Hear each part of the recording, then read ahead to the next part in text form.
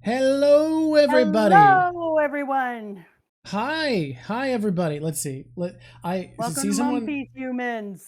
Someone said they've been waiting for this one so long, and I honestly agree. I love Post Enies Lobby. I think a lot of my favorite reveals. Look how much nicer I look, everybody. I have a webcam that doesn't distort my face with a big fisheye. It's great. I love this. You look like a you. Mhm. You look like you. Actually, that's what you look like. Yeah, I look like me. It's wild. Yeah, it There is we go. wild. I like Let's that. tilt it up a little. Oh, Get the whoa! plant in there. Thank you, Whoa, Paladin Paladin. That's Berserker crazy. Jedi. Thank you. That's great. A One Piece human. Hello, future me. It's happening. I always Pets love time. his Did I miss a logo pets future. already? Okay. Bellamy! You gotta come here, buddy. He just got given a Kong, so he might not be into treats today. Let's see. Let's see if treats was still. Oh, okay. No. He's still into it. There he goes. There he goes. He's very wet because it's rainy today. We took him to the park anyways because he needs it, and we get some pets too. But he's a damp little guy. He wasn't quite wet enough that I needed to blow dry him, but I gave him a towel off, and now he's just a damp little dog. This person put down hello, Mama Drock, for when you look back on the stream. How dare you? I will definitely look back on this stream. Speaking of looking back, I am planning to get back on editing. An editor's made a first draft, talking to her about getting it refined down. We'll see how that looks, and I am about to look at some applications for other editors. I thought I was going to do it days ago. Thank you I am not for your subscription. I'm not good at estimating how busy I am, it turns out, but we should be getting back to it. I'm going to at the Sea Train. I'm getting help on Enies Lobby and Water 7, and I think it's going to turn out well. Yeah, I hope so. I'd like to see them because I forget what I said. That's what I told you is the hardest part for me is Yeah. I say things and then I'm like, what did I talk about? And then you're like, are you kidding me right now? Yeah, because you I'm like to check back. Ooh, I'm unhealthy. Subscribe to Prime. Great username. Regus Reg gifted a tier 1 sub to Not a Jerk. Thank you so much. First of all, that's their 16th sub gift, but also not a jerk. That, you know, way to put it right out there. Yeah. You know what? Yeah, we are reading ahead. Next week we're going to be doing recap. We're going to be just doing another tier list stream. I'll figure out what to be drawing in the corner while Mama Drock works on the tier list. Should be fine. I think it's going to be good to go over, recap, relax, take some time to unwind, because I want her to have as much time as possible, because if we're going to hit the goal we want, we need to do Thriller Bark in one episode, and that's only possible if we spend some reading ahead time. What was the last chapter I finished? I just was telling Drock It's 448. I think there's 7 chapters into. I am in 449. I'm on the last page of 448. Yeah. Yeah. Okay, I thought I that got I my was reference a few set up. pages away, but I looked. So yeah, I'm 448. All right. So How's then everybody doing today? I'm 100 chapters from halfway, people. 100 chapters from halfway. Almost halfway through a 25-year series. Can Wanted be thrown in a recap stream, perhaps? That's extra reading material is the problem, but we were thinking about watching G8 because you wanted to do that.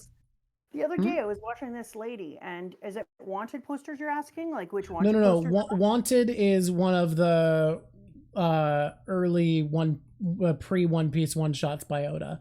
Wanted and Monsters. If you think I'm quiet, we can turn my volume up. Yeah. Your volume's actually all the way up here. I have to go do push-ups. You see if you can raise your volume on your end. You're clear today, though. That's for sure. I'll be right back. I'm clear as heck.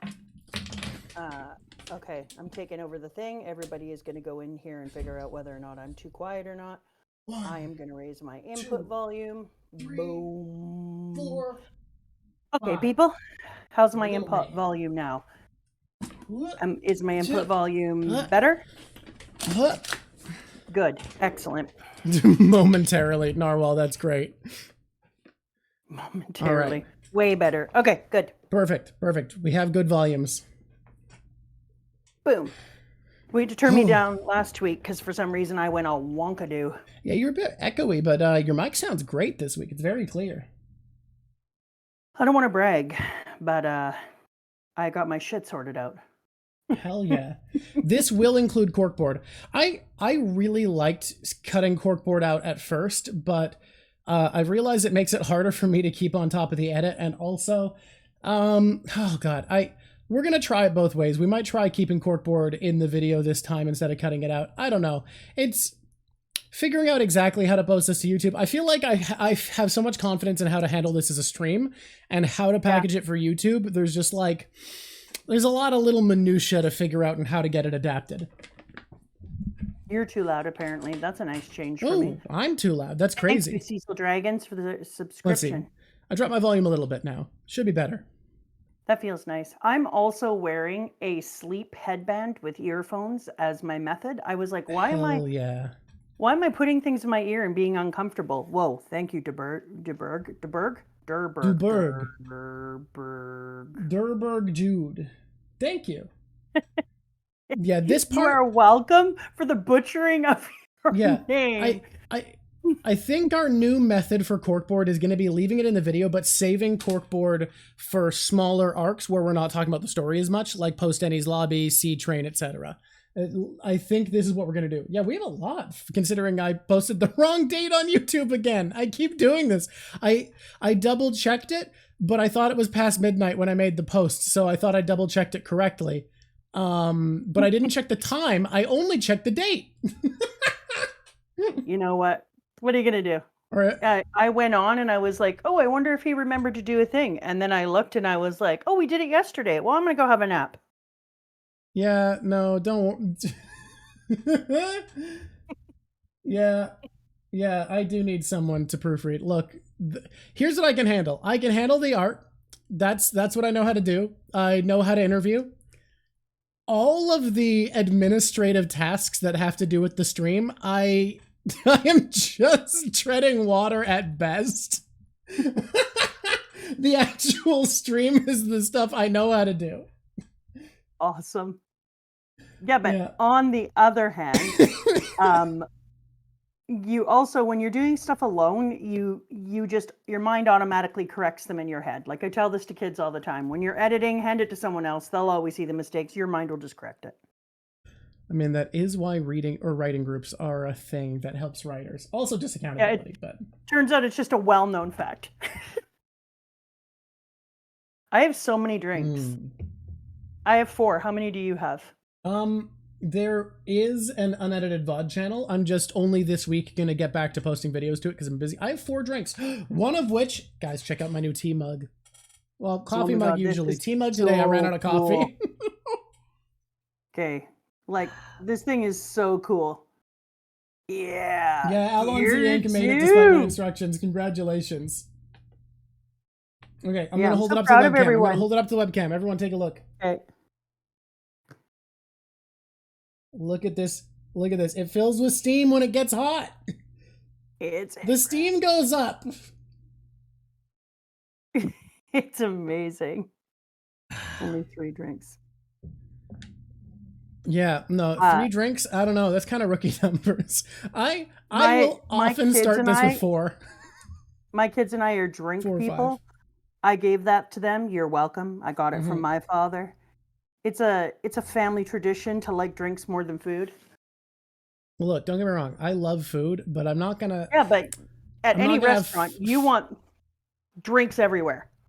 You know what? At a restaurant is the only place where I don't, because they charge me for the drinks. So I often just get water. Your sister and I will have like a water, a coffee, ginger ale, apple juice, narwhal. Someone giving away things? I don't know what's going on because I ain't paying attention right now. I'm just looking at all my drinks. And my dehydrated amazing candy, or my what's it called? What? Not dehydrated. Dehydrated. I mean, it is. It's freeze dried, right? Freeze dried to dehydrate. Because wait. Were we threatening to ban narwhals for the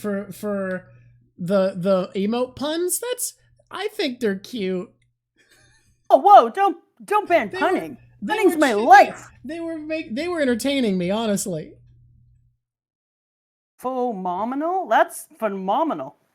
Look, I understand the motivation to keep things civil. Mods are doing a great job. I love them. I love the mom emote puns.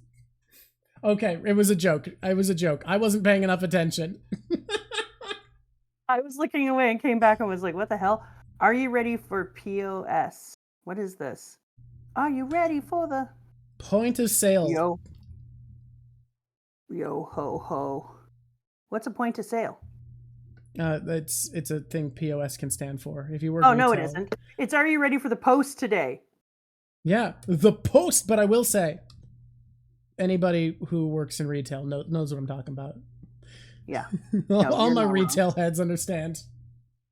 Post Enies makes way more sense. Everything is sensical now. Mm-hmm. I am super stoked for today. 10 pages of absolute craziness. I could kind of why Mama, I saw a One Piece Christmas sweater today. God up. That sounds amazing. Okay, I'm gonna have to keep my head open now that I know that's a possibility. These are 10 chapters of glory. I totally get now why people were a little like questioning whether or not I should get to watch the live action, because Garp coming so far ahead of time kind of made it weird when we finally got to Garp it out. Yeah, it's I still think it's not worth having not seen it, because it was a really good adaptation of something you loved and they were adapting the part you'd just seen. However, yeah, it does kind of pull the wind out from that revelation. Yeah, I was like, oh yeah, that is your grandfather. I know. I saw that. Will you both go to Japan to visit the cruise ship in Shut up. There's a cruise ship? Is there a Disneyland that is One Piece? No, but there is a Thousand Sunny, like, is it the one in Korea is a restaurant. Is the one in Japan a museum? But yeah, there is a replica Sunny. Wait, why is there, no, is it a Baratier in Korea? There's a One Piece restaurant in Korea. Someone will tell me what it's supposed to be. Okay, there's a Thousand Sunny in both. Okay. Is the one in Korea a restaurant, or am I making that up? Who knows? There is the one that I opened up mid-ocean, but I won't tell you its location. Oh, okay. That's exciting. That's just a thing I decided to do on the side. That's my side hustle now. That's your dream, an amusement park? My God, that would be the absolute coolest amusement park ever. God. It should be in Japan, except for earthquakes, so that takes out my part of the world as well. Hey, our earthquakes aren't nearly as bad as Japan's, except for the one that hasn't happened. Yeah, the one that hasn't happened, the one that they're like, it is now 126 years overdue. Yeah, that one? I didn't take it that seriously, because everyone was like, look, in geological time, that's actually pretty irrelevant. And I was like, okay. And then I had someone point out to me, human lifespans are longer than people like to think they are. Like, yeah. Consider the fact that there was a person who, as a young boy, saw Abraham Lincoln give a speech live, who was interviewed on national television. That's how long a human lifespan can be. And I watched a video with my ex-girlfriend where she was an earth science major, and she was like, yeah, if you're not scared about the big one, watch this video. And no, anthropology major, she did earth science courses. And the video was like, yeah, it turns out in your lifespan, if you're a young adult right now, in your lifetime, there is a 56% chance the big one will hit while you're alive. Yeah, it's kind of big. That's the weighted side of a coin flip right there. It really, really is. Uh-huh. So, like, not exceptionally likely day to day, but in your lifetime, more likely than not, the big one's gonna hit where I live. Well, regardless, let's stick the park somewhere less earthquakey. Oh, their grandmother's turning 100. Yeah. Damn. High five for that lady. Damn. And then I want to go to that park all the time, every day. I'll go like nonstop as a different character. I feel like I'm gonna have to go as Nami, like there'd be cosplay. I'm gonna have to go to be Nami, like no, you're not. Times. I hate to tell this to you.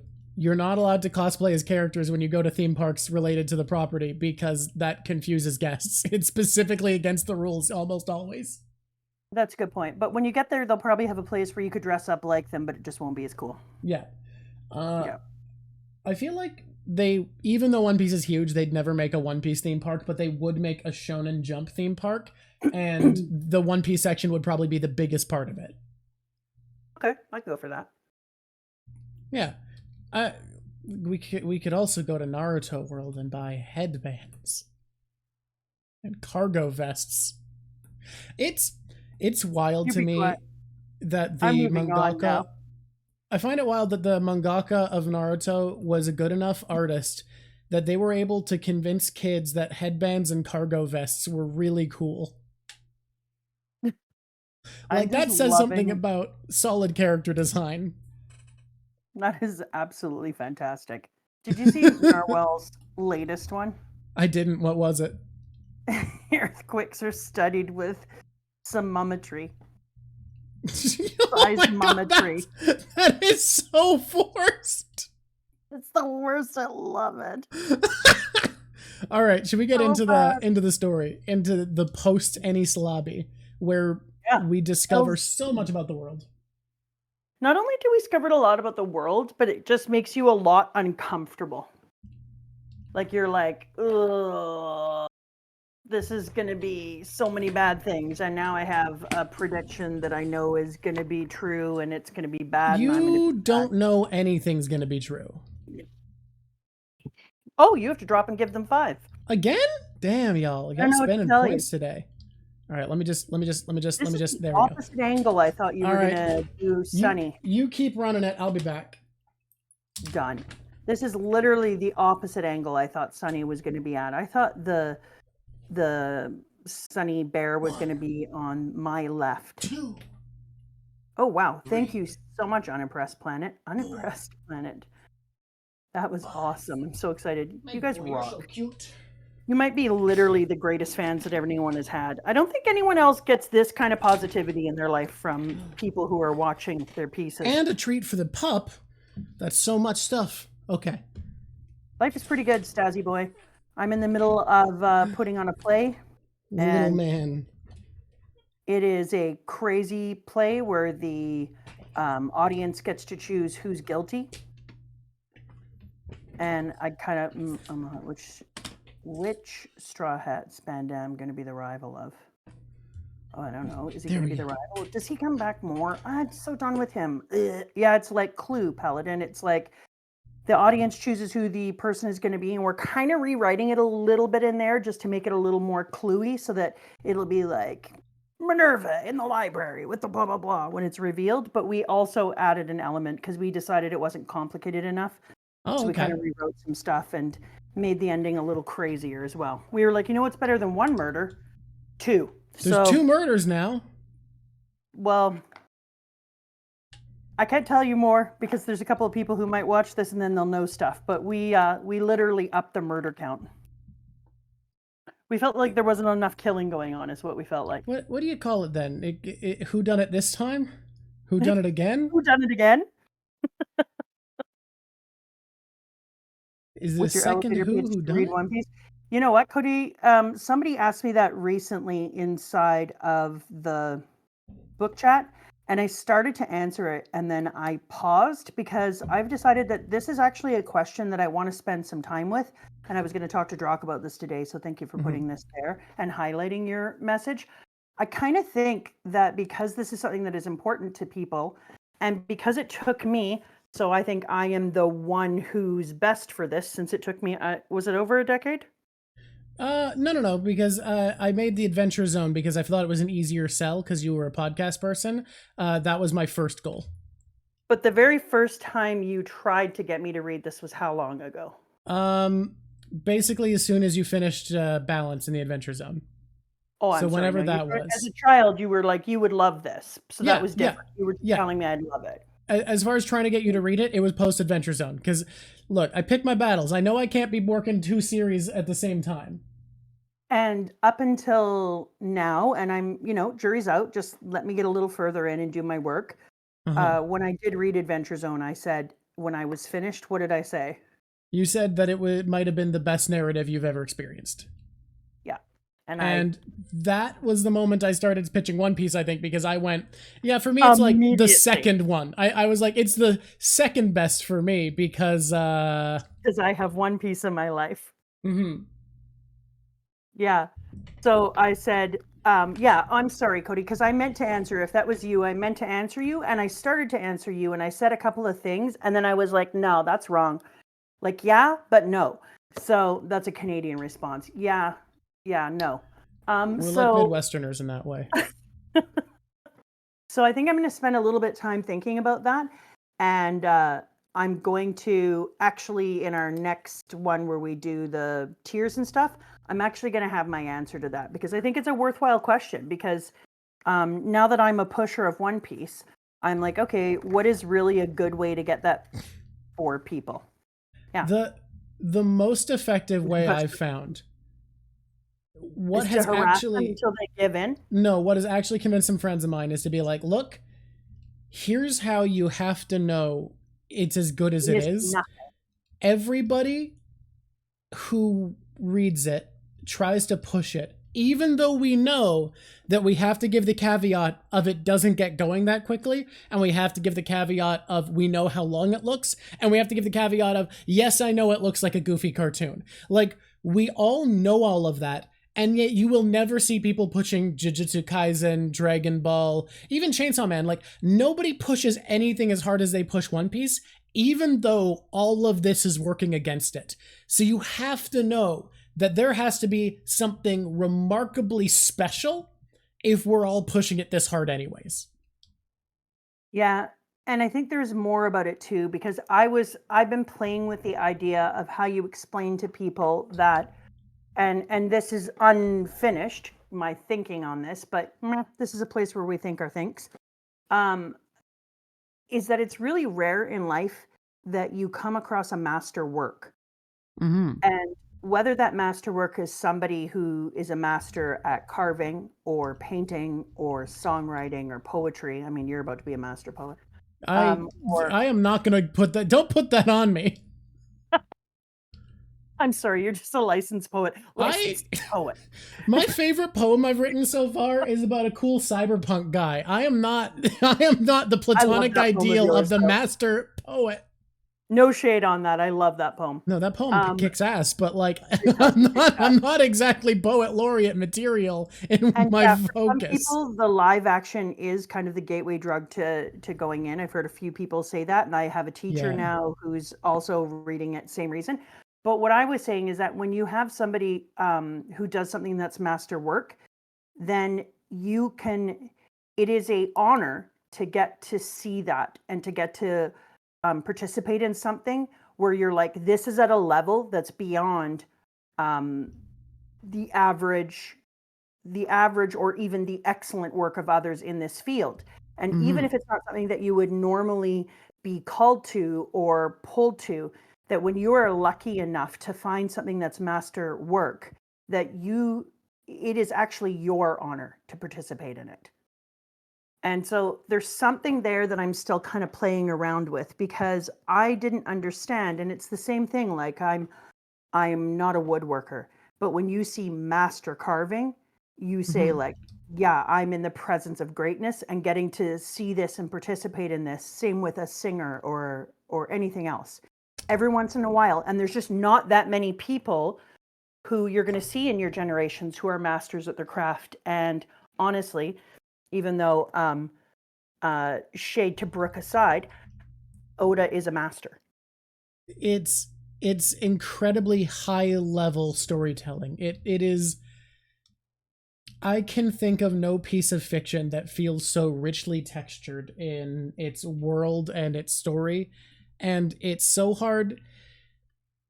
It's so hard to get that across when it looks the way it does, but it also wouldn't be as good as it is if it didn't look like a cartoon. Because like I talked to you about this when you were a little iffy about the art style, where I was like, the thing is, it's absurdism because it takes itself seriously. Entirely, the characters within this world live in a cartoon world, but they take that world seriously because that's the world they have. But there are people who can't get over the art style, that it looks so cartoony to get into it. But no, that is part of it. But I understand that it makes it less appealing to want to sink your teeth into, especially given how long it is. Yeah. And so I think for a lot of people, like, I told one kid was like, "Oh, I think you would really love Doctor Who." And I was like, "Dude, I don't have enough life yet to start things like Doctor Who." Gosh. And the kid was like, "Whoa, dark." And the first time you told me about One Piece, I was like, "Dude, I don't have enough life for that many chapters." And then I think that people also don't understand that you read them differently. Yeah. And it's watching the show, I never recommend to anyone. The art is going to help you move through the story in a different way. Mm-hmm. I truly never recommend anyone watch it anymore, because it's just so long at this point that it's too much of an undertaking. Don't bother. Read the manga. You're gonna get through at a faster pace. Watch key scenes, because the anime kills some of them. You don't have to worry about it, cause it's just Doctor Who that's a take on, man. That is a huge ass thing, and it's a watch, so that's a lot. I also have to say, Doctor Who fans, I don't have to tell One Piece fans to skip an arc. Doctor Who fans will be like, here's my selected viewing list where you skip all the bad or irrelevant stuff. Oh, and just know a different showrunner took over for this period. Everyone hates this part, and everyone hates this part, but it gets good again for this special where they brought in a different writer. Fuck that. I am not sinking my teeth into that much bad content to watch the couple times where it's groundbreaking high art. If I had that kind of patience left in me, I'd still be watching The Walking Dead. But at a certain point of watching The Walking Dead, you realize every season is 2 episodes of the best TV you've ever seen, 2 episodes that are incredible, 4 episodes that are good, and 8 that are nothing. And I do not have the mentality to keep up with that anymore. Yeah, exactly. And so this will pull you through. You have the time. Read, don't watch. You have the opportunity to read it in color. I do suggest that for some people, even though the color version goes off on its own tangent, and I actually do need to compare it to my black and white. It is weird that for a while it was using the Viz translation, and then it switched to a fan translation. Identical. Yeah, it was absolutely identical. And now it's just not, which is cool for me, because I need both versions. It actually gives me clues I otherwise wouldn't get, but it also leaves things out that were translated into a way that were better for me. Yeah. So it's a little column A, little column B. Now I'm reading 2 versions plus my books, because I bought 2 books that have 3 volumes in each. And I started to read them. It made me feel like I was 6 years old and reading Archies again. Don't at me. I started reading Archies when I was 4. I found them in a basement. They are what got me into reading. So it's really not all that surprising that I like this, because Archies would give me my love of reading. And so it felt like thumbing through it, suddenly I felt like I was 6 years old again and couldn't wait to get to the next page. And that smell, that comic book page smell of a holding a little mini novel. Well, these are actually honking ass novels, but yeah, they're thick. They're thick. They're big boys. And so manga paper is so specifically good smelling. Oh, it smells so good. Kirby, you missed nothing. We've been talking about manga and how to get people into it, and what it is that makes people want to read. And we usually find that the first little while of this, we interact with people. Usually takes us like 45 minutes to actually get into it. Because we're also interacting with all the humans and answering questions and having important stuff brought up, and that's important. I find it so weird that your colored version switched from the official translation to a fan translation around when it did, because if I'm not mistaken, Water 7 is when a former fan translator took over lead translating for One Piece, and to most people's taste, the translation got better and more accurate, and the fan translations became at that point the less faithful to the original Japanese, around the point that the colored version you're reading seems to have switched to which translation they're using, which seems really bizarre. It's like they always want to be using the less accurate version, or maybe they just hate. Oh, I heard that guy, when he was doing fan translation, had some beef in the community, so maybe the colored ones on that website are being posted by someone who had beef with him. That's fascinating. Give Belle a treat. Bellamy. Something that's super interesting to me, though, is it started to swear in the colored translation, like a lot. I don't mean just a little bit. I mean, our family level of swearing. Mm-hmm. You know that I tried to keep my swears on the DL here because it's find me in the future. I don't want to be the teacher who's like rapping out their best swears every day. But you also just curse less now than you did when I was younger, I think.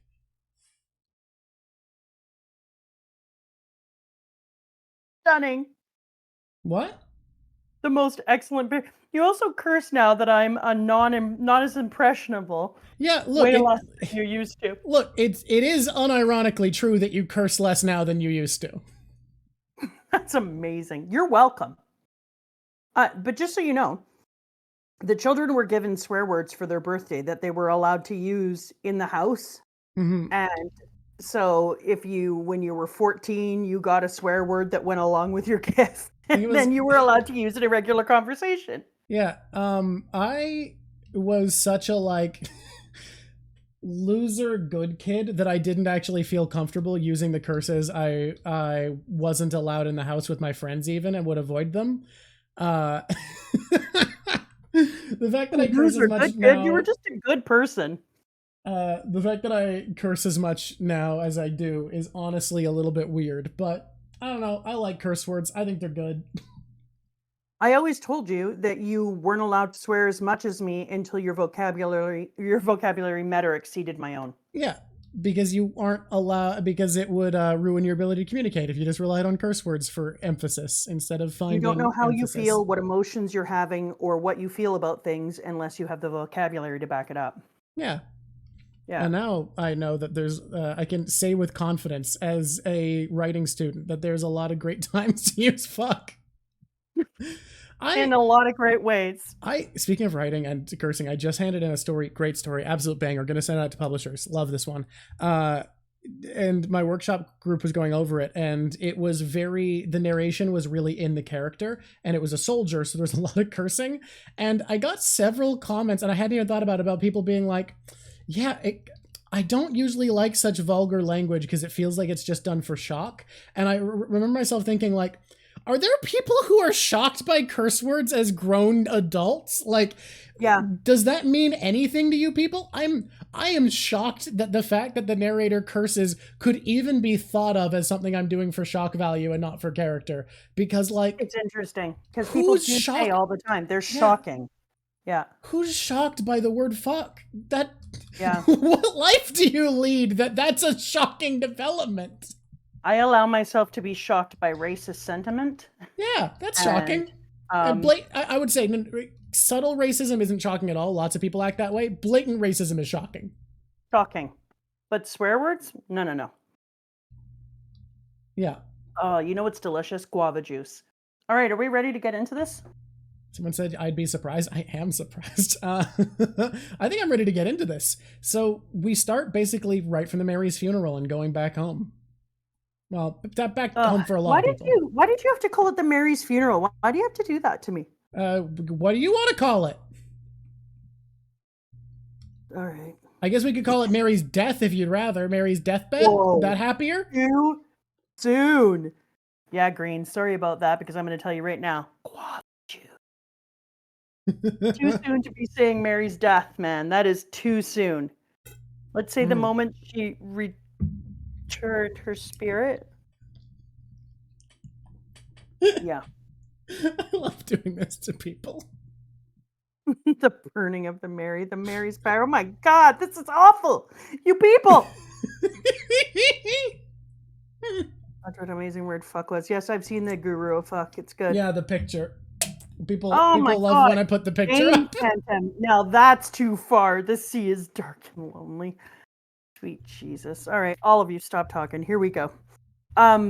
When we returned, it was obvious where we were going. I'm really sad for San GPS. Can I just say, not having his awesome sword anymore? Aww. Zoro, you mean? Or sorry, Zoro. Aw, Zoro. Just take it.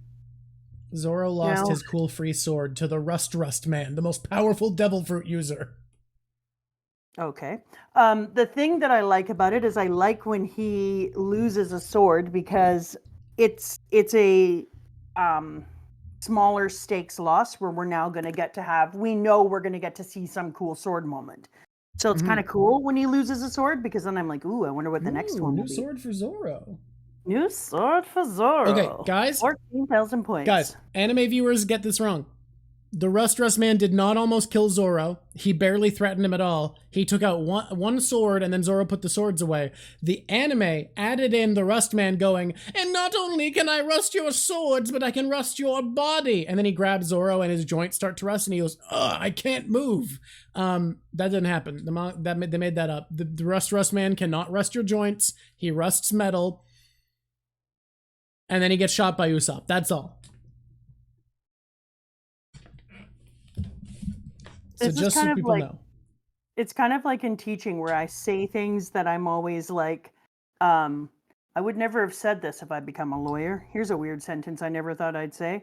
That same thing happens all the time in One Piece. Here's a bizarre sentence I never thought I'd hear. Rust Man can't rust joints. Rust Man does this, and then Usopp shoots him. That's all. Yeah. Okay. I knew we were going back to Water 7. I knew that we would get a boat. Somehow I felt like there was going to be some sort of plot on Joki. I'm not there. I haven't even thought about it until just now, but that is a good call. I'll think about it. I somehow knew there was going to be something with Franky building the boat because... No, not somehow. That's a stupid thing to say. He ordered special wood. But we didn't know that before. But I somehow knew that was going to be a special thing. We didn't know what he had ordered, but I knew it was going to be something that would help with the boat. But with Franky, it had to be Franky that built the boat because he was the only one who actually understood how much the Mary meant. He's the only one that had that conversation with Usopp where he got to see the Mary spirit. He's the only one who understood how much the Mary gave. I would argue that one other person did know all that because Iceberg. Yes, but Iceberg couldn't leave his town. Yes. Right? And so having a shipwright who built the boat. Franky, because the only one who had a moment other than Franky was Iceberg. And given what Iceberg is doing in his community, it was illogical to have him leave and become a crew member. And I really didn't want it to be Polly because I just didn't. Because Polly felt milk toasty.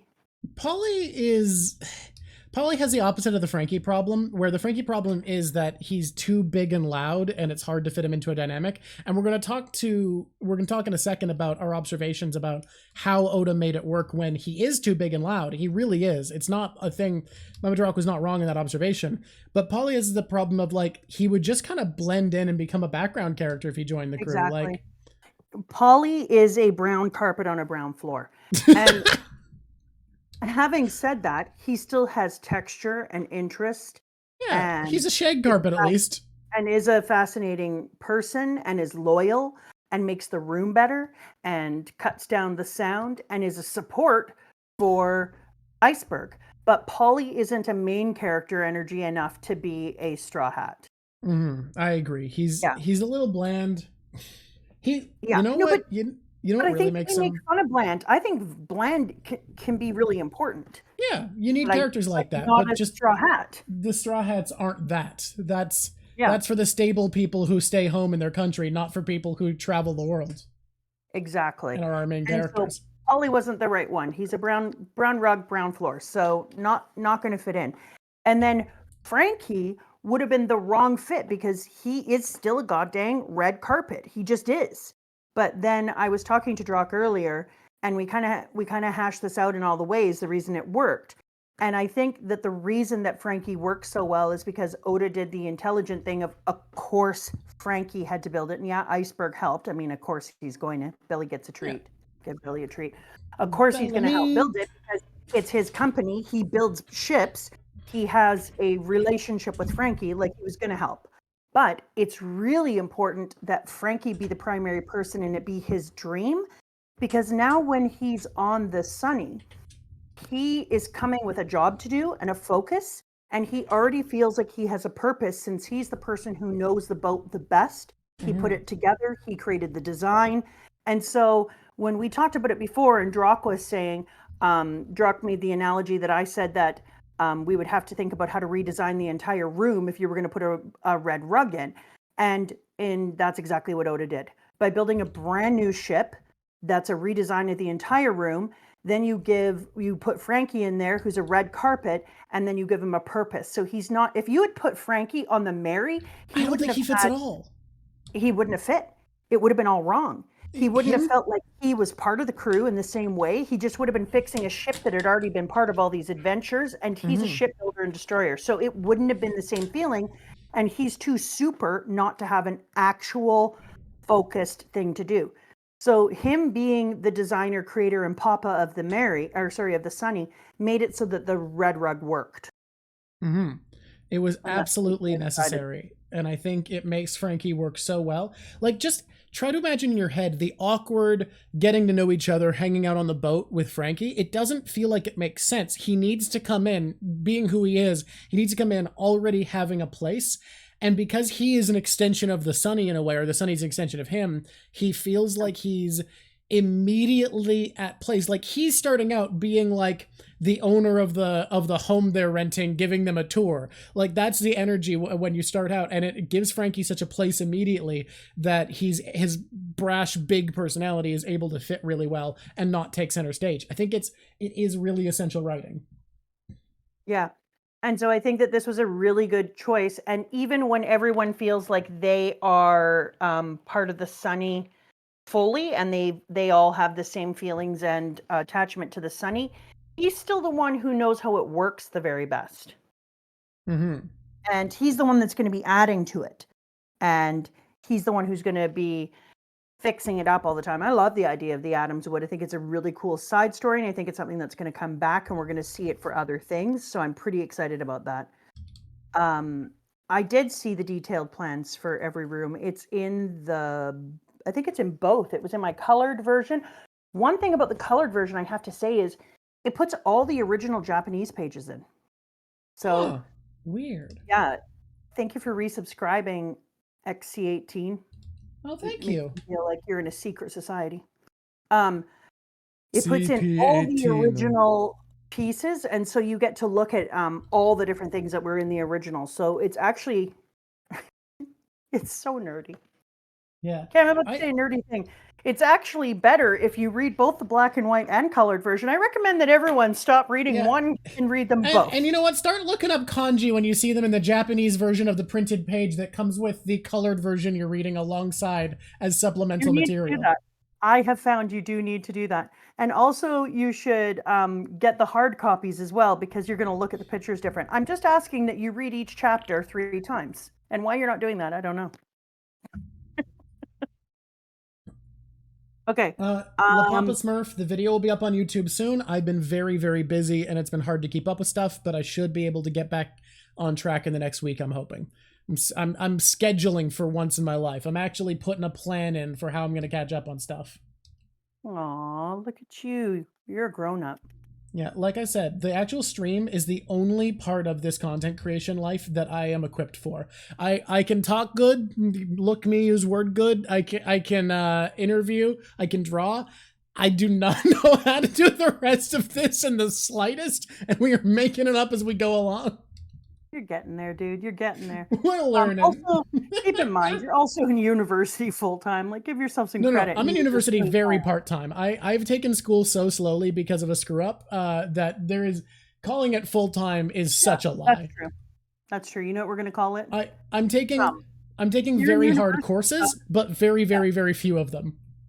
You know what, D-Man? That's right. They also need to get a cork board. We need to put that in the list of things to do. Essential. So here's part of the elevator pitch for One Piece. Make sure you have a cork board ready.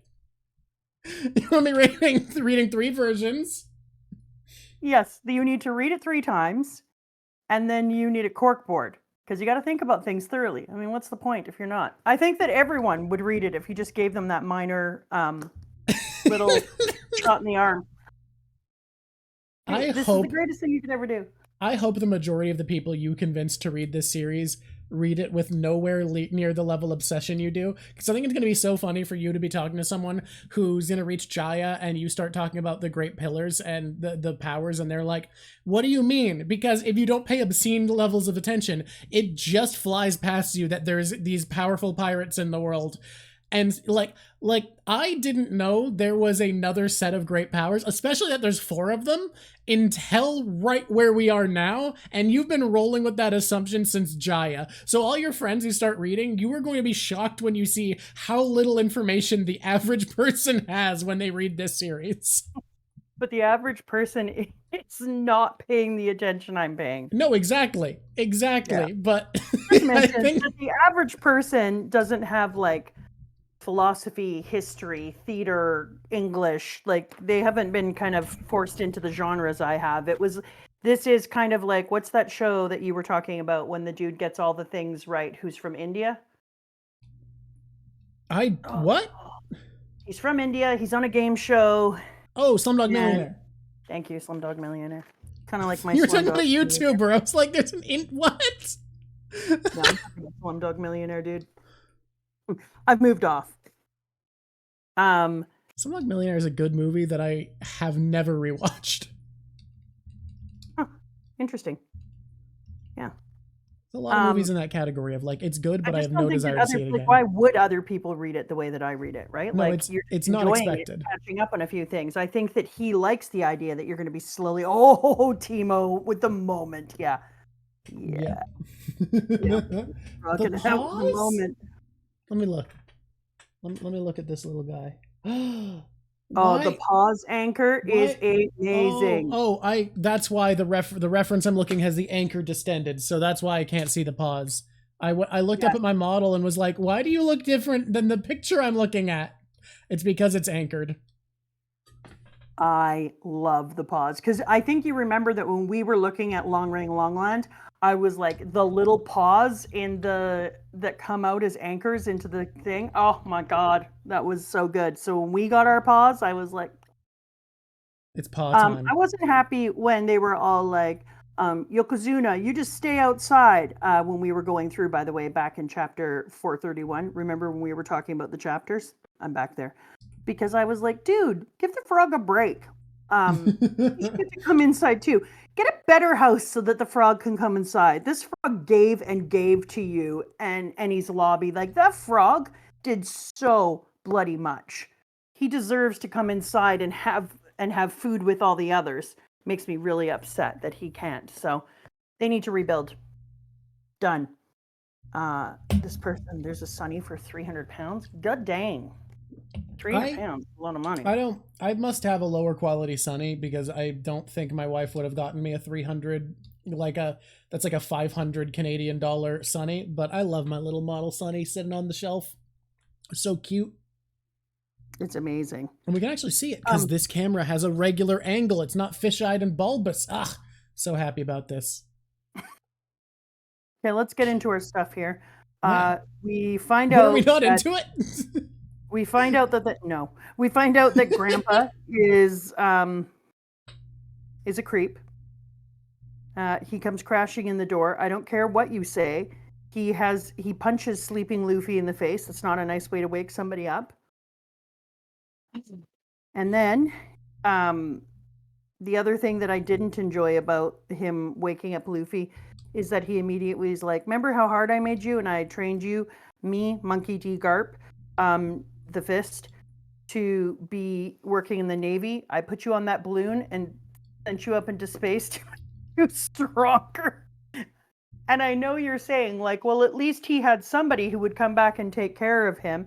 And I was like, where did Luffy sleep? Did we ever see where Luffy slept? We have not. Live action? We haven't seen anything about Luffy's backstory beyond the village where there was a bar he'd go drink juice at. He smashed through the door in my thing. He takes the entire door off and they have to rebuild it. And there's some wall gone too. Make sure I come back here, not his backstory. Okay. Here, this is just some like inn or something. I don't know. Make sure we come back to the monkey and the crap and the stuff, because I wrote such random notes. Okay. It kind of looks like a union house. Like this is a guild house for the galley law people where they're staying. Yeah, I think it is. Did he smash through? Was there a door? I don't know. We'll have to look. Anyways, I like also that they're fighting, and then in mid-fight they fall asleep. I told you that I hope in the future. I don't know if I can predict it because it's just a hope. I hope that Dragon and the Grandpa and the Luffy and the Ace are all getting in a fight and then all fall asleep mid-fight. It would be adorable, but so we're not making a prediction. It's just a want. I just want that. Okay. I think it would be the most hilariously adorable thing. Is there a certain forbidden prediction that's stopping you from making that one? Be quiet. And then, why couldn't the frog get through the wall once he smashed the door? He should have gone through the hole. He should have, but I guess because he was told to stay outside. Rude. He's just a good little guy. He listened. Lobbying in the Navy. There really, really is. Okay. So then, the most important thing for me, because I've been waiting for this, Yokozuna is more polite than that. Yes, I will go for that. Because I've been waiting for them. We have the little fight take place outside, and you're like, oh, what's going on? And what's going on is in that, how long has it been? 3 months? Yeah, about like 3 months, 3.5 months, something like that. In 3 months, and don't come at me, human. In 3 months, Koby shows up. When have I ever come at you? Having aged 6 years. He's gone from however tall, 1'1", to almost equal with Luffy now. Way hotter. Like he's a way hotter kid, and he's got his glasses on his forehead, and I'm like, dude, I thought you were like nearsighted. Whatever. It turns out if you work out hard enough, it fixes your eyes. Oh, right. I forgot about the working out for eyes. And I know the argument about, oh, he finally got to eat and he wasn't having food. No. Yeah, my argument is he was malnourished as hell and his body just got to catch up. And then other people with the puberty hit him hard, and I'm like, totally. I don't think. Just so you all know, I work with children at that stage, and yeah, we can have some big grows. No one ever did this in 3 months. I think what happened is that Oda wanted to draw him bigger and better, and did. I will say, in real life, puberty usually hits a lot harder and faster. Like it can hit basically all at once if someone was too malnourished to go through puberty right. And then before they left puberty age entirely, they managed to improve their nutrition. Like their life circumstance got better. It does happen. Usually, you're looking more at like 6 months to a year rather than 3 months. However, it's One Piece and people can control their hair with martial arts. Because I've had lots of kids who have come from like war-torn countries and other things that we've had here that have had remarkable growth. Yeah. All of them but it usually takes about a year. All of them would have been jealous of Koby. They all would have been like, whoa, Koby, that's a glow. Kaido is saying Helmeppo had a glow up as well. I think Kobe's glow up, genuinely as great as it is, isn't quite as impressive as Helmeppo's, because Helmeppo's body didn't change at all. Like, obviously he's more fit, but he's the same shape. But despite, like in the exact same way as his father, he has found a way to take all of his weird features and lean into them and find a style that works for him so fucking well. Like his lanky body, he's got his cool vest now, so instead of like lanky loser, he looks like cool, fashionable, debonair rake. He's got a visor to cover his eyes, and it makes his weird little eyelash eyes look kind of cool when he pokes out, because it's like, yeah, look, I got my neat little eyelash eyes. His hair, instead of cropping short like his dad, he puts in a slick back ponytail. Even his butt chin just somehow kind of works with the vibe he's going for, because he's not going for like pompous rich kid anymore. A great glow up. I would agree that Helmeppo takes a pretty serious. Why is somebody talking about Bobo in here? If you move back, I have no idea. It's like Bobo. Oh, because there's a anime Bobo, and the main character has a very Helmeppo-ish style. Oh, okay. I just wanted to know what it was about. Helmeppo is someone that belongs in the Fifth Element. Koby and Helmeppo in live action. Someone asked how I feel about Koby and Helmeppo in the live action. I think they were cast literally perfectly and may have been the best part of One Piece live action for me. Koby and Helmeppo were so perfect. They were perfect. Yeah, I loved them. And then we turn the page and we're like, oh, things are interesting. Oh, they have to rebuild the door. Oh, look, it's Helmeppo. It's Koby. P.S. Monkey D. Dragon is a revolutionary, and here's your father. And the world's most wanted criminal. Everything blows up. Yeah. And I'm just like... And Luffy goes, I have a dad. What now? Excuse me now? I also love the way Garp brings it up. It's so casual, like, oh, I heard you met your dad. Yeah. Hey, I heard you met your father. It's right here. Here we go. Oh, by the way, Luffy, I heard you met your father. What? My dad? What do you mean my dad? I have a dad? Oh, what? I didn't tell you? He said he saw you off at Logtown. And now he's picking his nose the whole time, of course. Logtown? Your father was there? Who's my dad? I'm interested in who Luffy's dad is, too. Your father's name is Monkey D. Dragon, the revolutionary?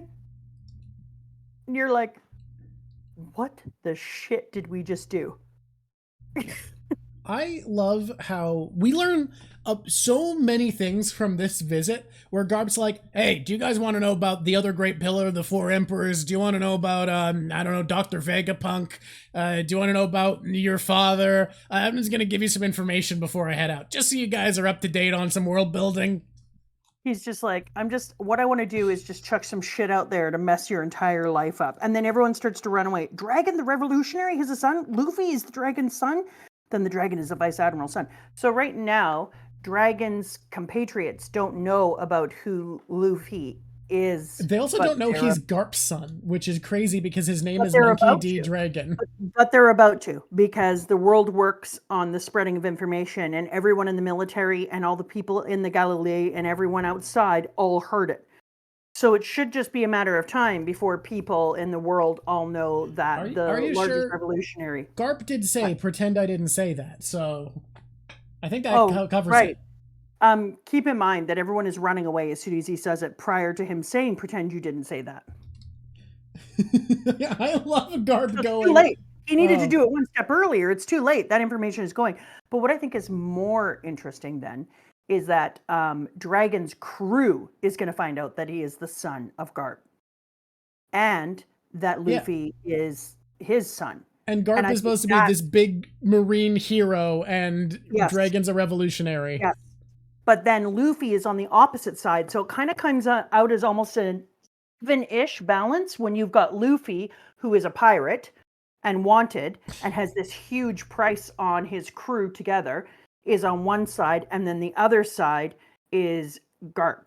I think there's kind of like an evening out in there. So I think it's going to be really interesting to see how Dragon's crew wants to use that information.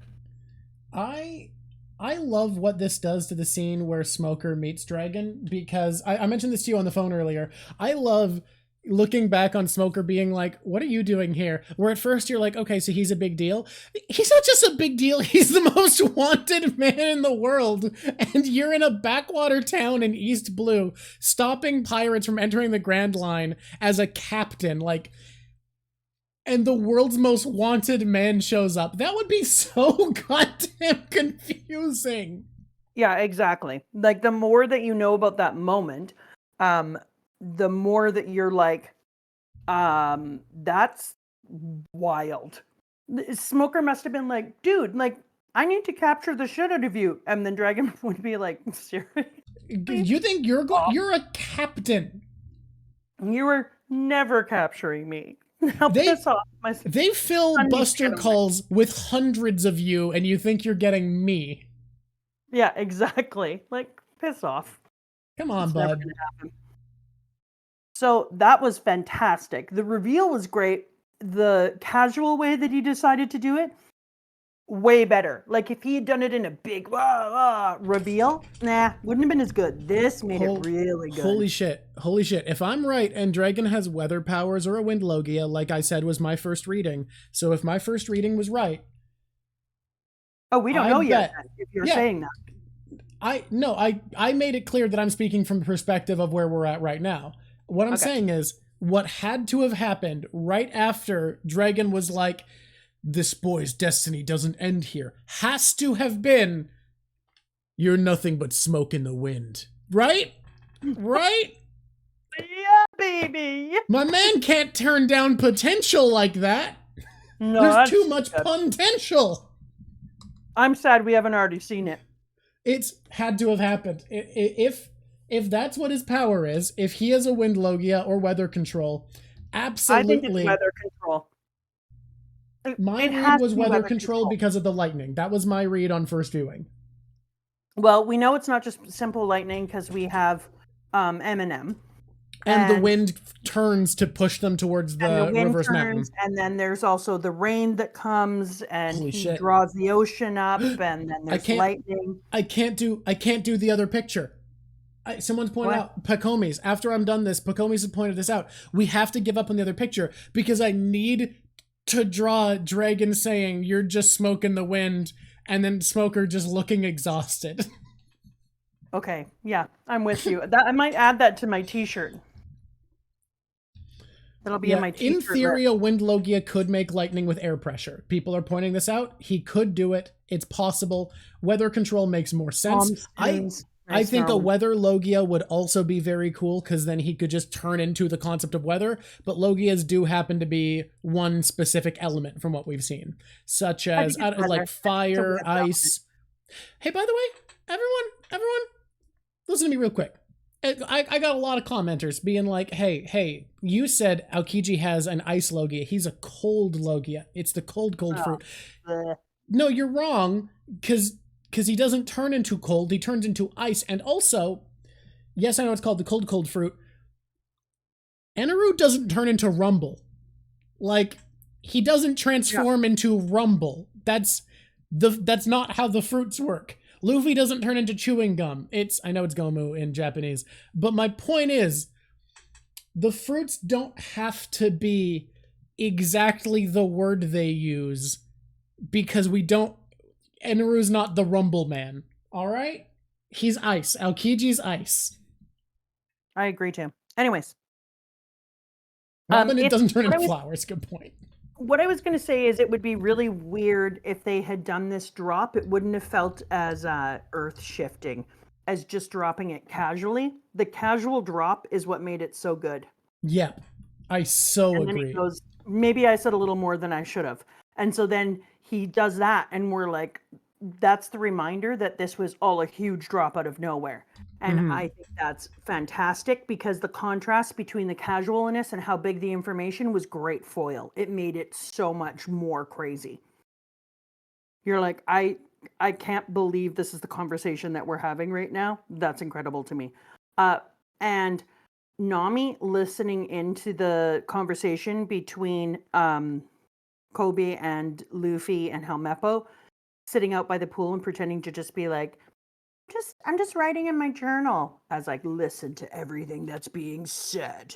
It was so perfect, Nami. I love the idea of her being casually amazing in that way and being like, no, I'm not going to get my information secondhand from Luffy.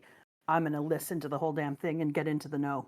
Honestly, if you relied on Luffy for secondhand information, you'd get nothing. It'd be like, hey, what did you learn? I heard something about a second half of a Grand Line. Luffy'd be like, oh yeah, there's more ocean. Whatever. Heard something about your dad. Yeah, I have a dad. That's cool, huh?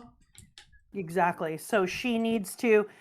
Nami is the type of person who realizes Luffy's strengths and weaknesses, and rather than trying to change him, not amazing enough to be in the top 5, right, Mama? You be a nice kid. I could see a number 5 spot for Nami this week, but you have to put her last. She has to be the last person you put on. Hey, don't tell me how to top 5. I'm a top 5 master. That's what our track record shows. My track record shows that I am a top 5 master. I will not be called down for my top 5-ness. Top 5 is my thing. I'm gonna start top 5 kids in school. Hey kids, everyone line up. I just want to talk about top 5 today in class before we move on. And then I'll have that's bad. I'll have one kid that every day I'm like, and then you are number 4, and then I'll be like, oh, but If you have to watch what that does to an actual child, maybe you'll stop doing it to Nami.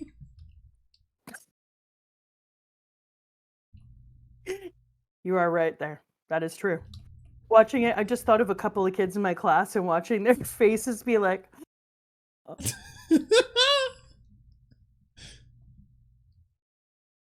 Oh man.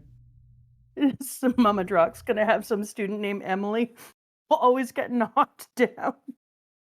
Someone asked about you thinking of Dragon as the blue dragon still, and I think we've moved past that now that because the 4 winds is what you figured for the 4 great power, or the other great power, and we now know you were right. There's 4 of them, so that's radical. I'm not thinking of the 4 winds. I think of them as the 4 directions. Yeah, the 4 directions. Sorry. And it's interesting because when you said winds, I could see why people would be like da da da da da.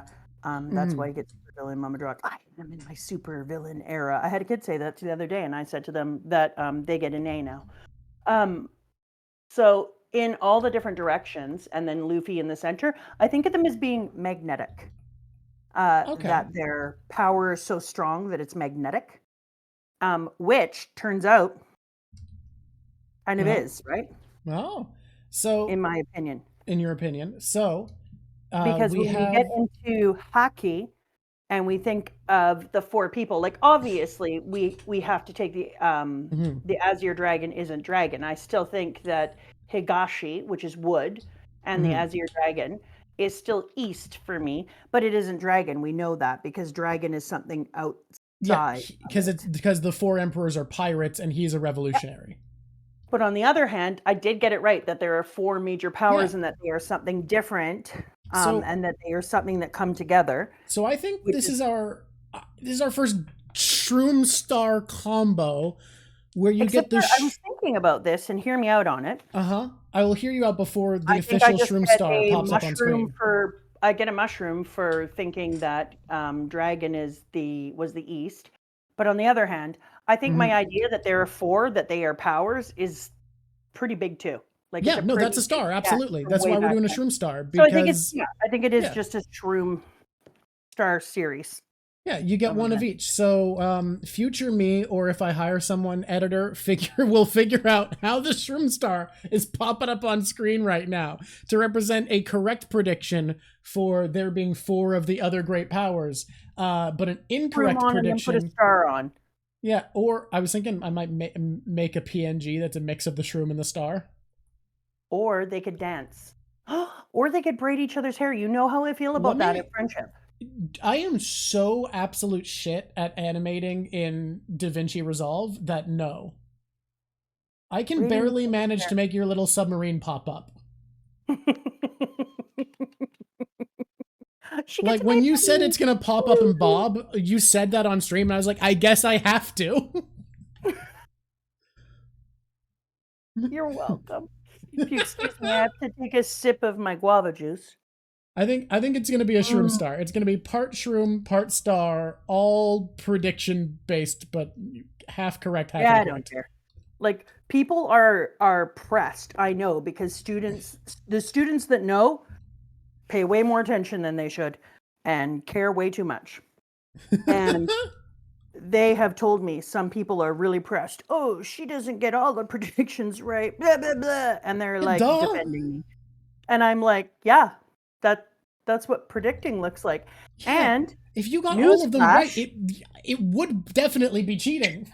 That's cheating. If you're getting them all right, P.S. you know things. And I'm not out here trying to get all the predictions right. I'm out here predicting, which means you're going to have hits and misses. I don't care. That's fun. This is fun. And if it wasn't fun, I'd run a bus over it and get out.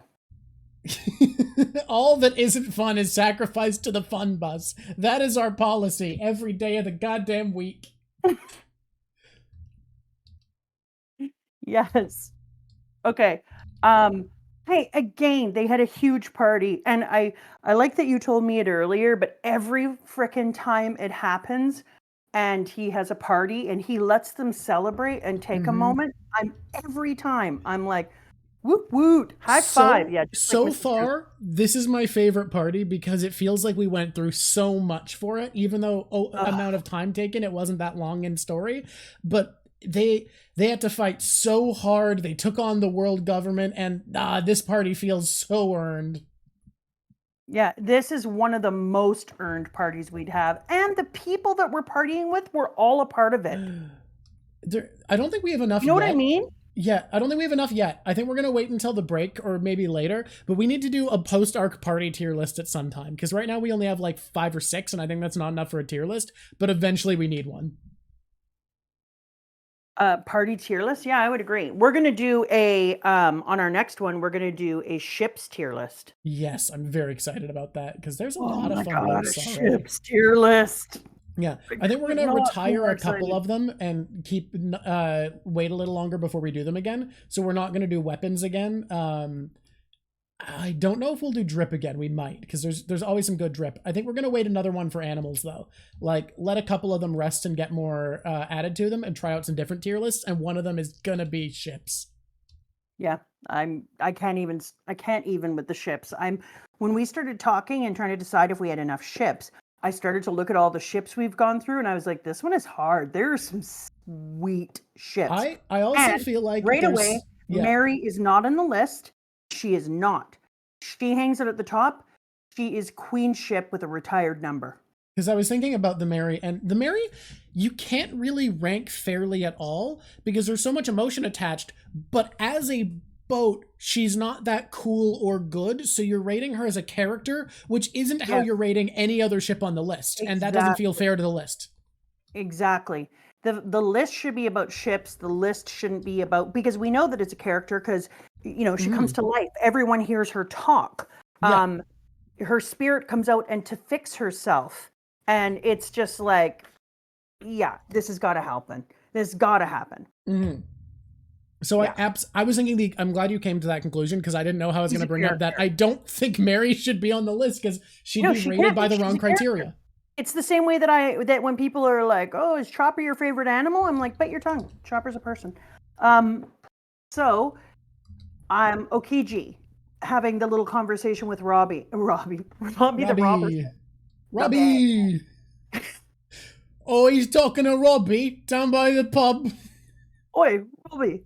I'm gonna let you know. I don't know what it is that Robbie is so British, because there's no Robert in America who goes by Robbie that I've ever known of. Pet the boy, dude. Apparently somebody petted the boy for you.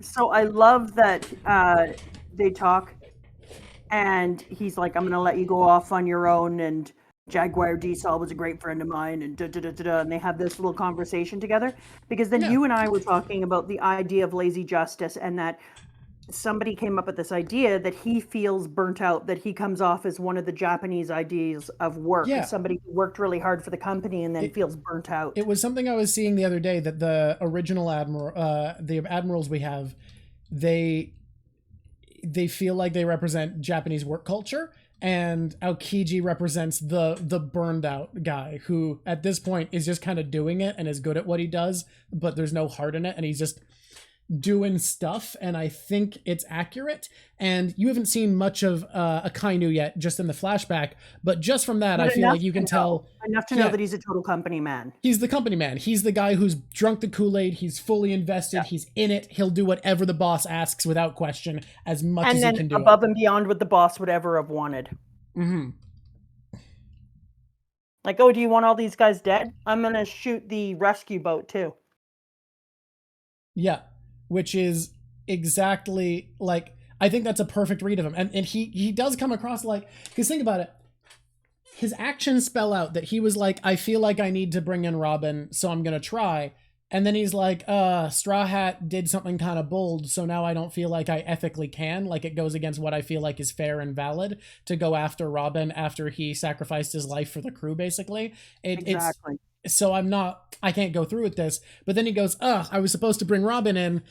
If I give the Buster call to spend him, he'll threaten her. He'll do it for me. And then I don't have to do the thing I don't want to. And then they win. And he's like, at this point, I feel like you got me and I'm going to let you go. Like it just comes across as a guy who's really goddamn burned out. But then every once in a while, and you see this within the thing, every once in a while he's like, I actually have to do this job so I don't get fired. I'm one of the most important people here. I have tenure, but I have to pull my weight every once in a while. So every once in a while he does something freaking wild. Comes in, stops the show, and then he's like, yeah, that's good for a while. I'm tired. I'm going to pull my sleepy mask down and have a nap now. Yeah, he's super think competent. That's pretty cool. Super competent, super powerful, but like, it doesn't seem to care that much anymore. Yeah. Then live out your life and prove to me that O'Hara is still alive. I think they're gonna go prediction star time. made of mushrooms. Did you see it? Yeah, I just went to look at it. Did you see Tattoo Luminous's thing? And she just put, I was about to tell you that, but then I changed pages. There's, I don't know if you can put it up eventually, but she made a star. Yeah, and then on the end of all the points is a mushroom. I'm telling the other people, it's phenomenal. That's great. I don't know if I'm going to use it because I have an idea that's come to mind, but I may. I'm going to try out 2 PNGs. Okay. So I think it's really interesting that he says here at the end of this chapter, so let's get into it, where he says to her, you have finally found a place where you can feel safe. And she stops and goes, yes. I don't know if it was right or wrong for Saul to let you live, but maybe you can answer a question for me. I intend to. Then live out your life and prove to me that O'Hara is still alive. This, in my opinion, prediction time, he is going to become a person who wants the 100 years discovered. I get that vibe here. I think this scene is what is the biggest reason people see Aokiji as a good guy. I definitely don't see him as a straight up good guy, but I don't see him as a straight up bad guy either. But like, giving Spandam the Buster Call is too irresponsible for me to just gloss over. Like, that's a huge mistake. But I do see him as someone who that's a result of feeling like he was obliged to bring Robin in somehow, but feeling like Luffy proved himself and it wasn't fair for him anymore to come after the Straw Hats with force, and he needed a way to bring her in. But I agree. But this, it feels like he doesn't like what happened to O'Hara at all, and wants their legacy to succeed.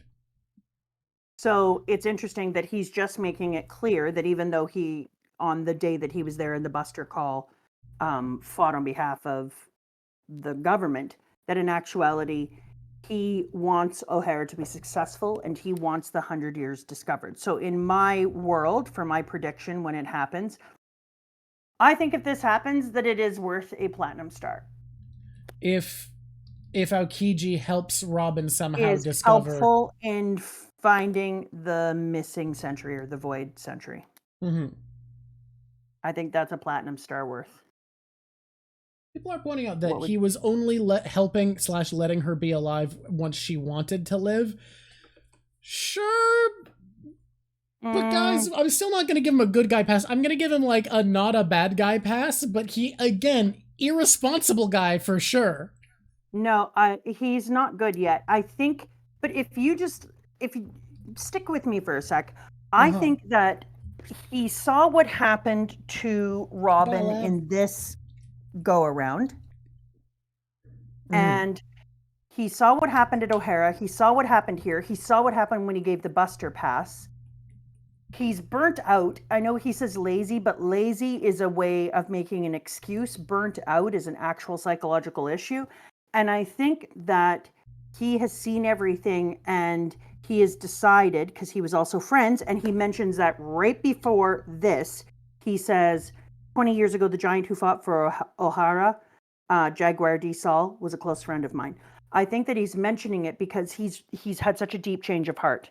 And I think that in this panel and in these panels, we are seeing that his change of heart is going to lead him to actually help to find the Void Century and bring the secret out, because he agrees that it is being suppressed by the people that he's working for eventually. Okay. That's my thinking on this. Okay, so then Grand Line, Sacred Land of Marijoa. Right? Okay, we do have the name. So here's something. Now that it's been called the Sacred Land, you were talking about how you felt like the Izanami figure, the Great Darkness, has taken some other culture that was in charge of the world's religious iconography in their ruling, similar to Romans. It's a thing you mentioned briefly. You have mentioned it briefly. Should I just say it quickly again to clarify? Yeah.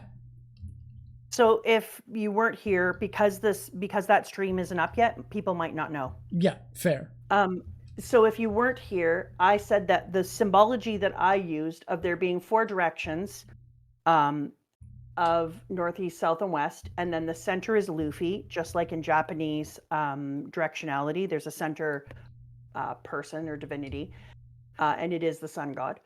That when you look at the government symbol, it is also the 4 circles in the same way with the circle in the middle, and then the lines coming to it.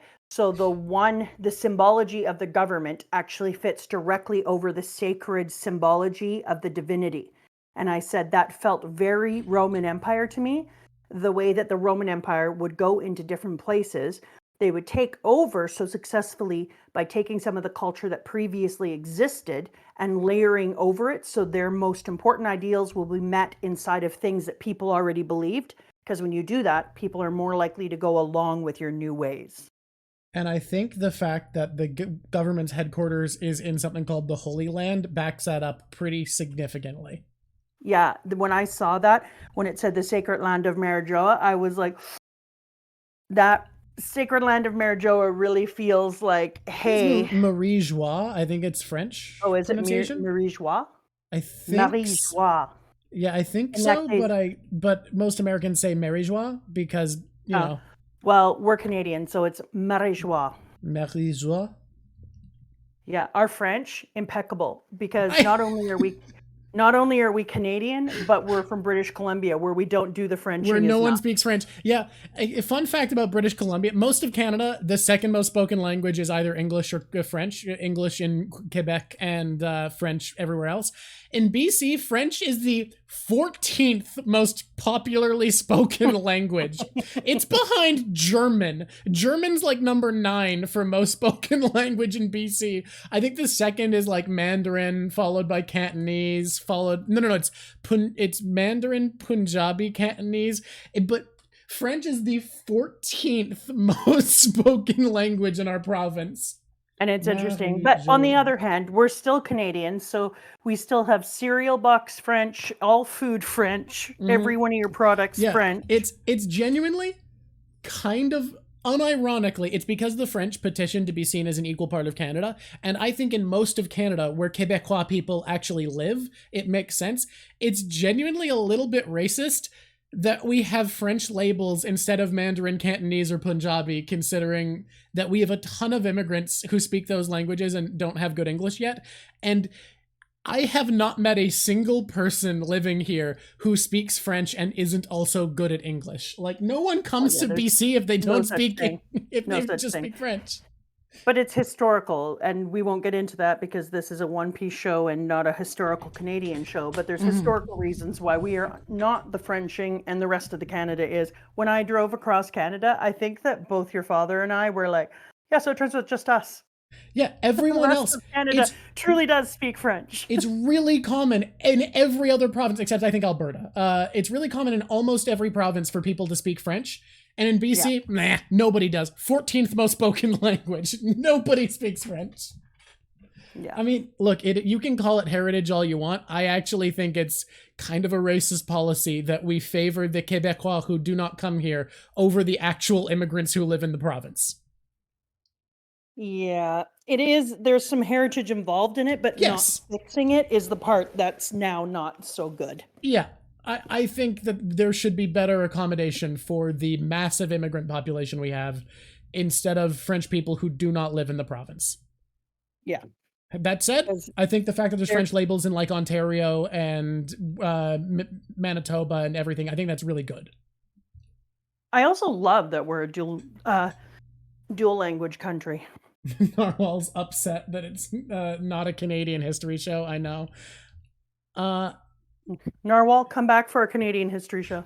I'm very utilitarian in my ethics, though, so I tend to look at it like, look, in most of Canada, it's actually very helpful to have French labels, but here it just makes it worse. Like, for a lot of people, and the alternate labeling could be helping immigrant populations who are a big part of our economy. Paladin's trying to have a fight.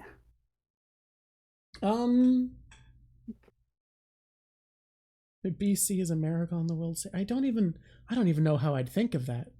I don't even know what the mommy back narwhal. Oh no, narwhals. Okay, let's take a peek at this because this was really good. The next member of the Straw Hat was going to be a shipwright. Yes, finally he's decided. And then he and I both had the same thought. So I finally get a gold star for the shipwright. You do. And I was talking to you earlier on the phone, and you were apparently so relieved that Usopp didn't rejoin before Franky joined, or I would give you a purple mushroom instead. Exactly. Well, it's so good for you that Usopp rejoined after Franky joined the crew. I just said this. I'm gonna type it. This person said, "Canada's America's hat," and I said, "We think of you as a chair." Oh God.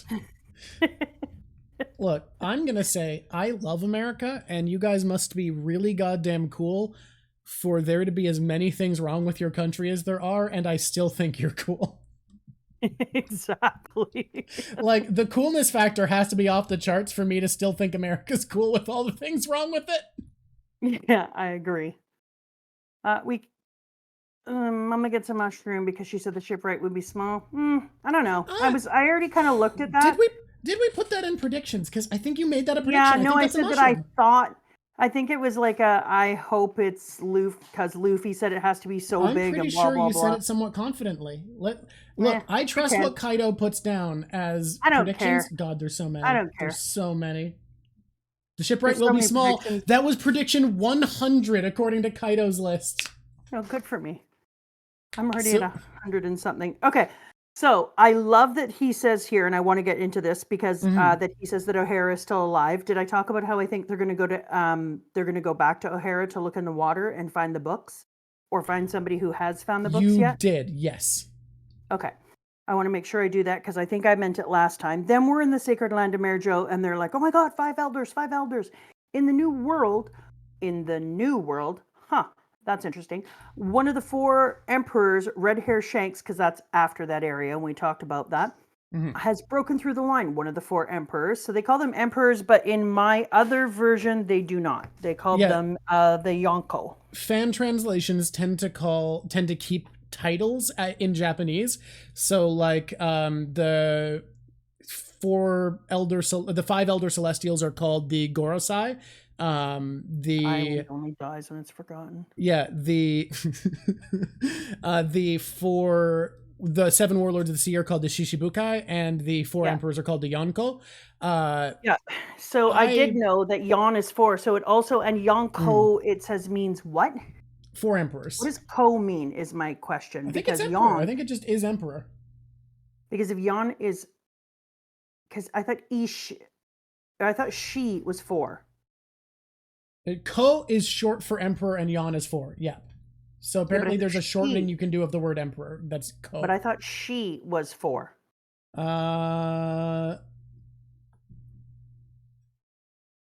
She and Yon are 2 different ways of saying 4. Oh, okay. Weird. So that's interesting too, because she is also close to death, but Yon isn't. But they're both 4, and 4 is a number of death. Yeah. Yeah. So that's a very interesting thing. That's going to change a couple of translations. She is usually avoided, by the way. Interesting. It's going to change some predicting, because he could also be playing around with that, right? Like, that's an interesting thing. So one of the 4 emperors, red hair Shanks, has broken through our lines and has finally made direct contact with Whitebeard Edward Newgate. This is one of my favorite scenes in the series. I love it so much. The scene that's about to come up? Oh, yeah. Oh, yeah. The redhead says he wants to see you. Yeah, let him through. He had better brought some good booze, that little punk. How do both of them come off so confident and baller? Like, you know what's really good about this is just like what you were about to say there, is that even though Whitebeard gives 0 inches, is I can't believe we're Canadian and we still say that. I mean, to be fair, measurements that have to do with human sizes are almost exclusively American in Canada because of American media. It's only long distances and inhuman measurements that we use. Although I measure myself in centimeters because nobody knows what I'm saying. So when they ask how tall I am, I always tell them but it's not like a cultural thing. That's a you thing. No, that's just Canada in general can't keep things straight. I said literally, although. We can't keep things straight. Did you know that, like, we are one of only 2 countries that have 3 official orders for date, month, and year? Oh, really? Yeah. We can't make up our mind. We have 3 official orders. Most countries, you know how many they have? 1. How many stones are you? How many stones do you weigh, Robbie? Mama equals Canada. That's true. Let Canada know. Yeah, you are all of Canada. You heard it, Canada. You heard it here. You are represented by me now. You could do worse. Honestly, yeah. I'd say you're above average in quality. So plain, Mama. Yeah. Yeah. Nice South Park. Dusty Drought. Nice South Park reference. Okay. The fleet was broken through, blah, blah, blah. Red Hair and White Bear will make contact with each other. Nobody knows what will happen. Stand by, on high alert. That tells you how much power they have, hey?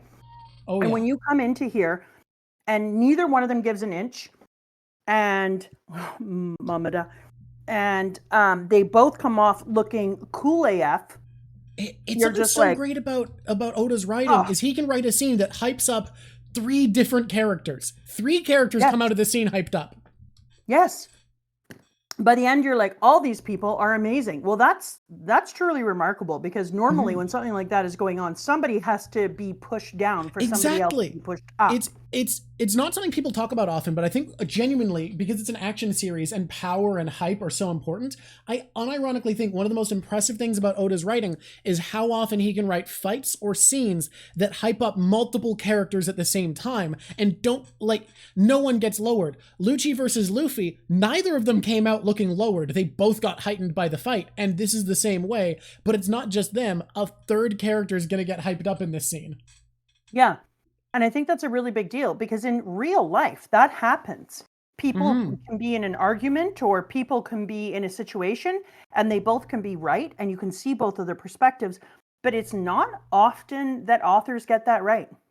I really think that. And I think it's because the easiest way to hype someone up is by having them, like, dunk on someone and beat them. But exactly. Oda is so nuanced with the hype building that he's able to write a scene where everyone comes out looking stronger.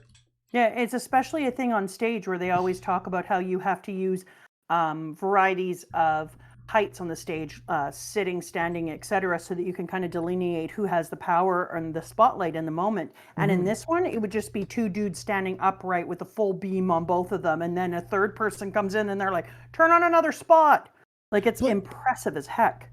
But he uses levels, but non-traditionally, because he has Whitebeard on a throne looking gigantic, but also sickly and covered in tubes.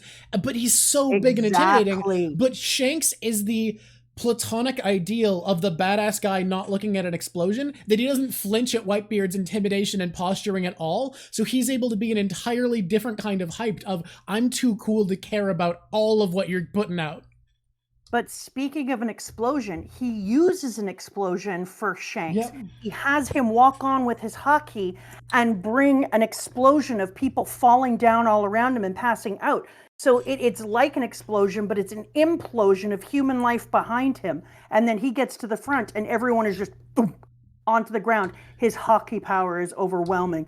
Doof, doof, doof, doof. So despite the fact that at the front you've got this massive man sitting sick on a throne, Shanks comes in carrying this huge thing that he shouldn't be able to carry given how big it is and how big he is, and is literally taken most of his crew down behind him. So it's like he has an explosion going on behind him, and Whitebeard has his own, and then the two of them just stand there as 2 explosive characters being like, let's meet face to face. And you've already been hyped up and told, like, holy crap, what's going to come out of this moment? Like, oh my God. So to see them coming together. biggest deals in the world. The Navy is trembling. Exactly. If they make an alliance, who knows what's going to happen? And that's not what Shanks is here for. What the hell can come out of it? Yeah. Don't worry. It's literally just a warning. He just came to give a helpful warning. That's all. Don't worry, Navy. The Navy's all like, what is possibly going to happen? And then Shanks was like, hey, can I tell you about my owies? Let me tell you about this cut I got a few years back. Hey. Ouch. And then look at my face. Sting. It makes sting onomatopoeias. That's pretty weird. So good. I love that it has the ouchies going across his face with the little sting.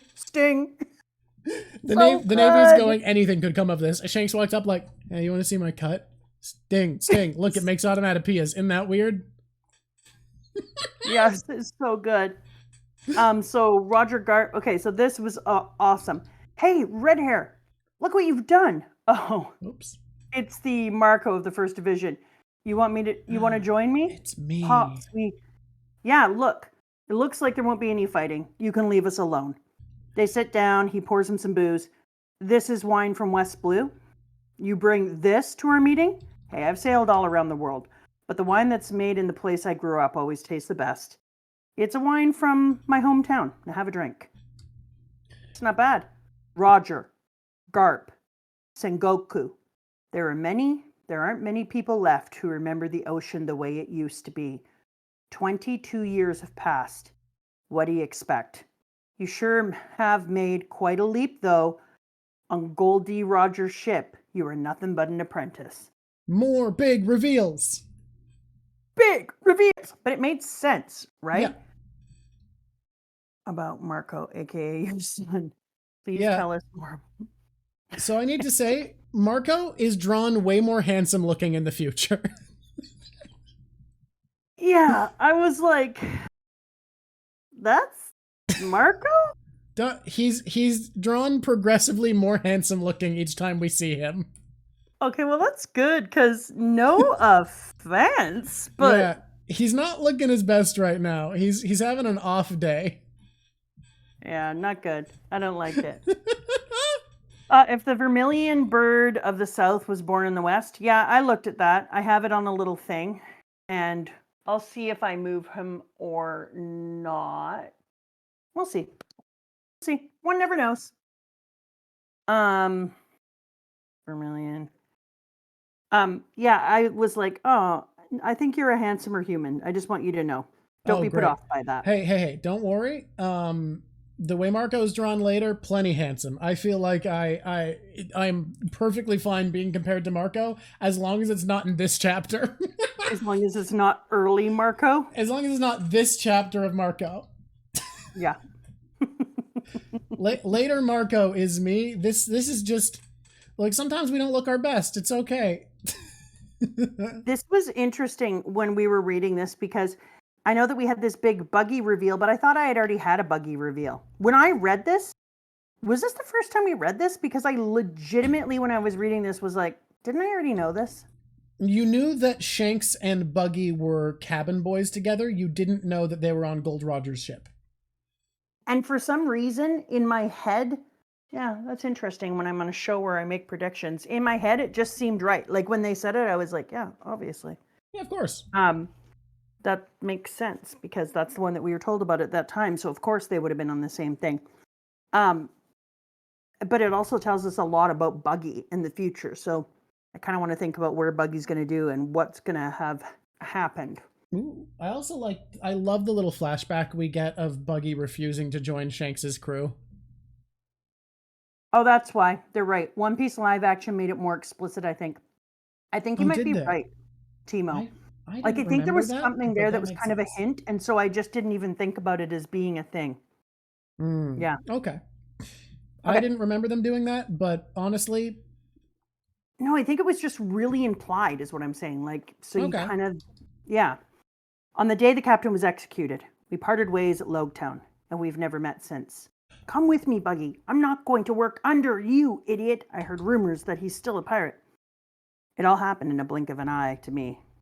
There aren't many who speak of the legend anymore. Your duel with Hawkeye is still fresh in my memory. That was interesting information. having a duel to Hawkeye. Everyone was surprised because I knew that they did, but I was like, tell me more now that we've mentioned it twice, right? I love that Whitebeard is doing all this hyping for Shanks, talking about his life and all the crazy things, and like, I'm aware of you, you brat. And Shanks is just like, can we move the conversation along, though? I'm not, this isn't what I'm here for. I remember this and this and this, and Shanks is like, good for you. I also have a memory. So anyway. Cool. Great. I was there. Thanks for reminding me. Anyway. Believe it or not, I came here for a reason. When you came back from East Blue missing an arm, everyone was surprised. What enemy did you give that left arm to? Oh, this? I gave it up for the sake of a new era. That is one of my very favorite lines in this entire frickin' manga. It's so cool. And but it's so cool for the audience. I feel like to Whitebeard, he's got to be like, great, vague. Hey, yeah. I get, that means nothing. You have to understand that means nothing. Yeah, but I don't care. You know what, Whitebeard? Too bad. It's not for you. That's for me. That's for Mama, actually. That's for Mama. I think it was one of the coolest damn lines ever written in this manga. What? Oh, I just forgot a piece of the sunny. Don't worry about it. Stick it in. And I think it also tells you when everyone keeps talking about the new era, the new era, the new era, and we've always looked at it as a bad thing, that there can be a different type of new era. You know what I mean? Yeah. Shanks is betting on a new era insofar as it seems like suggesting Luffy's going to be a better kind of pirate that's going to change the world. Yeah, exactly.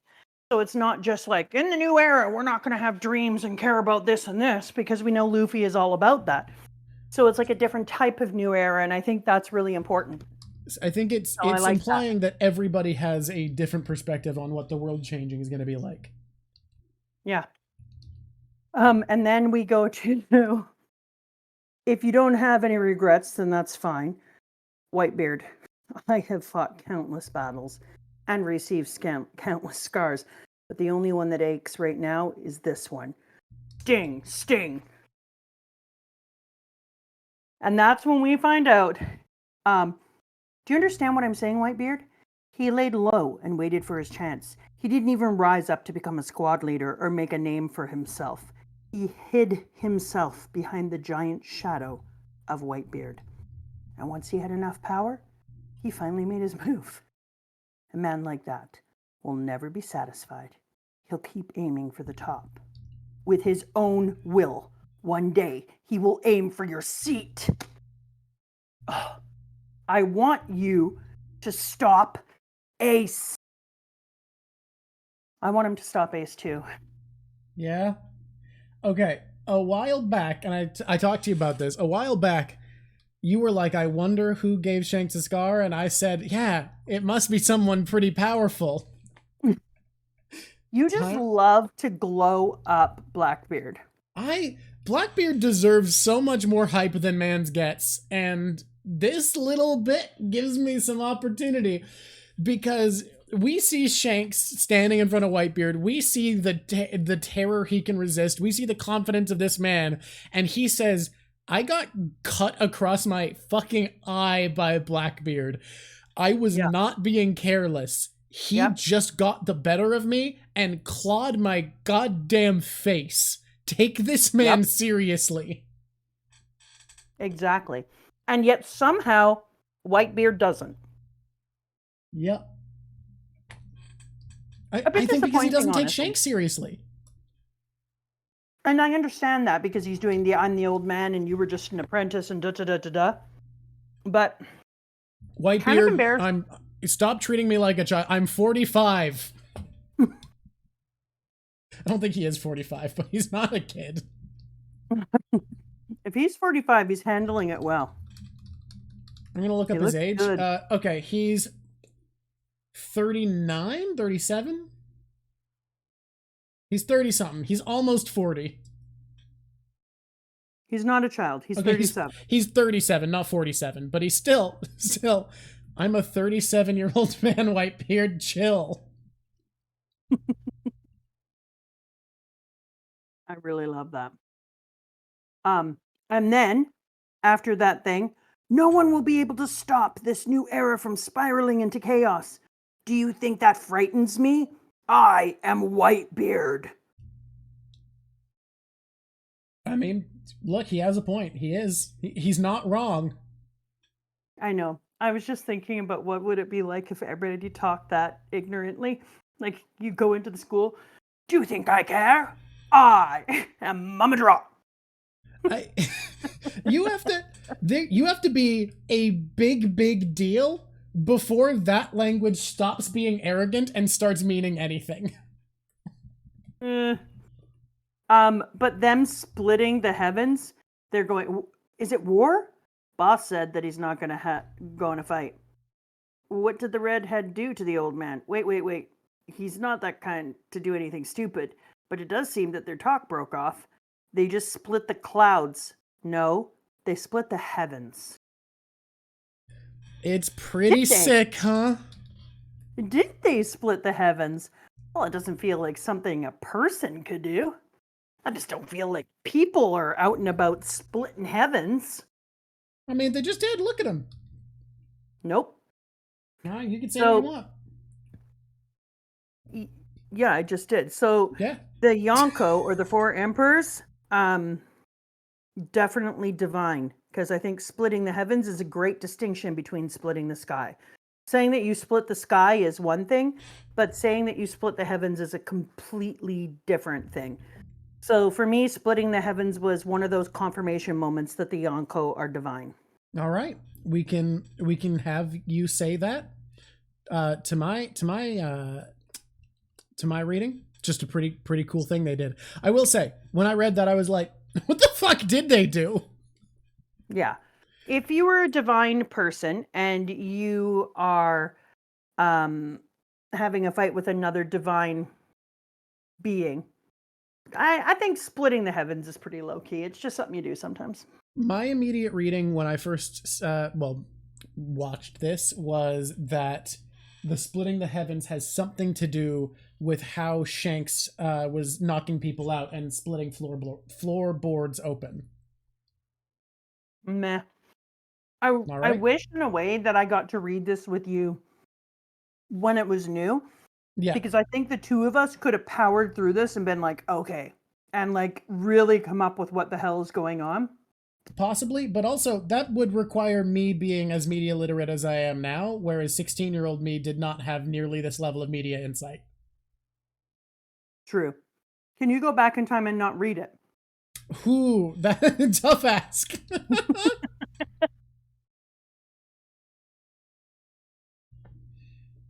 Let's see. Anyways, I think that is evidence on my theory. All right. Grand Island on a certain island. Grand Line on a certain island. That was very... Grand Island. A very grand land. Very not...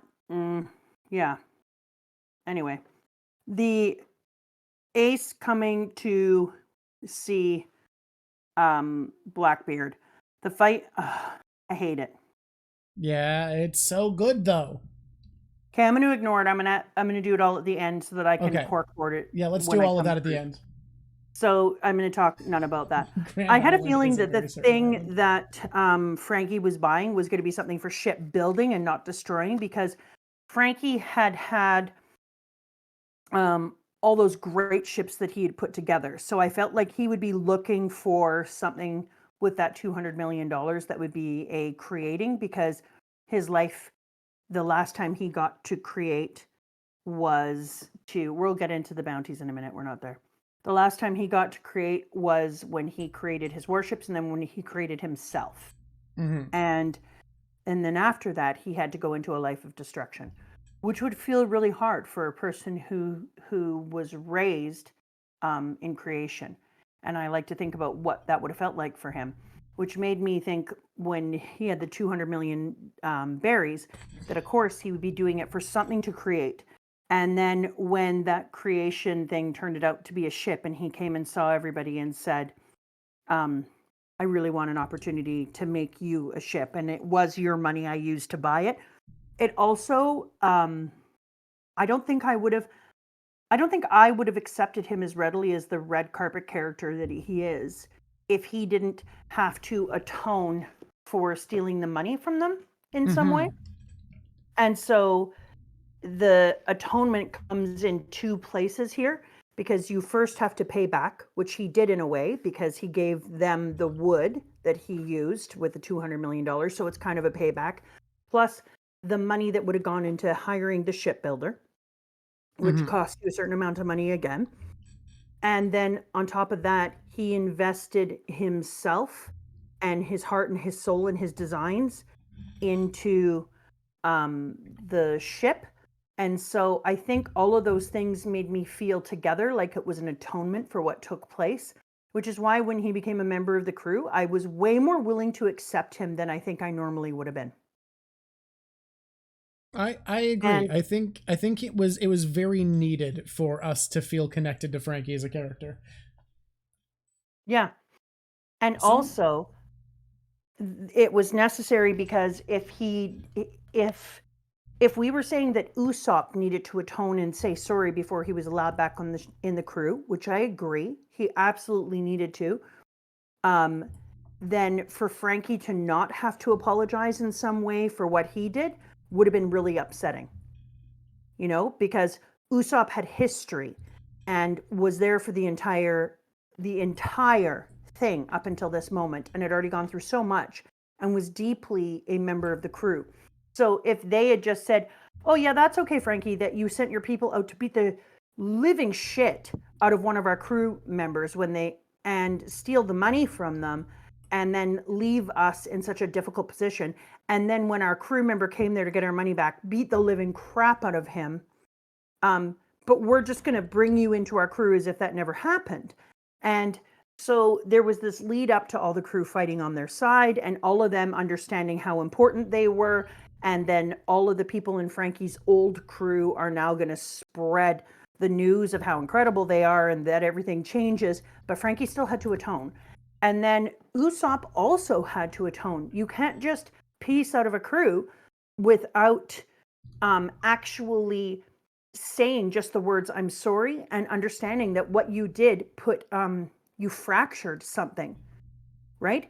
But also there is, you broke the crew. And so you absolutely have to say, I'm sorry. But on the other hand, there is the Japanese idea of fixing something with gold to make it stronger, and make it more beautiful. So the Japanese people have this idea that if you break something, that you can fix it with gold, and you are not ignoring what happened. You're in fact saying, I think it's called kintsugi. Oh, someone put it up there as I was doing something, and it is called kintsugi. So when something breaks, you actually can make it stronger. You don't ignore the break.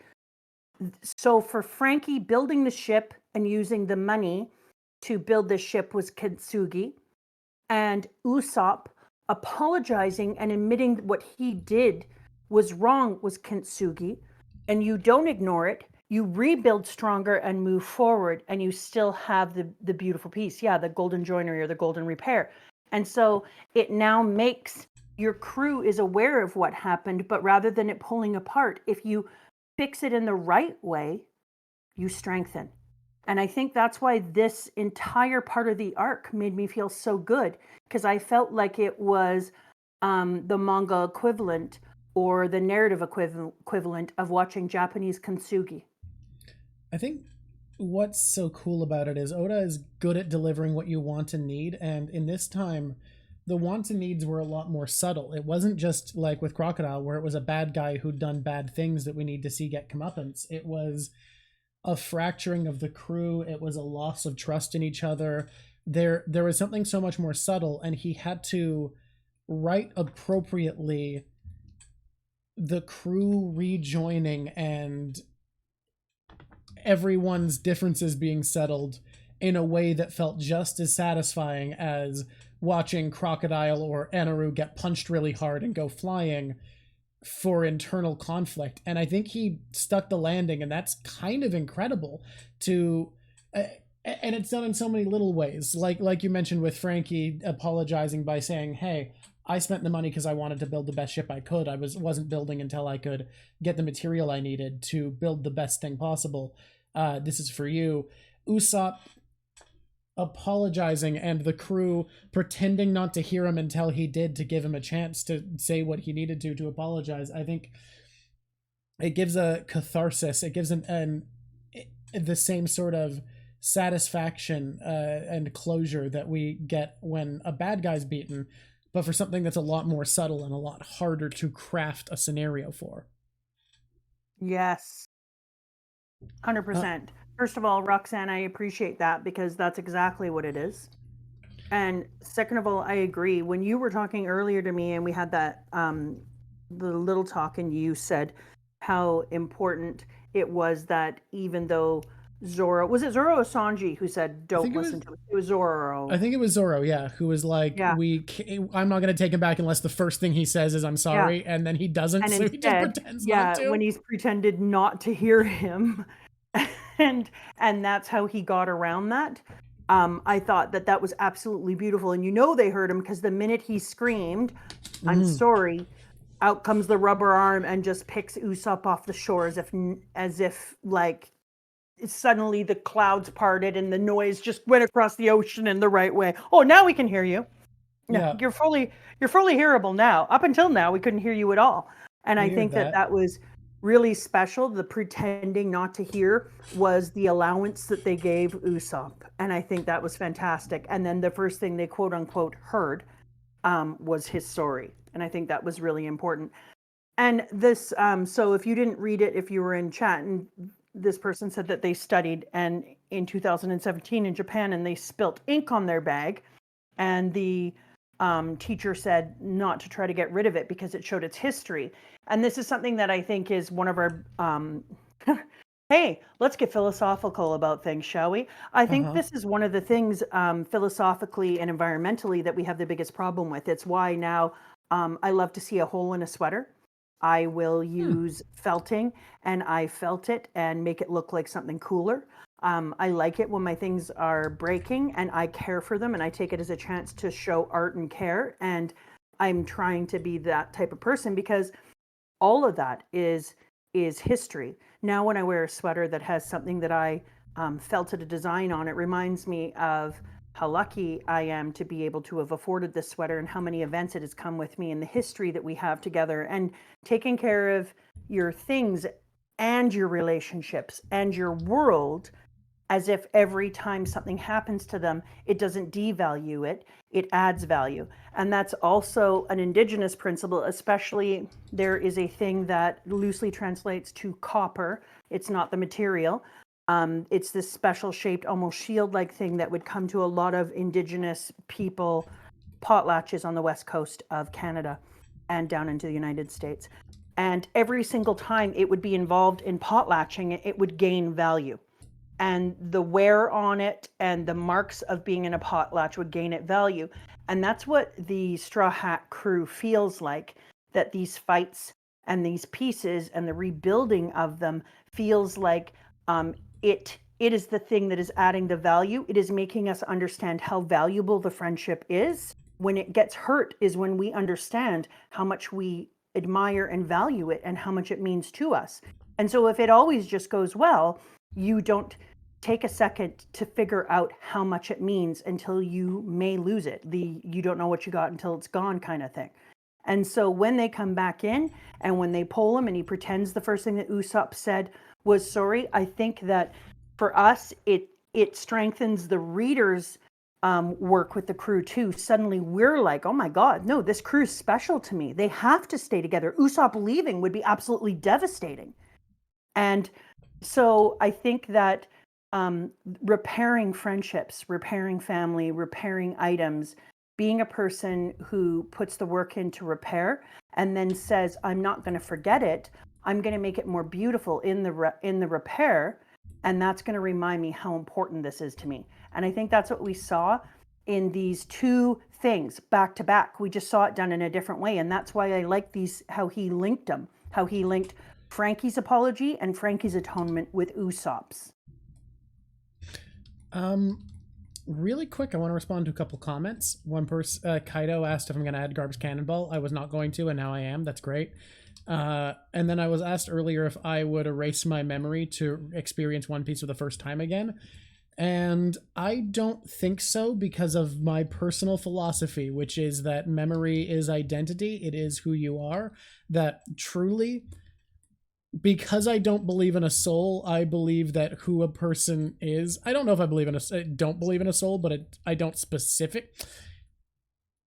I don't want to get into that, but I see a person's identity being made up of their experiences and the decisions they've made relative to them. So I don't think there is anything I would ever do that involves erasing my memory, because I see everything as I have with me as part of who I am. And that includes especially One Piece being part of who I am. So I don't think I'd want to be the me who wouldn't have it, because that wouldn't be me anymore. Yeah, I would agree.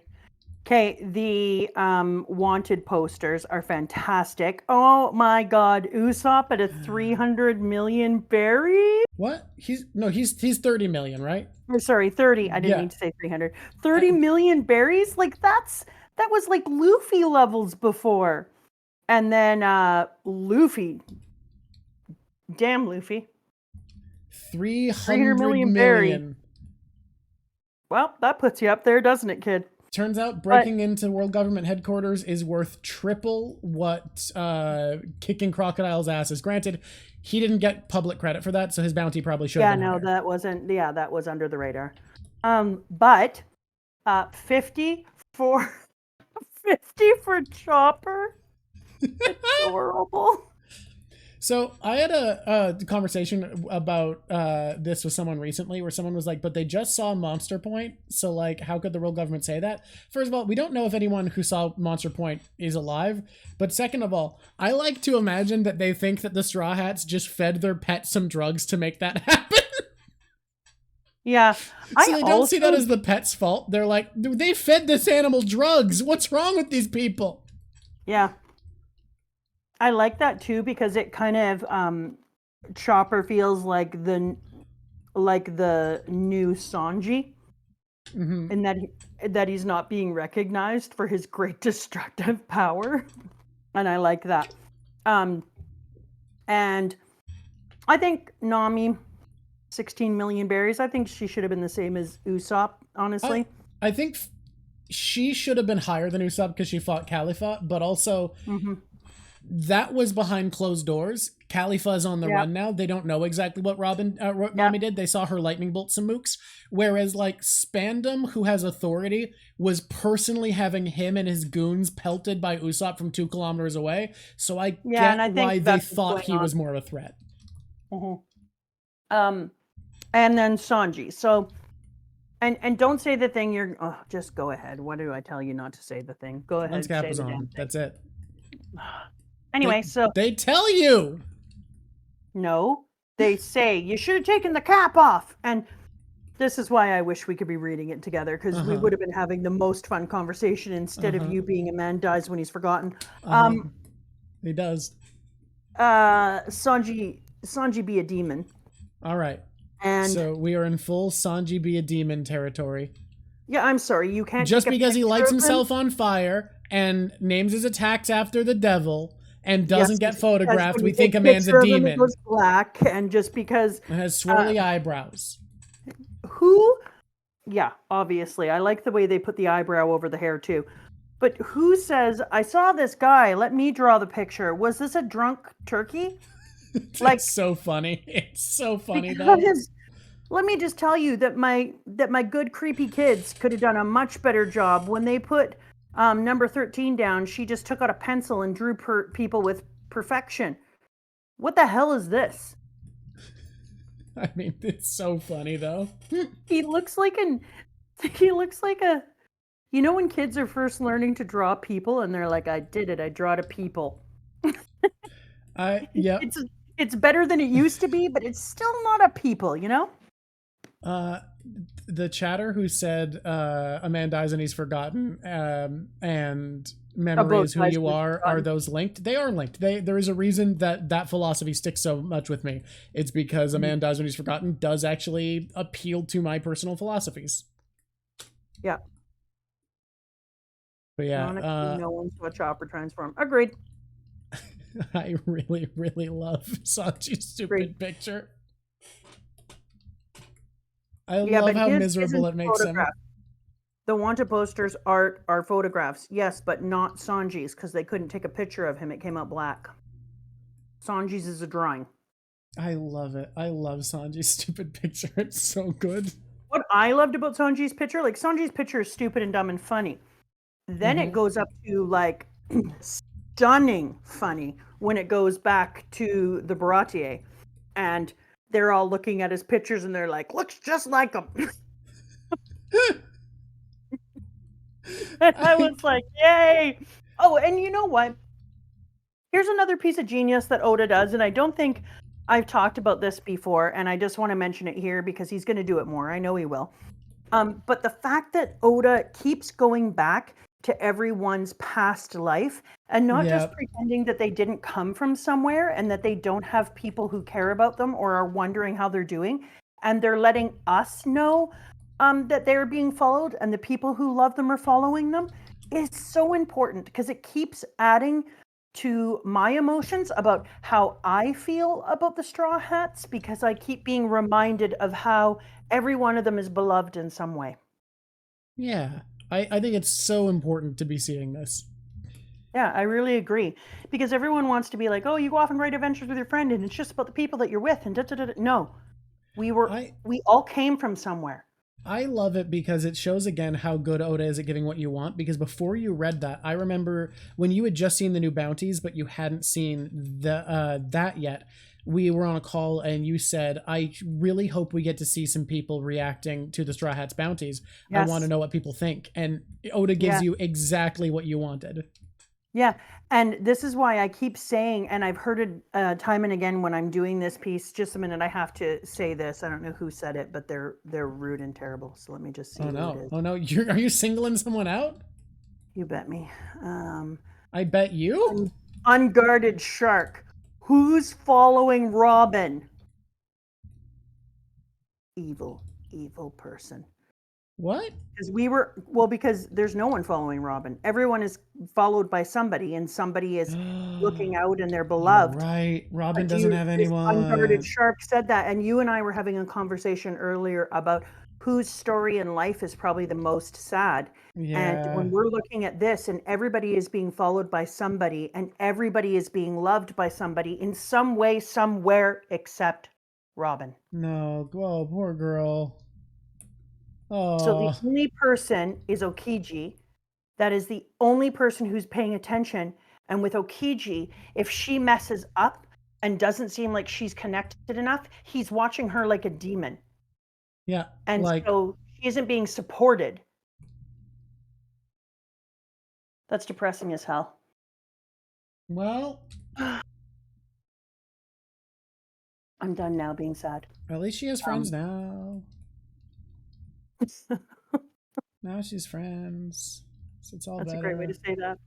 So I think that when I was looking at that, you were right, because I keep telling you, and I started to really notice it like explicitly when we were in heaven. When we went there, I said every single thing was exactly what you hoped you would get. You go up into heaven and it looked exactly what you want. And I said, it's really crazy that everywhere you go, that he gives you exactly what you're hoping for. And so you're right. When I said to you, oh, I hope I get to see how everyone reacts to these posters. And then boom, we got to see how everyone reacts. It's like he has like a group of people and he's like, what would you hope to happen next? And they're like, I'd want to see what everyone thought about that. the balance of it's incredible too, because he manages to be pretty unpredictable and surprise you despite constantly delivering what you want in so many important places. Yeah, exactly. Like, imagining both of those things is crazy to me. Yeah, exactly. And so it's pretty cool. You're both like on the edge of prediction, and you're also giving everybody what they want. Mm-hmm. Delightful. Okay. People want to know, so I'm just going to put this out there. The pants thing is fine. People are like, "Oh, what did you think of the no pants thing?" It's fine. It's a great gag. I laughed at the time, but it's, it's not leading the narrative. It's just funny. Okay. Good to know. It's just funny to me. Yeah. But the fact that people keep asking me makes me think I should have paid more attention to it. No, I think people just thought you'd find it like tasteless. I don't know. I think people, because you are of an older generation than most of our viewers, I think people are expecting you to like you find it distasteful or something, maybe. I think all of you, if you think that, should go look up the band Two Live Crew. That's what I listened to in high school. Also just good music, so you'll just see that that's not a possibility. Watching someone's ass run around naked, not really. That's fine. Not really. That's whatever. I'm really worried about that. I think also that people don't know that I had you quite young. Yeah. So you're not older than I am. True, because most people who would be a parent to someone my age would be like 60-ish or something. Yeah, exactly. And I am not. Okay. Let's be honest also, though. Franky's running around in a Speedo all the time anyways. There's not that much that changes when a guy in a Speedo doesn't have the Speedo on. Yeah, but this, I'm not getting into that yet, Kat, because we're not there. We'll get up to it, I promise. When this part here, Robin is a good nutcracker for Christmas, though, not a lie. That's a good bit. The very best part of the nakedness is when she's like, "What if I used my many arms to squish balls way hard?" Did I tell you the fun fact about that? And this, forgive yourself, Franky. Yes. That was like a highlight for me, because I had talked before about how I think that Franky was learning to forgive himself, and that he loved who he was, and he rebuilt himself to be who he wanted to be. But this was his final thing when they were like, time to let it go. I think I didn't tell you something very funny about the testicle clutch, which is one of Robin's moves that in French, it sounds like apparently Japanese for testicle clutch.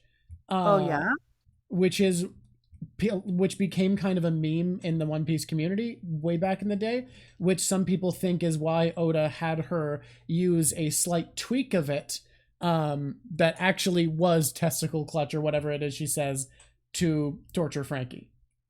That's perfect. Yeah. I'm here for that. Yeah. Also, yeah, Franky x Robin is a popular ship in the One Piece community. That is a pair that people do like. Franky and Robin getting together? Yeah. Oh, yeah. Ship is a term in fandom for a relationship that I'd imagine. Yeah, exactly. That you say no. I don't want anyone. No, you don't want. You're not a Robin supporter. I'm not in anyone. Okay. Yeah. It's just, I think that the trope of always having to hook up with somebody, it's just so boring. Hook up with people off your boat. I mean, why do you need to hook up with people on your boat? Like, Look, I'm going to say there are 3 popular Robin ships. No, actually, there's 4. There's 4 popular Robin ships. Why does Robin need to hook up with any of them? I'm just telling you what there are. I'm just telling you what there is. One of them, 2 of them you haven't met yet, or, well, you've met one of the characters, but you don't have context for how that would be a ship. One of them is Zoro, one of them's Franky. I support one of the ones you haven't met yet. I really like it. We'll get there when we get there. Here, this person, just eat her cake. I don't think Robin has potential. I think Robin is perfect as she is. She'll grow. They said Robin, I think. Oh no, Robin has potential. Never mind. I thought they would be talking about the ship. I don't give a crap. Robin is perfect. She doesn't need anyone. If anything, Franky has to prove himself to her. She rocks. I just don't I don't think that a relationship is necessarily a thing I need to see for One Piece. No, it's not what the series is about. I agree, but I still think there are ships that can be fun to talk about. And I do have a Robin ship that I support, but we're not there yet. All right, that's cool.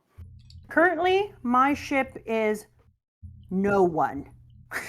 Nami and Vivi. But so that they, I do kind of like that one. Actually, I'm not gonna lie. But that's also probably because Vivi's no longer on the boat with them. And so I feel like that's a kind of cool thing, like if she comes back, and there should be a ship with Luffy and Meat, but that's all Meat. But if Nami comes back afterwards, and that would be a place that would make her really happy, that would make me really happy for her. And she could be a princess. She'd love that. Oh, and she'd be an amazing princess. Yeah. The only issue is it's hard to be gay as royalty because your job is to have children. Like, literally, that's your job. Like, literally adopt. You need to bring in some new blood anyways. Sorry? Have you genuinely not how royalty works for some reason. Yeah, I know, but it also does. Don't at me. Royalty also does work that way, and especially Japanese families will often adopt. If they only had a daughter, they would adopt a son, and they would bring him in, and he would take the family's name, and then he would carry on. So, no. Wait, people are also saying Usopp x Kaya. Whatever. Yeah, that one is kind of already there. That one's cute. It's cute and good. That one's not even cute in the way that I think that it would actually be sad for me if he didn't finish his ventures and then be like, you know what? My greatest treasure is Kaya. Wouldn't it be so sad if we get an epilogue where, like, everyone gets to go home and have a better life, and Usopp gets home and they're like, yeah, she died of sickness. Shame. Wouldn't it be sad if everybody had somebody to go home to and Robin still had nothing? Yeah, everyone goes home and Robin loses the only family she's ever had. They're like, and everything's done. And then Robin is like, bye, everyone. I guess I'm gonna go to the library, I guess, guys. I don't know. Yeah. No. That makes me... I'm never going to think about that again. Sure? No, we're not talking about that. That's dead to me. The Sunny, when we find out what it's named and how it's named, how huge it is, how cool it is, da-da-da-da-da. But more importantly, how it's named, you better believe that I put that inside of my Luffy is the sun god. I don't know what we're going to name it. Blah, blah, blah. All these things. And we talk... Let's call it the Thousand Sunny. I love Franky's reaction to that, being like, no, it's a badass lion. It's not a sunflower. Stop. It kind of looks like a bear. It doesn't look like a lion very much, though. No, it doesn't. It kind of looks like a bear. I love it. It's adorable. But the Thousand Sunny is an adorable name. It was hard, too, because I bet you... Oh, you said, too, that a lot of people didn't like it. Yeah, that tons of people did not like the Sunny at first. Sunny. They were like, screw you, Sunny. And I immediately loved the Sunny because I already knew that I was going to be losing the Mary. So it was like adopting an old dog from the pound. I just was grateful. I was grateful for every day I had with the Mary. Do you see what I'm saying, though? I do, but you have to admit that that's a funny thing to say. Okay, but it's true. So for me, because I remember that I was going to lose the Mary. By the way, when you put the highlighter on and the white outline goes on all the things, they look like rivets, and it looks hype. Yeah. Anyway... When I knew we were going to be losing the Mary, I just said to myself, I need to love the Mary with everything I can for as long as I can. I don't know when I'm losing her, but I now remember seeing this with Baby Drock. And so I know for sure I'm going to lose her, so I'm just going to love her as much as I can. So I was already prepared for us to need another ship. I already knew that it would have to be Franky who built it when I started to decide that that's the way it was going to go, that people were like, is it going to be this one or this one? And I had said to myself, I think it'd be Franky, but he's a red rug. So how are they going to do that? And then, so for me, when Mary came out, I was like, okay, that worked out really well. Or sorry, when Sunny came out. And then when they named it, the Thousand Sunny, I was like, gee, shocking. That doesn't make me... If one was looking for evidence that Luffy's a sun god, it would look like evidence for sure. It is definitely lions eat sheep. Coincidence? It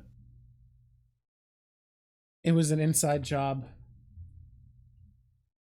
No. Oh my God, I would find that man and I would finish off the work that Robin started.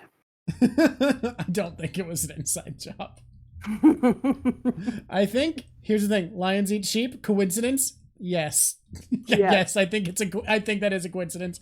Also, I don't know if they naturally eat that many sheep. I think sheep are not the most populous ungulate in Africa. Granted, the European and Asian lion probably ate a lot of sheep, but they're dead now. We got rid of them. Yeah, exactly. So we don't need to really ask about what they're doing, what they do. Something that we didn't talk about is the fact that Iceberg is rebuilding the land so that it no longer sinks and that it floats. Yeah. And I remember years and years ago when I found out that Venice was sinking, I was like, can't they just make the entire thing float?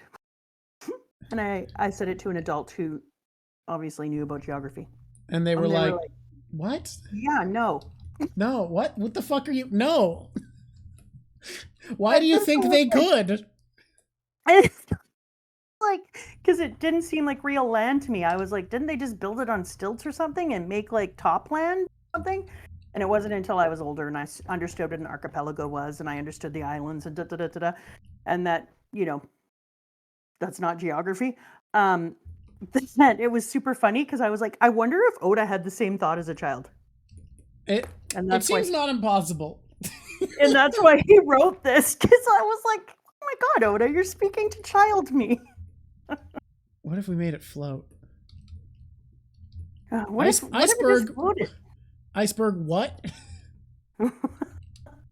So after we go through the you have to forgive yourself, Franky, and he lets go, I love that they made Franky talk about how he believes in his crew and he's not worried about his crew, and he knows that if he leaves his crew to do something, that they can do it on their own. They don't need him there all the time because they can take care of themselves. And then for that moment, he thought they had passed away, and then boom, they come back and they're like, no, dude, you can count on us to get it done and to actually care for ourselves. And so when he leaves them, he doesn't have to worry that they're all going to fall apart because he believes in them to be able to carry on without him. He's wrong. He's unfortunately a little bit wrong because they end up needing Iceberg to tell them what to do. But they're fine. I mean, they do get a new boss, though, and now everything's been resolved. I love Franky as a character. I love that he became this cool gangster, but he really was just like taking in disenfranchised youth and giving them a job. Yeah.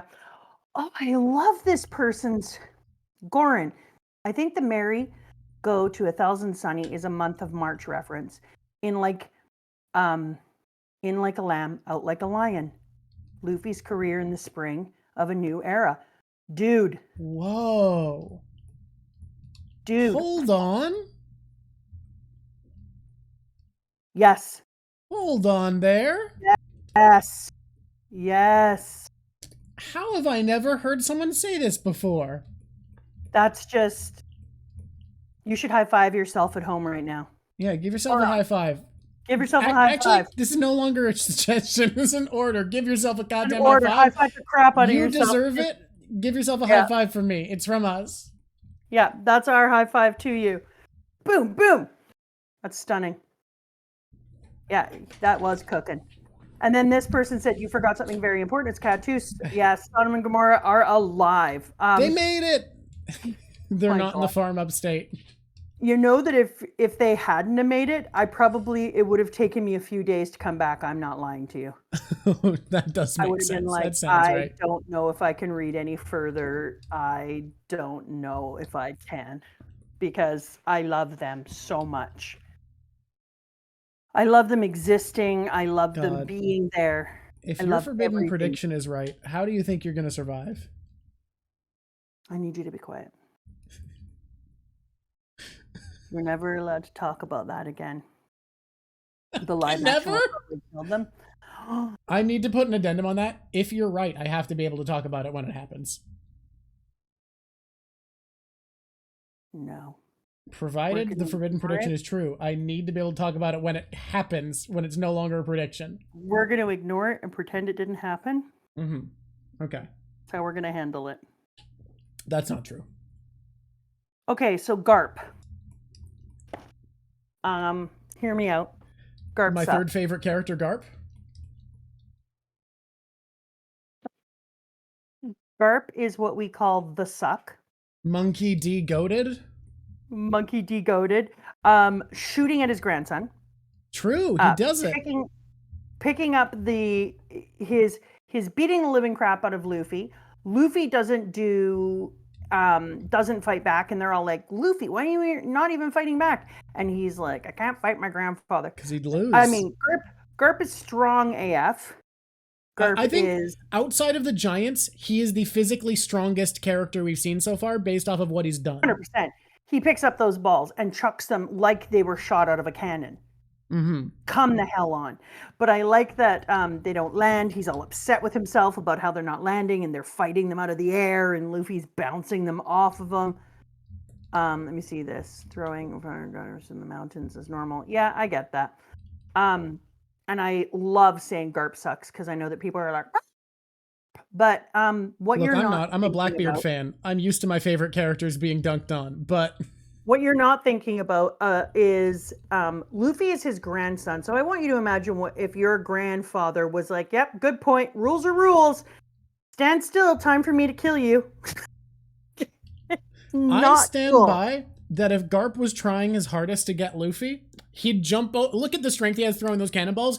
He would jump over to that boat and punch them to death himself if he was trying his hardest. What I wrote on my thing is, I think you probably could have thrown 2 in a row, and you're making excuses and saying you're so angry and you could have hit them is probably his way of being like, I'm totally trying to kill them. Yeah, it seems like he's letting them get away if they are even slightly good. Like if no, not even slightly good. They have to be pretty damn good. You've got Zoro cutting cannonballs out of the air. He's having to use his ability to cut steel. They're having to bounce him away. They really only get away because of how good the Sunny is. But he's definitely not trying his best. Very good. And in the end, they only get away really well because of something that they didn't know the Sunny had. Yeah. But it does not at all feel like he's trying as hard as he could. No, I would agree he's not trying as hard as he could, but he's not trying. Yeah, it's somewhere in between. It's like, look, if you prove yourself good enough to get away from this, I guess you do. Otherwise, you're going to jail, my man. Yeah.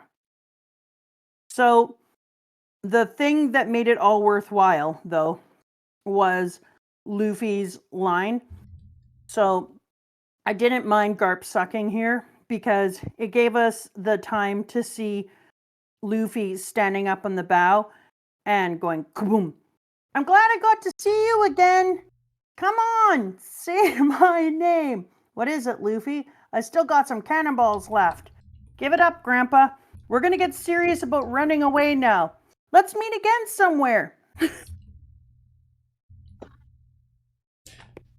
I love that. I love Luffy being like, we're escaping you, we're fleeing, but also excited to see you again. Bye. See you soon, Grandpa.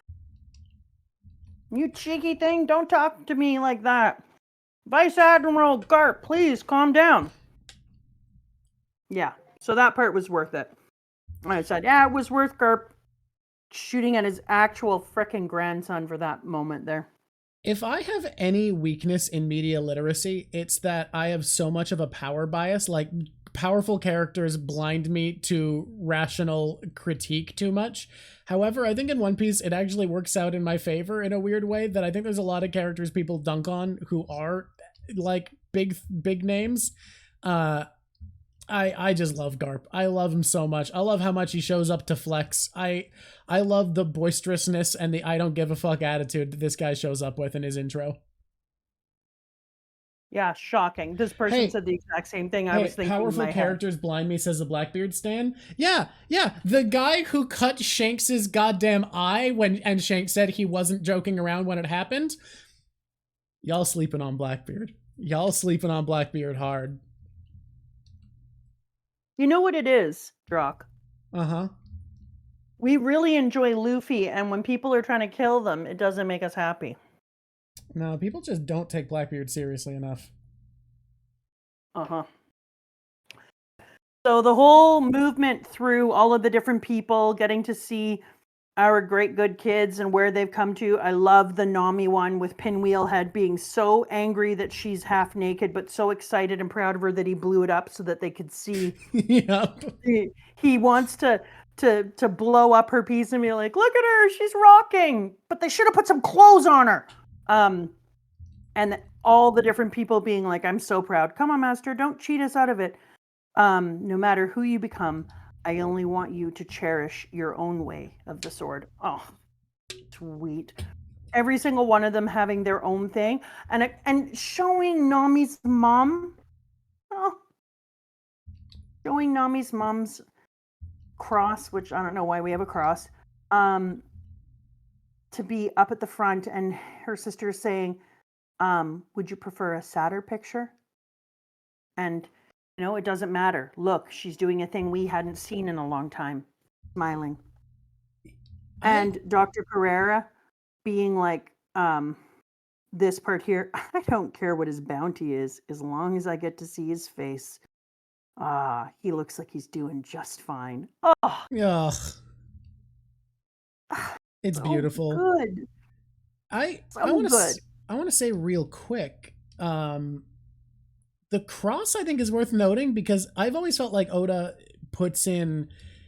doesn't really put in details by accident often. Like he won't often include something just because it's an expectation in our world. And I think about that in the cross there, and I think about it in the crosses on the Whiskey Peak. Whiskey Peak. Or Whiskey Peak, yeah. Yeah, it kind of implies that there's a god who got crucified in this world. Well, wow. First of all, dark.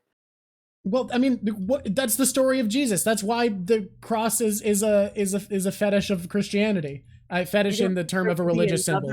Another reason that they could, yeah.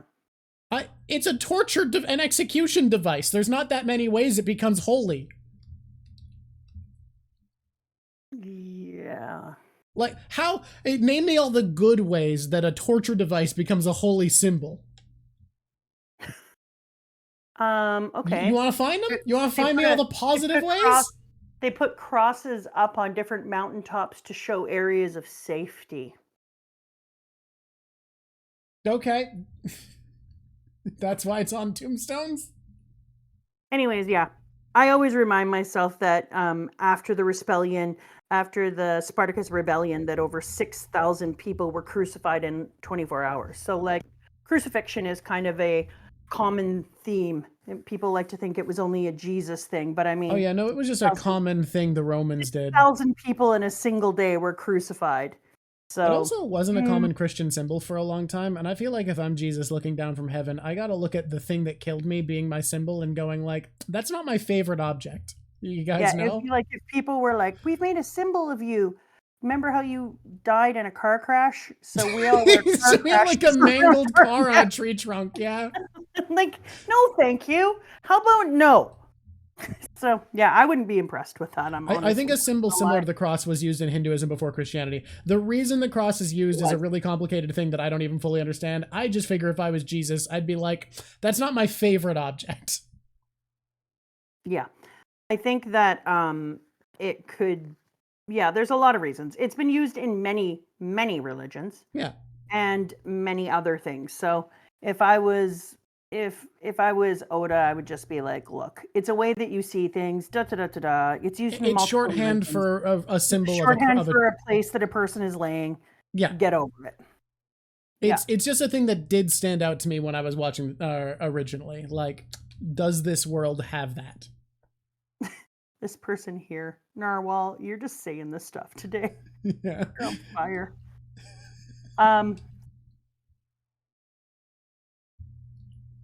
No words. You made me snort laugh. Grand Line, Island of the White Sorrow. What did you say? Baltigo? Baltigo is how I've usually seen it said, but I guess because it seems like it's Spanish in theme, Baltigo is probably more accurate. Oh, a guillotine. Okay. I put the wrong emphasis on the wrong syllable. I mean, yours was Baltigo, which I think is probably more likely correct because it sounds Spanish. Okay. But I just hear most people say Baltigo. Baltigo. Well, I'm going to call it Baltigo then. All right. Our insurgents in Centuria of the South Blue have won. Another nation has fallen. Like this idea of the nations falling, only in the way that that creates a whole other area for me to think about. Like, nations falling, then what happens? Because there's nature abhors a vacuum. So if a nation falls, then what replaces it? Because you can't have a lack of leadership without a replacement of some sort.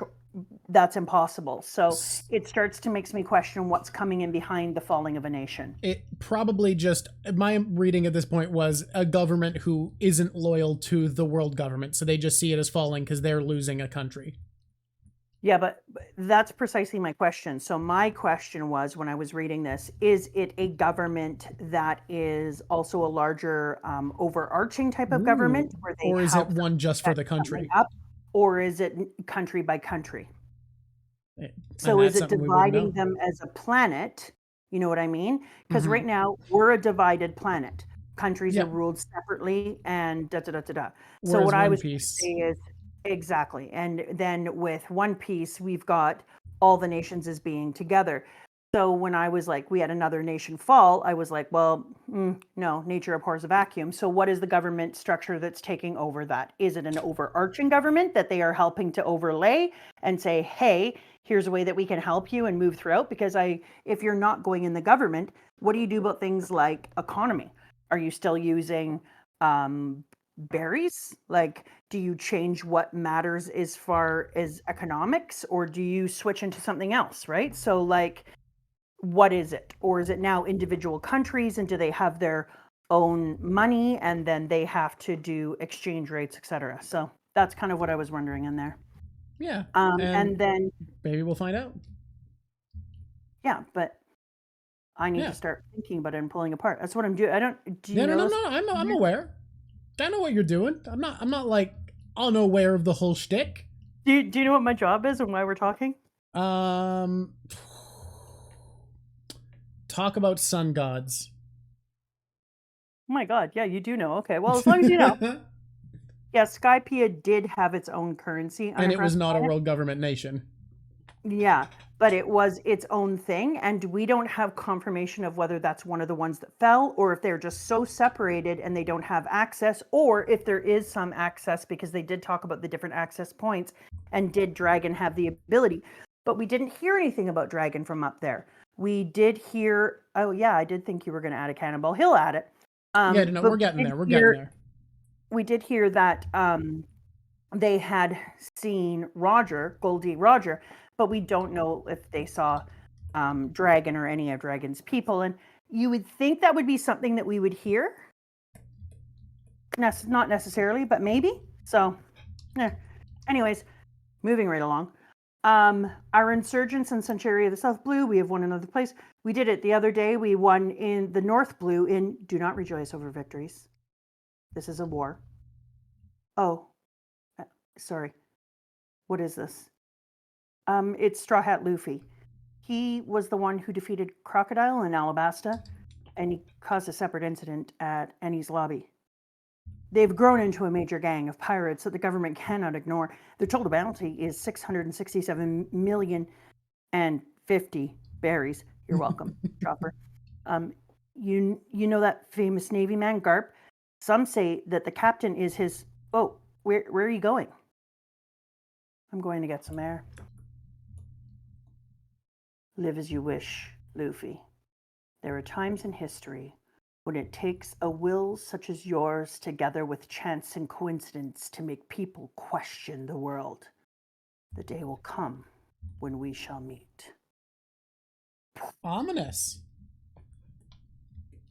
Stunning.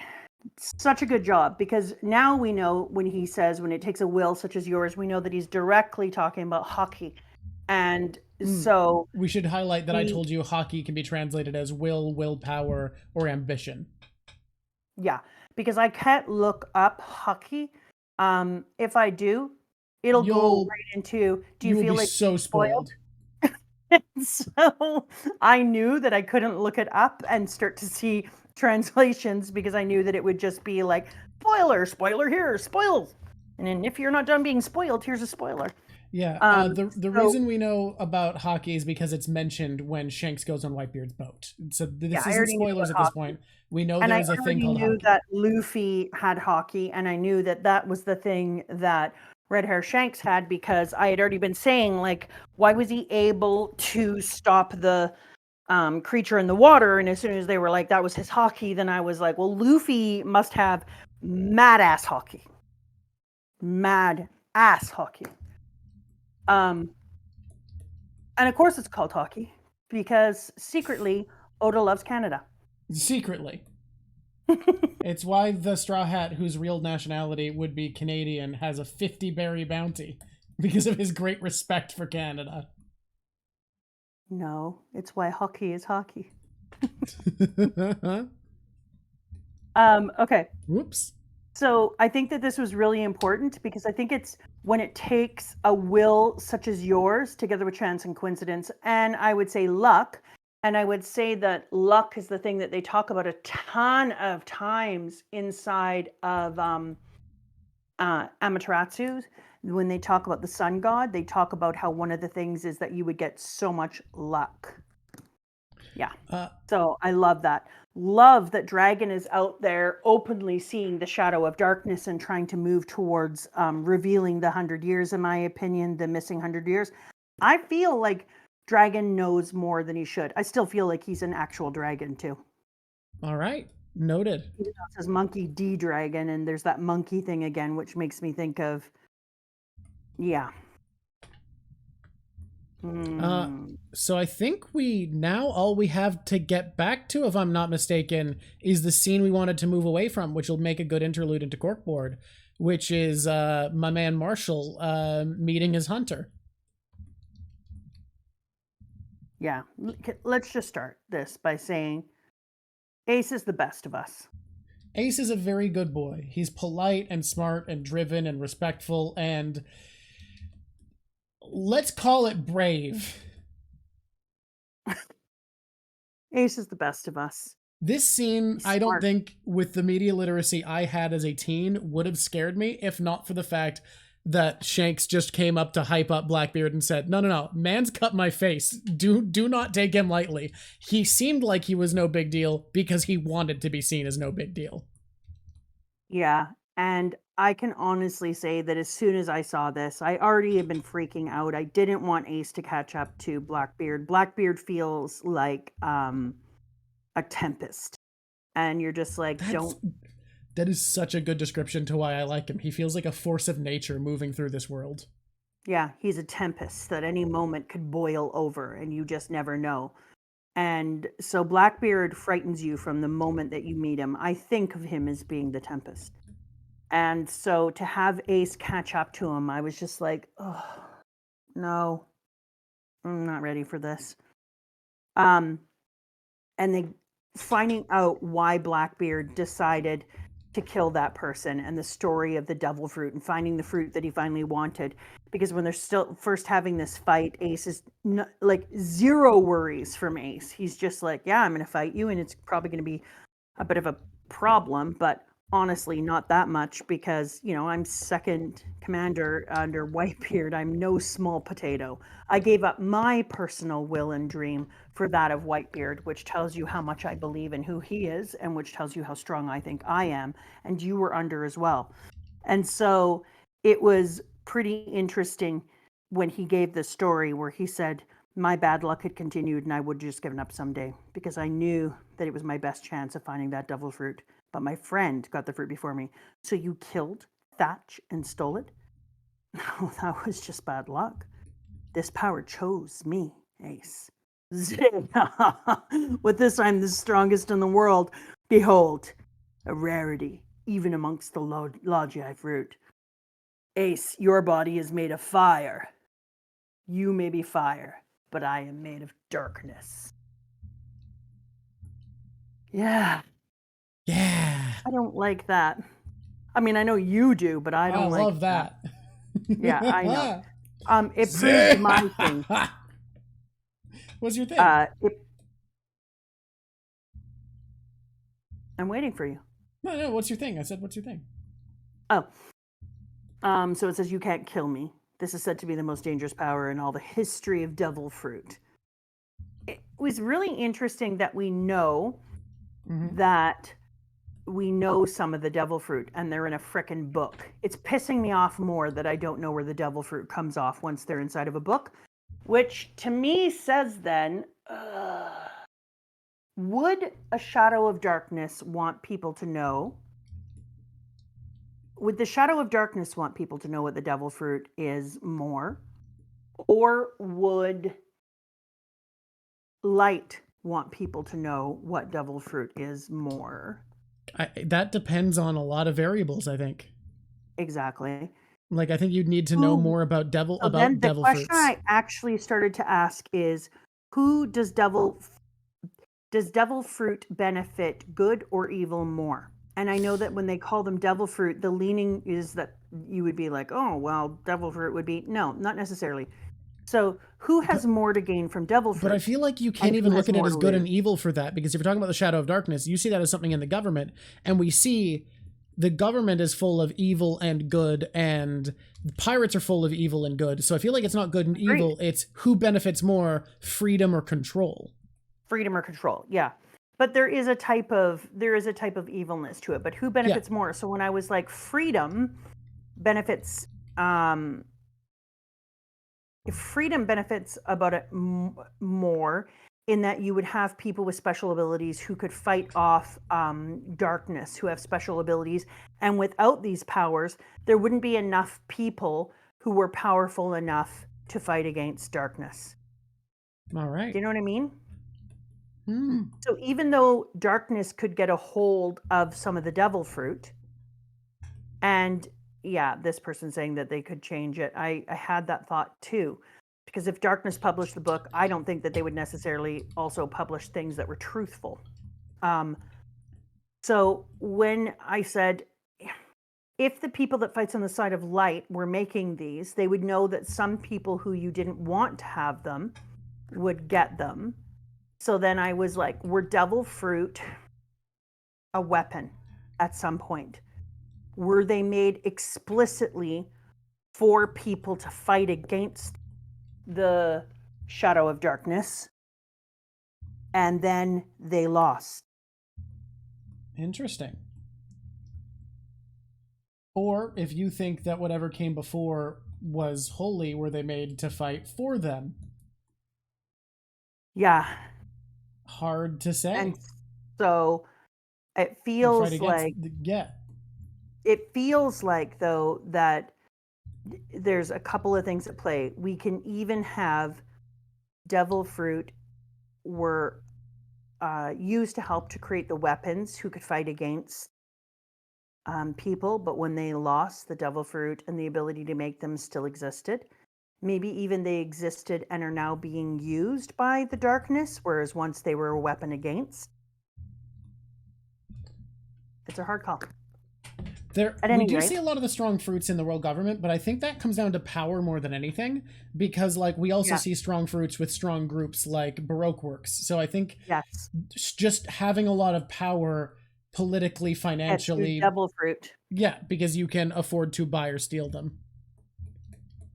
I also think the Navy probably, based on the fact that like we saw an admiral with an incredibly powerful Logia, they tend to divvy them out to their strongest people. Yeah. And then so you're asking, because we have people in a lot of different areas getting devil fruit. Then you're kind of asking, then does somebody want these fruit out there, and why? Yeah.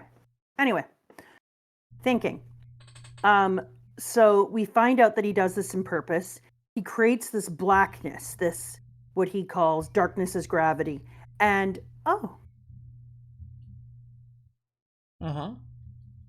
What you thinking? Well, I think, and I told you this earlier, I think of my 4, what do they call them? 4 directions?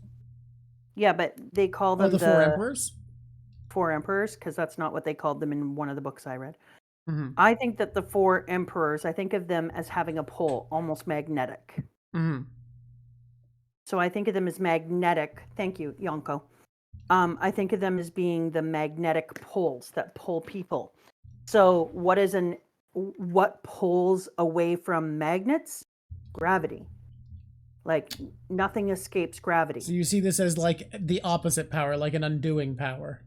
An undoing power. Because the magnets are like a type of gravity, right? Like our 2 poles on either end of the earth help to create the gravity that we have. Without the movement of our planet in the way that we have, et cetera, we wouldn't have the gravity that we have, which we've seen because every planet has its own type of gravity, et cetera, et cetera. Yeah. And some are missing. And so the poles are part of the reason that we have our gravity. So I like to think about how they are gravity and kind of they are like magnetic and he is gravity, that it feels like 2 things pulling apart the world in different ways. Similar but different ways. Cool. Yeah. He definitely then is coming across as a disruptive force that is breaking apart order. It's not how physics works, but we're talking about conceptually. Yes, this is a conceptual idea. We're talking about conceptual gravity. Yeah. So if you're talking about like 2 things that are both pulling on things, the magnets are pulling in one direction and the gravity is pulling on the other, and it's 2 forces at play that are rendering and splitting the world. So I really like that as a metaphor. But I also like that gravity, and then he does his black hole thing, that gravity sucks in everything because when Ace hits him with powers like fiery doll, et cetera, that he burns up and that he becomes like filled with Ace's power.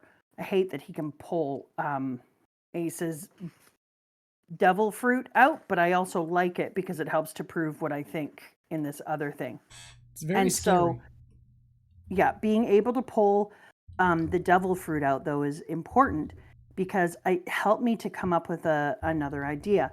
So this fight between them is just ridiculous. Like, first of all, it's one of the best fight scenes we've seen in the manga so far. I also love Teach immediately being like, boys, leave. None of you stand a chance at helping me here. This is for the big boys. Yeah, 100%. And everyone gets sent off and they go into their great good fight. And then we actually split. Boom! We split the world into 2 distinct areas of darkness and light there. That's actually where it ends, isn't it, for that chapter too? Do we go on into a new chapter? No, that's it. Which is important. So we're going to start corking right away. Into the cork. Cork board. Into the cork board. Cork board. So when we go into this and I saw this, I was like, oh, sweet Jesus, no. I'm not allowed to talk about a certain thing, but you can if you'd like to. You be quiet. So when we plugs. See this, people are reminding us it's plugs time. Oh, is it plugs time? No, we weren't corking yet. Everybody, counter. Look, I know you're surprised because it's a 10-chapter segment and we're 3 hours in. So you were surprised that wasn't already corkboard. However, count us in. I like that we do some wild numbers now, but we need to hit 1 eventually. Oh, there it is. I found it. Hi there, YouTube. Do you enjoy One Piece? You're a person who One Pieces. You're a One Piecer. Hey, I just had an idea. I just had an idea. What? What is it? We're gonna restart on YouTube. I'm gonna be YouTube. You're gonna be YouTube? Yeah, I'm gonna respond to you as though I am YouTube because you're talking to YouTube.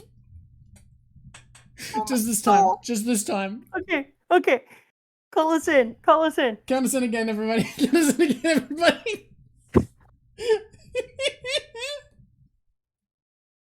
I love it when people say hi to YouTube. Thanks for saying hi to me. Hey there, YouTube. Hi.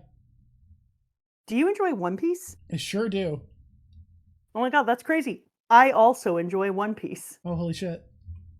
Would you like to watch more stuff about One Piece? Like all the time. Would you like to see images drawn in front of your very eyes like magic about One Piece? Yeah, of course, yeah. Well, then you come to the right place. This is the Drock Show. Get on board. If you hit like, other people who like One Piece will also find that. Did you know this? Oh, that's great. I didn't know that's how that button worked. I just thought I hit it if I felt like it for no reason. No, that's what you do. You press that button, then other people will also find One Piece, and they also like it. Yeah, no, for reals. That's crazy. And if you press subscribe, it can happen again and again. You could continue to come back to this. It'll tell you. Wow. So now that you know the magic, why don't you press like and subscribe so that your like of One Piece and other likes of One Piece can all come together. Well, boy, and we howdy. can become a happy One Piece family. You know, I thought I was already subscribed, but I just checked and it turns out I forgot that, a thing I often do. So I'm going to go, because I've double checked that and found out I'm not subscribed, I'm going to go subscribe. While I'm there, I'll leave a like and comment because I think that will also help. All right, drop and give us 5 while I have a conversation. I'll pet the boy while I'm doing my push-ups. I saw that one happen too. All right, I'll be back.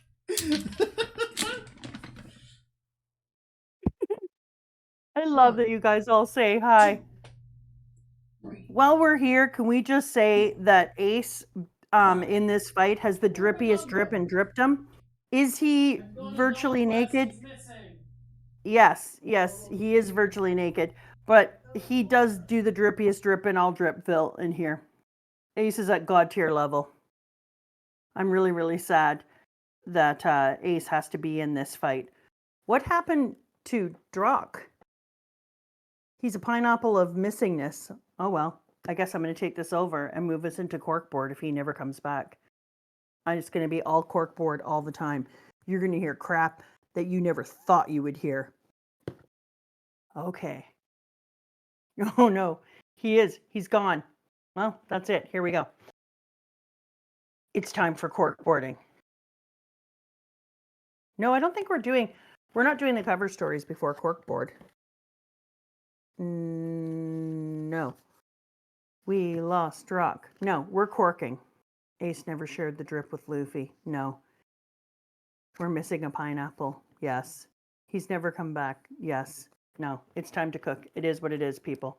Last time I took over, we got to see Sodom and Gomorrah, and they were kicking some ass. And this time, he will be gone momentarily. Good news, I found the boy. The bad news was he didn't have water, so I had to give the boy water, so it took a little bit. No, we thought you were just gone for life. I was taking over your entire thing. I'm not going to lie. Man. What happened? What'd you do while you were in charge? Well, then I got worried that I actually had to be worried. This says cover stories are during the tier list. Yes, they are. We're not cover storying right now because we're corking. We're corkboarding. We're board corking. We'll talk about, we're going to do a cover story tier list where we talk about them all. Oh, I do want to start before we do the, before we talk about the other part of the corkboard. I just wanted to point out a thing that I saw in one of the cover stories. Let me just grab my book and tell you what chapter it's in, so I'm not some weirdo who doesn't do that. Is that what weirdos do? Yeah. I'm going to shut the door because you can hear that Jack Jacoby is jacking about right now. Which means that your father is back from his 1,000,000-kilometer run. Garp got the cannonball from the ocean. He stores them at every island, in every port. He's always ready. It was his anchor. Yeah, he uses it as an anchor. But the thing is, how would you sail if that's your anchor? Doesn't... Oh, we also didn't talk about how they use the stone on the bottom of the boat. I think as just a corkboard thing that we just start with is I do think that one of the improvements that Franky is going to make is to cover the bottom of our boat with the same stones so that we become invisible to Neptunians. All right. The Sea Kings won't be able to see us when Franky installs Sea Prism Stone. That is now a prediction. Sea Prism. I am so grateful to Kaido for writing predictions because I would you've made too many for me to keep track of them all. I don't know what to tell you. But I think that because I don't know if it's a prediction, but I'm going to make it a prediction. But it isn't a prediction. I'm just saying Franky is going to continue to tune the living hell out of the Thousand Sunny. That Franky is going to take tuning the Thousand Sunny as his like personal thing, and it's just going to become absolutely wild awesome. All right. 125 in total. Kaido, you're a hero. I was when Mama Drock, when we first started this, it was like an offhanded thing just before we recorded the first episode of her being like, oh, I think I should make predictions because I think people would enjoy that. And I was like, oh yeah, they totally will. Had no idea it would be the cornerstone of this project, and that would be 125 deep. And that people would be like, are you gonna make predictions? And I'm like, dude, it was really just supposed to be an offhanded thing. Was not meant to be like the main thing we did. Okay, so if you're following along and you've got a push-ups, all right, you keep going. I'm gonna do the cover thing. If you're following along and you have a book, or you can go into the Shonen Jump or whatever, go to chapter 425 to the cover story there, and you'll know if you're in the right one because it's the Bridge of Mortal Kombat. And it says, where are they now? Shot number 2, Wiper and the Shandonians, the forest frontier. Dorian? Okay. So for those of you who are there, the first thing that I would like you to notice is that the tattoo that comes up the front of his chest then wraps around the back of his neck and then up over his ear and then over his eye is definitely Nola. So when you're taking a look at that tattoo, he definitely has the King of the Sky tattooed up over the back of his shoulder and over his eye with an open mouth. And I would say that is definitely Nola as a tattoo. And I checked and it was there before. So it kind of feels like they understood the level of sacredness that came along with Nola, which is really interesting. Okay. And then if you look at his arm, you'll see that he has, which is making me rethink about how many I have. And so we talked about this. He has a 3-circle design on his arm. And then it has spokes that come out. So the center circle is just a tiny dot. And then there's an inner smaller circle and a large outer circle, just like my piece, which was making me wonder, Pet the Boy, which is making me wonder if I want to make my piece be the same way. And then you'll notice that it has the spokes coming out of it. Then Drock was like, that's a wheel. And I'm like, it's not a wheel because it wouldn't drive with the spokes sticking out. And I said, and before you say it, it's also not a ship steering wheel because the Shandians are not sailors. And so it's not for a ship because the Shandonian people aren't sailing. And also that's not how... Yeah. Unless it's a cultural thing from their distant past where they have an association with sailing, even though they don't. No, it says right here, Wiper and the Shandians. Yeah, you said Shandonian. Oh, sorry. And it's not a sun either. That's not how suns work. They don't have spokes that go all the way to the center of it. It can be very stylized. Anyways, the spokes go around the second circle and then come out towards the outside. So to me, it follows something. It may be not identical to mine, but I think it shows the 3-tiered system. And then it shows the different power pillars within inside. So I think it's interesting. Someone wanted to know who you'd build a crew out of, but the rule of no straw hats. But I think that's something that you'd need some time to think on. So maybe we can come up with a crew for you for our recap episode that you could talk through. Okay. So then we go back to the last fight here, and when we're fighting between Ace and Blackbeard, or as I call him, that asshole who's fighting with Ace, who ironically, can I just say this unironically, Blackbeard reminds me of someone.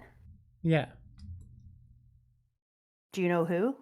Are you going to say your dad again? Yeah, my father. Yeah. He's not nearly as wide as Blackbeard, but there's something about him. There's something about that man that reminds me of my father. Well, okay. He's just a good bad guy. I'm just telling you a fact. It isn't a joke. He just does. Okay. So,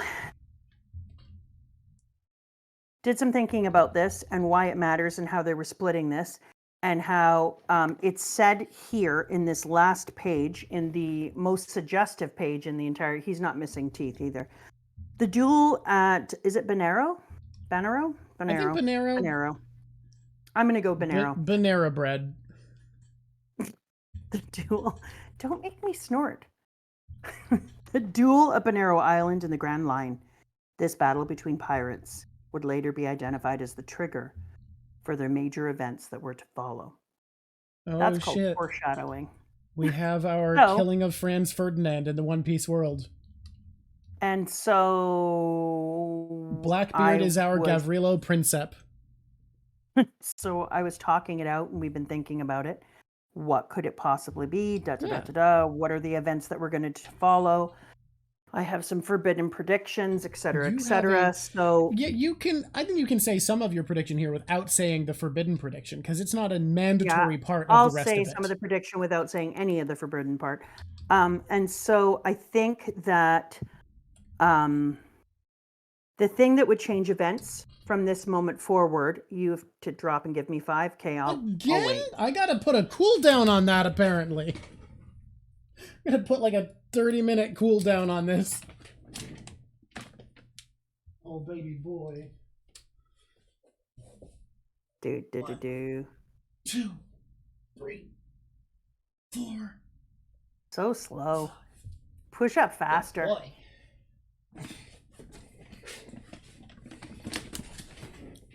Okay, so I think that what's going to take place here, because when I was talking it out, it has to be something that disrupts the 3 pillars, because that's what would change. That would be the major event that would change things moving forward, because the government has already been freaking out about this idea of the 3 pillars, and any disruption to them would mess up.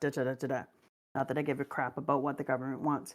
So if it's something that was going to mess up the pillars, then you started to ask, and I was talking to Drock, and we kind of were talking it out, and then I was like, okay, so if you're trying to mess up the 3 pillars, we already have red-haired Shanks and Whitebeard. They're having a bit of a fight. They split the heavens. I don't know if you heard. It was kind of a thing. It's pretty cool of them. Pretty cool. So we already have them meeting, and then you have Blackbeard wanting to hunt down Luffy because he wants to prove that he should be the next one of the 7s, and because he eventually wants to be the king of the pirates, and he wants to be one of the 7 right now. So then the reason he wants to get Luffy, and he tells Ace, which was probably a stupid plan, given that Ace is his brother, so now it's personal. This time it's personal. Is because it would prove that he was good enough. So he has the dude there who was working on his behalf and convincing the government. But who else could be given to the government in order to make them think that he has power? Ace. And so I think that Blackbeard, he can't kidnap Ace, because if he kidnaps Ace, then Whitebeard will just come the hell after Blackbeard. Whitebeard will be like, I have an entire giant ass crew, you stupid fool. But and Blackbeard has only been out for a short time. He hasn't had time to accrue. Yeah, this is a prediction. We're in corkboard. It's corking time. So because Blackbeard hasn't had time to accrue a large enough crew, because of that, he has to, he can't take on Whitebeard directly. He wouldn't be strong enough. His crew would fall.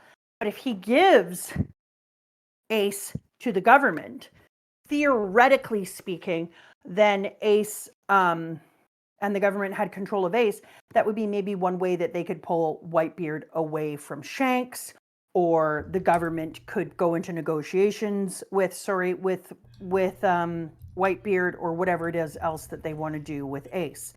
I had a second wondering there if Luffy could find out that Ace was kidnapped and he was in the government's hands, and then Luffy gets upset and comes and tries to rescue him, and then Ace needs to be used as a port key on the magic circles.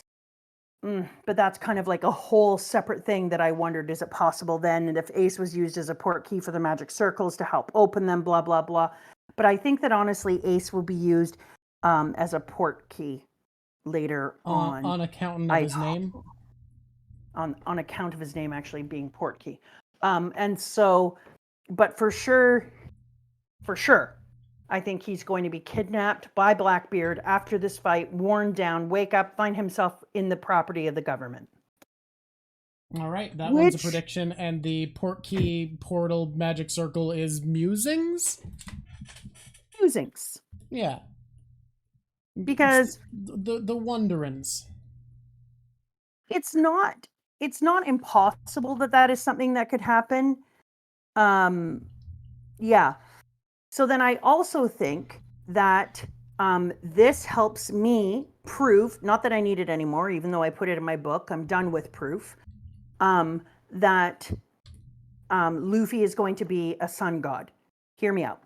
So we discovered that the black hole pulls everything in, right? Yeah. And so every single time that Ace attacks him with fire, it super, super hurts him because it pulls all of the fire in. Oh, it's a redeem. Yeah, I see. I'll wait. Okay, maybe not a 30-minute cooldown, but certainly more than whatever it is. I just have to wait because it's weird when I'm talking and then I start and stop. I forget where I'm talking, so I'll just wait it out. What a cute dog.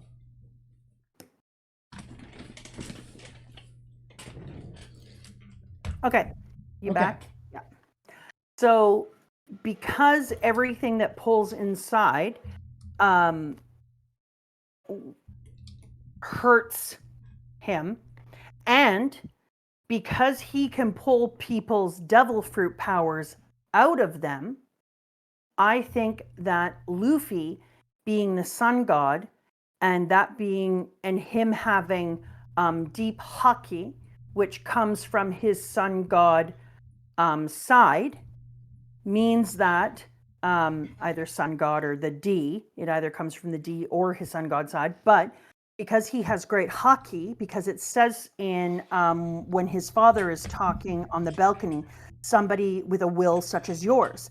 And also earlier in the other chapter that is the little mini one, which I can't remember the name of right now, Jaya. That Blackbeard says that Luffy has incredible will. And so we now know that Luffy has like stunning haki.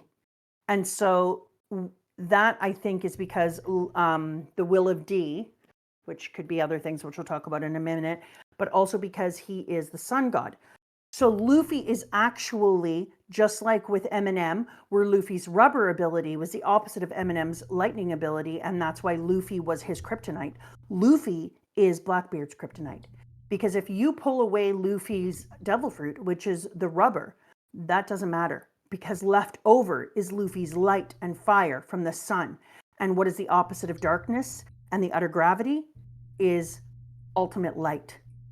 All right. And so Luffy being the sun god would mean that eventually he could pour his haki and his burning sun. And I think that eventually the fight between Blackbeard and Luffy later on, maybe the final fight, will be because Luffy is the sun god and his fight with Blackbeard is going to be the thing that actually beats everything. Now, I think Luffy will nearly die still, so I want to make another prediction that Luffy and Blackbeard will probably get into a fight well before the end, which is good because in, I think, Luffy's haki, one of the things that happens is that when he loses, he learns. And so him losing in a fight first is going to be a way that he learns how to use his sun powers on him, because he will have had his devil fruit pulled away at some point by Blackbeard. So he'll understand that the fight can't be used in just that way, and all the things that he used to rely on will not work with gravity.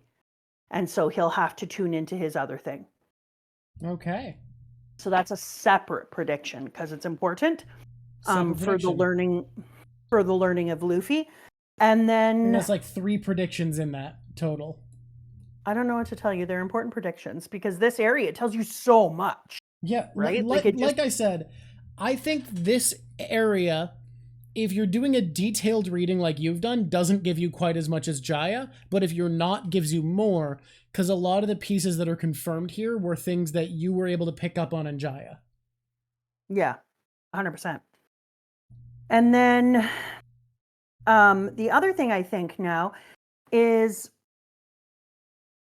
every single time that Luffy picks someone,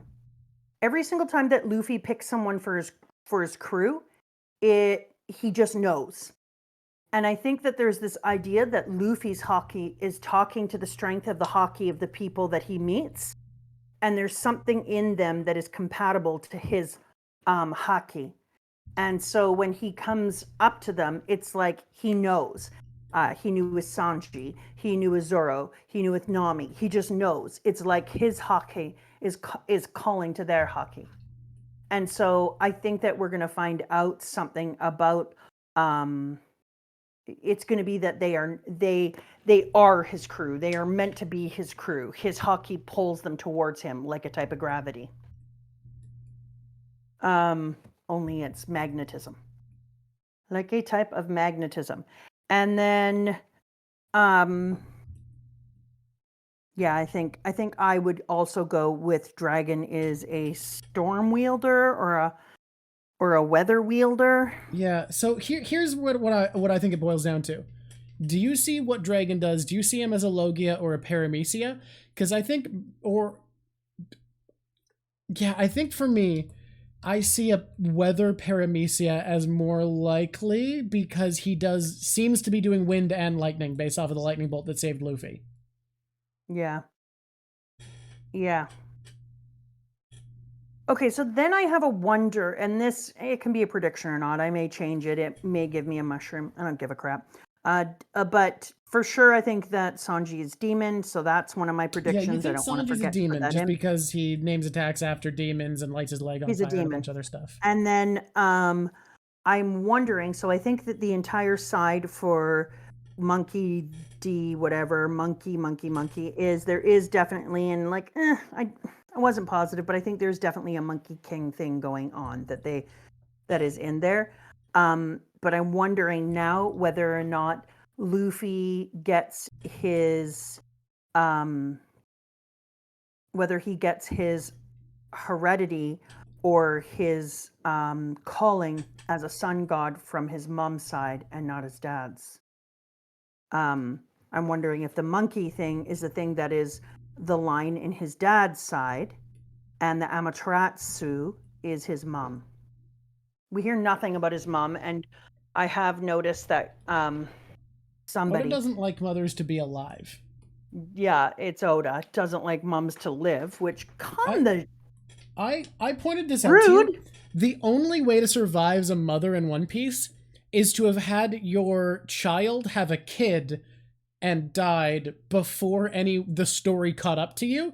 Like, Kokoro clearly had a daughter because she has a grandchild, and clearly her daughter's gone because you don't, or had like a daughter or son, and they're gone because she's raising Chimney. The only way to survive being a mom in One Piece is to become a grandma before the story can catch up. No doubt. We don't know Chopper's mom is alive. Do we? Do we know that? We don't know what's happening with the reindeer. Chopper's mom is almost certainly dead. Kokoro had a son? Well, she managed to be a grandma is what matters. Yeah. Korea, we don't know if Korea... Adoptive moms are allowed to be alive. Biological moms are not. I wonder if this is them telling us that we're going to meet Chopper's mom. Interesting. No, they were saying Korea, but like that's an adoptive mom, doesn't follow the rules. But now I'm starting to wonder whether or not, because the monkey side, we have Monkey D. Garp. Oh, you ate Chopper's mom. Okay, good. Monkey D. Dragon, Monkey D. Luffy. So I'm wondering if the monkey side is something that goes through the father, and the Amaterasu side is something that goes through the mother. Yeah. We'll have so that's another. For now, that's another prediction.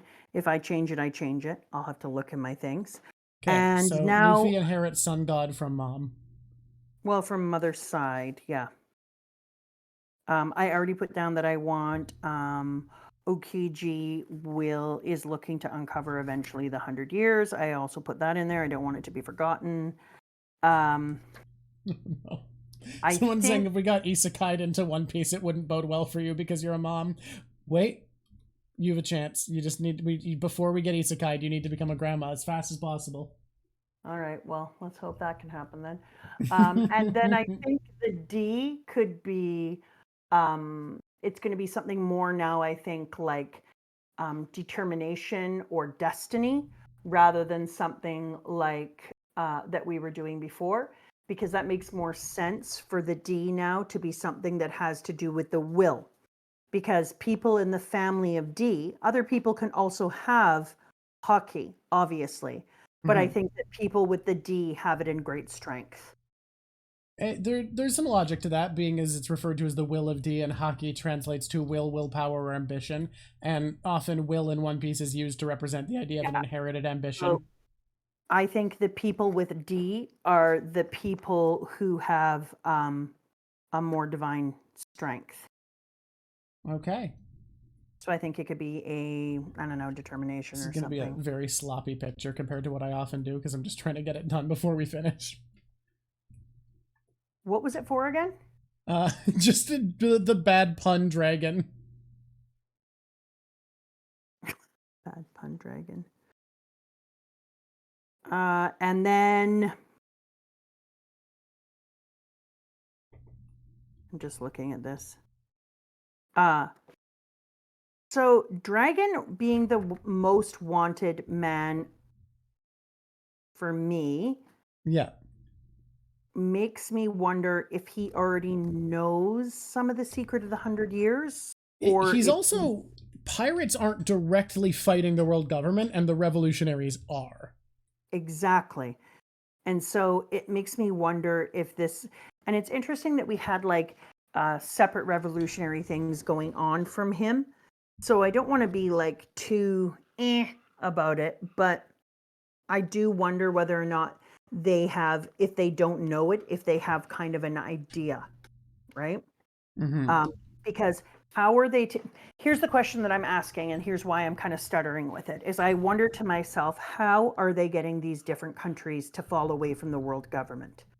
What kind of information would you need to give? But then you can't be giving the secret of the 100 years. Because that's too dangerous. They'll get fucking bombed. Yeah. Exactly. So that can't be everywhere. So instead, if it can't be the secret of the 100 years, it has to be some kind of great big information, though, that at least pulls them apart from the government, that they can say to themselves, like, yeah, I can see this and I believe it could be this thing. Yeah. And that the government is evil. So he's giving something that is actually proving to these countries that the world government has evil inside of it. So he has... Yeah. We will add, he's giving information to convince people that the world government's evil to the predictions. Yeah. This person wants to know if I have an idea about Zoro's next sword. That is hard. I don't know. Like, it's honestly, hard. How would you what would you be predicting? Yeah, I have thought about this, and I guess what we know about swords is that there's grades. So what grade of sword would you think, I guess, is what it would come down to? Yeah, but I don't even I don't remember the sword grades. Different grades of sword. I'm obsessed with this series, and I do not give a shit about sword grades. Yeah.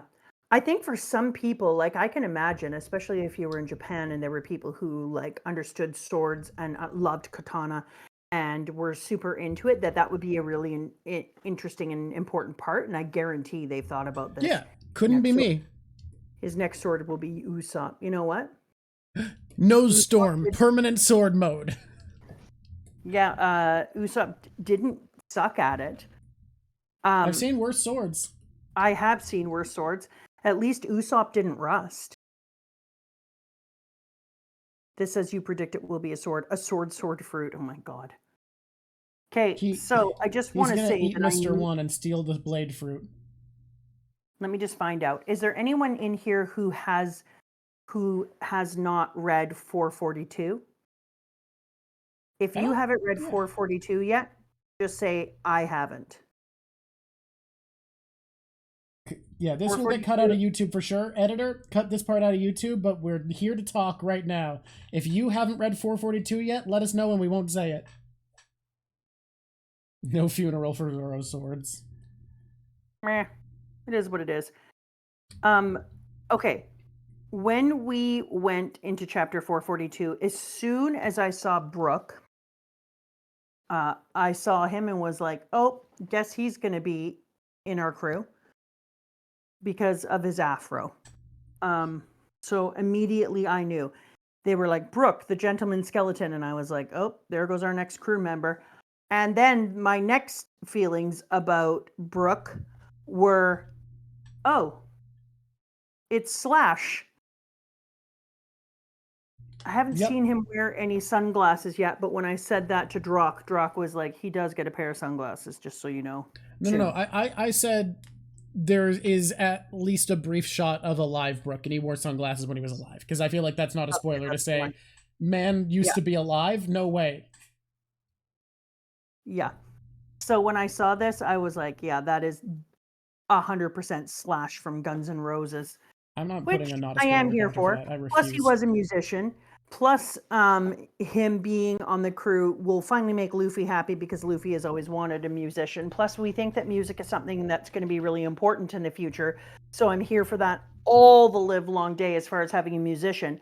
I don't care what anyone says. I hate his panty thing. Hate it with a passion. Could not be more strong about that.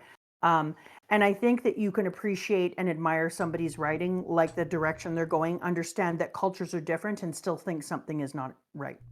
And that's how I feel about this. It's a really gross kind of icky thing where I have to move around him saying that kind of dumb shit and then try to enjoy him. So right now I hate Brook. I understand that he probably gets great one-liners and he's really good comic relief and whatever. But when the very first thing that you see of him is just him asking to see the two girls' panties on the crew, I'm just like, fuck off. I think there's time for you to sit with the skeleton and see how you feel once you know him. I know, and you told me that you actually said that you took a screenshot of a page. No. I took a screenshot of you saying I hate Brook just so that you can go back to it when you don't.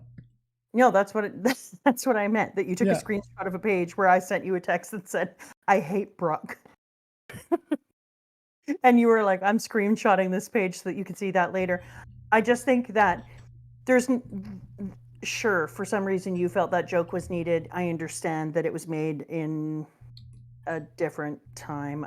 I understand all that time stuff. And culture, but you can still critique it. Still have a line, exactly. So for me, you are not living a what I call principled life if you decide you like something and because of that like everything within it. You should like something for its character, but part of that should be a healthy understanding of how to critique and responsibly digest and dislike parts of something. So I think it's unhealthy to both say any media that does things I find politically bad, I'm going to hate.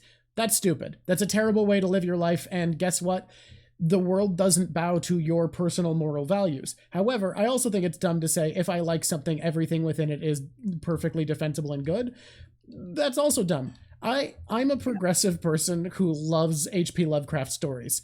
How do you balance that? Easy enough. You look at the parts that you don't like and you say, this is bad and I'm going to consciously object to that while still engaging with the media critically. Critical engagement. It's how you engage with media well, and I think it's all right to be like, look, I love Brook. I have not once enjoyed the panty joke. I think it sucks, and it's the worst part of the character. It's just stupid. But it's interesting because when people were like, I can't believe you won't like Brook. And I was like, first of all, people are allowed to not like things you like. I'm allowed to enjoy and think that Oda's work is incredible. If I'm just saying that I like everything and I'm like, well, Oda did it and I'm going to just move past it because blah, blah, blah. Well, then you can't really trust my review of One Piece because now I'm just making excuses and justifying things even if they go against my own code. that would be stupid. Then you would know I'm not actually truthfully recognizing my feelings about the piece. I have to dislike things. And so right now for me, Brook's not awesome. I mean, I'm sure that his character will have other great things, but that panty thing is gross. People keep talking about Sanji, and for me, Sanji is just, he's just overly in love with women right now. I mean, I don't know if later on his sexism comes out more, but right now it doesn't feel like sexism so much. I feel like there's a bit of sexism, but it's like in a classical sense where he thinks he's being chivalrous in situations where he's being sexist. Yeah. And it doesn't matter when you're saying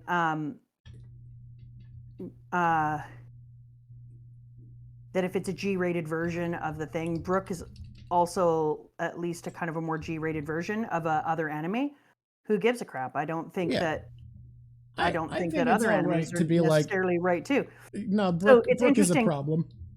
I wanted to have this out here because people kind of were pressed at me for hating him in the book chat at first when we were talking. And first, I'm allowed to hate things. Second of all, I didn't like Usopp when we started either. Y'all get over it. And third, I will actually find it difficult to move past Brook's shitty panty thing, and it's okay that I feel that way. Yeah. I don't care if people are making sex jokes all over the place. It's the idea of interfering somebody's personal space in that way and being like, yeah, drop your drawers and show me your panties. And I don't think that that's how people are seeing it, and that's how I see it. Also, just because I take media engagement very seriously, I want to go back to a comment I saw a while ago where someone said exactly separating art from artist. I actually think that's not really what we're doing here, and I think that's kind of the wrong perspective to use in these situations because so when I bring up Lovecraft, I don't separate art from artist so much as I use the artist to inform what I should be most critical of while reading and be aware of. And I don't, because separating art from artist is like an artist who does bad stuff and then separating it from their artwork. But I think like let's say modern example, you want to talk about Harry Potter. J.K. Rowling very clearly, let's talk transphobia aside because that's a whole thing and it doesn't come up that often in her work. Even the fact that when transformed into a boy, Hermione identifies as a girl says that it goes kind of against her beliefs. But let's look at the fact that she clearly believes in class as an important concept, like a worthwhile social construct. I think it's worth going into Harry Potter if you're going to engage with it, thinking this is someone who clearly believes in class as a concept so that I can be aware of the politics of the piece. And I think what we're more talking about here is just like, no matter what, whether an author has done something bad in the past or not, it's good to, when you're engaging with it, be critical of the parts you don't like and be aware of them. This is something we talk about in philosophy because you always have that argument, this is not what people came here to see in One Piece. But I think it's really important when you're talking about something like One Piece or anything else, if you're consuming material, I always remind people that consuming and reading material, it becomes part of you whether you like it. Mm-hmm. I'm not saying that flippantly, I mean it. Psychologically, it becomes a part of you and it informs your personality and your thinking whether you know it or not. And so something that I talk about, because I teach psychology, something I talk about with people is that in philosophy is that objectively, Hitler had good paintings. And I will say his paintings were good for a few things. Color balance, great. Overall composition, great. Mans did not understand perspective to save his life. The perspective is skewed as shit. But his paintings, objectively, he is a painter, and he is a good painter, and I enjoy many of his paintings. When I look at them, and I tell kids this all the time, I am not separating the fact that Hitler drew them or painted them. I never would. Instead, when you look at them, you need to say to yourself, what is being shown and highlighted here that reflects in his moral compass and ethics? What is being shown in here that helps you to think about who he is and what he's highlighting? Because painting something is making a decision to encapsulate a thing for all time. And so what is he showing us by painting this thing? And I think that that's important. You can enjoy I need to make it clear to the one chatter. She's not saying, boy, I love Hitler's paintings to children. She's doing it as an example of how to engage with art in a philosophy class. That is very, very different than just going up to children and saying, I sure do love Hitler's paintings. Yeah, that is not a thing at all. Yeah. If people, I think we should move on, but if people find this topic interesting, yeah, it's really interesting because honestly, the more that I engage with people who are like, yeah, I'm looking at it and thinking about it, it's easier for me to get around this whole Brook panty thing when other people are engaging with it critically as well. Then I'm like, okay, let's move on and see what he does. Because there's some things about him that I think are noble already. I really do like, and I think that's why the panty thing pissed me off so much. Drop your drawers and show me your panties. And then he does something like, yeah, I don't want you to help me because this is actually my destiny and it is my work. I got myself into this situation and I actually need to get myself out. And I don't think it's fair to drag you into something in which I put myself in the position.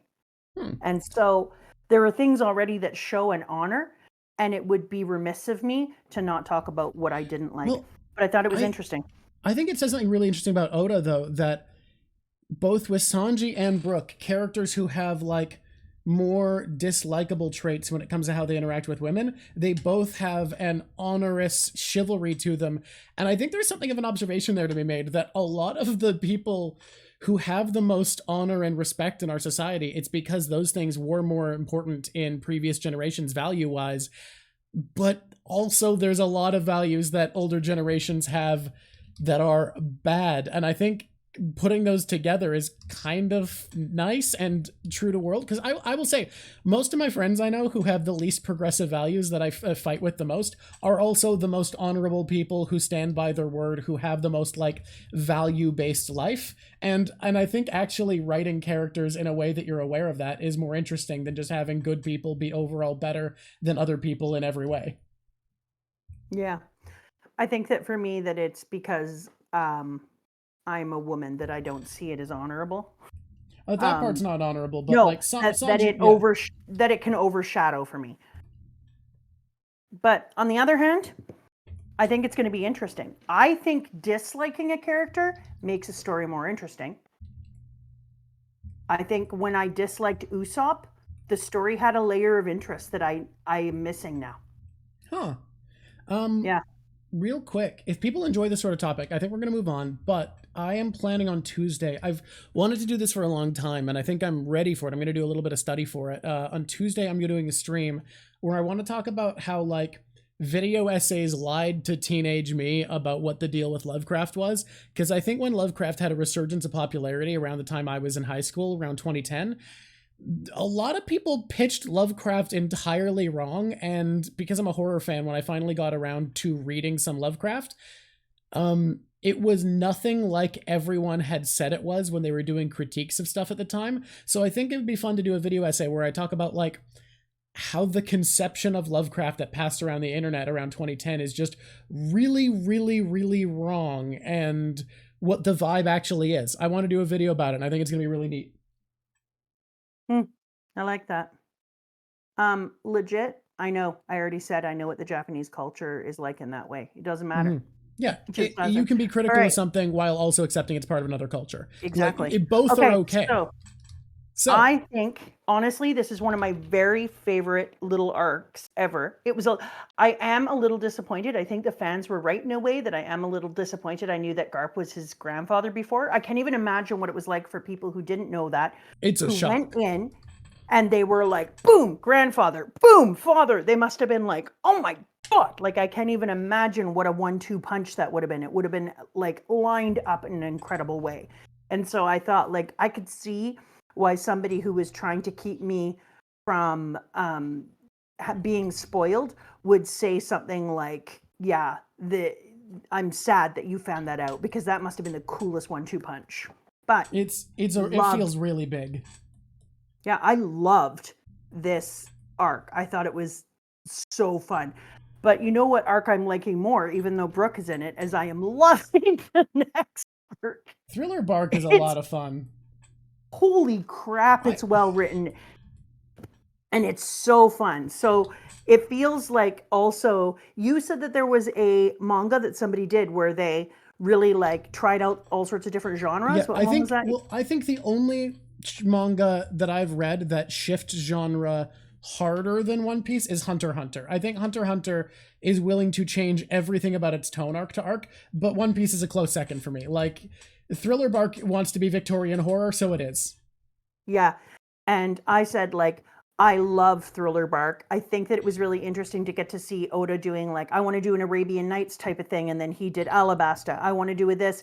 And so it's so fun to get to see him taking on different types of writing styles and different things. So cool. And I felt like this about Hunter Bark. I was like, feels kind of like haunted, but also like his Frankenstein. And I know it's obviously Frankenstein. Everything is clearly being sewn together. I'll need to rewatch Murph's video, but there's actually another Victorian horror that's less famous that seems to far more be the inspiration. I remember when Murph was doing the video, she was like, yeah, I thought Frankenstein and Dracula were the main inspos, but I found one of my patrons recommended I look into this, and it was a slightly less famous Victorian horror story that's way more clearly the main inspiration. Do push-ups. Oh my good. I think then it's interesting, and I would like to look it up and see which one it is. I didn't read all of Brook's arc yet. I'm only on, I think I said what, chapter 439, 38, 39. But I'm supposed to, 449. 449 is where you're at. Read ahead. Yeah. So let's talk about the next assigned reading then. Because we are reading all of Thriller Bark next. It's going to take a while because next week is the recap where we're going to do tier lists and the like. We are reading all the way to 489. This one's only 48 chapters, so a little less than Enies Lobby. 489. I didn't know it was that far. Woo. Yeah. Less than we just did, but quite a bit still. Promise not to go past 500. Yeah, that's very important. I don't think you need to read ahead next time, though. I think the arc after it you can do in a week. Maybe you shouldn't, but you could. Now you're asking yourself, what could that mean? I saw a spoiler. I don't know what it's about. So, yeah, no. You know how I saw the train that time? Yeah, you've seen something similar? Yeah, something like that. I have no context for it. But it was like a person with bright pink hair and this weird, cute little skirt that kind of looked like Sailor Moon on steroids, but with shorter hair. And she was doing this weird turny thing, and it was a little thumbnail when I was trying to get to my own stuff. And I was like, ooh, what the hell is this? So now I have her whole character in my head, and I can't wait to find out what that is. Also, I hope she's crew. We need another chick. We do. Yeah. That's true. We need some. Also, I want to see someone eat a damn orange at some point. An orange? Oh, sorry, not an orange. Because of the tangerine. Because no one's touched Nami's tangerine tree. Do you think you could? Is there anything you can vamp about for like 10 minutes that I can finish this? Okay. What kind of things? Do you want to do questions with people? They can ask questions. We can just take questions from it because I feel like we're wrapping up, but I'm so close to done. That, and then I try to do some questions on the fly, but I never really get to do them. All right, people, hit me with a question. Top 5, they're right. Wait, stop. We didn't do closing segments. No vamping. No questions. I'm going to roll this back. Stop. We're going to talk about one-shot characters. Okay. Top 5 first. Top 5 favorite characters of the post Enies Lobby. This one's so weird because, like, what happens? Like, we learn so much, but people don't do that much, you know? Yeah, and it's funny because I'm going to make my number 1 first. Okay. Just a minute. I gotta check first because I don't want to do it. I really don't. No. Number 1, you can't. You can't be serious. I really don't. So let me just look. You can't be. You're not going to. You can't. No. Stop. No. If you do that, you're doing it just to beat the allegations. You can't make that. You can't. I am. Don't make me kill you dead. You rotten thing. Here we go. Don't do it. Don't do it. Don't do it. Don't do it. I'm gonna make number 1. Make her the last person you put in. I am gonna make number 1. You can't. Look at this person, Ollie Ollie. Put Nami number 1. If you put Nami number 1, we're all gonna know you're just doing that thing the Oscars do, where they feel bad about not giving someone an Oscar earlier, so they give it to them for a bad movie. Nami's not number 1 in here. She is. Okay, good. But she is. She's good. She's definitely on the list. I mean, yeah. She because. What are people doing in this one? That's the thing. People don't do much. So like her snooping is kind of like as clever a thing as we get. Franky built the ship, so I think that's pretty big. Yeah, I know Franky built the ship, but did you see that Ace was in this one? I did, but you know who's better than Ace in the same scene as him? I don't even. I will even. I'll odd if I want to. You can odd and even all you want. Not your top 5. He ain't on my list. Drock's top 5. Number 1, Marshall D. Teach. Number 2, Monkey D. Garp. Yeah, no. You're not allowed to do one, so be quiet. You're just ruining things here. My number 1. My number 1 is Dragon.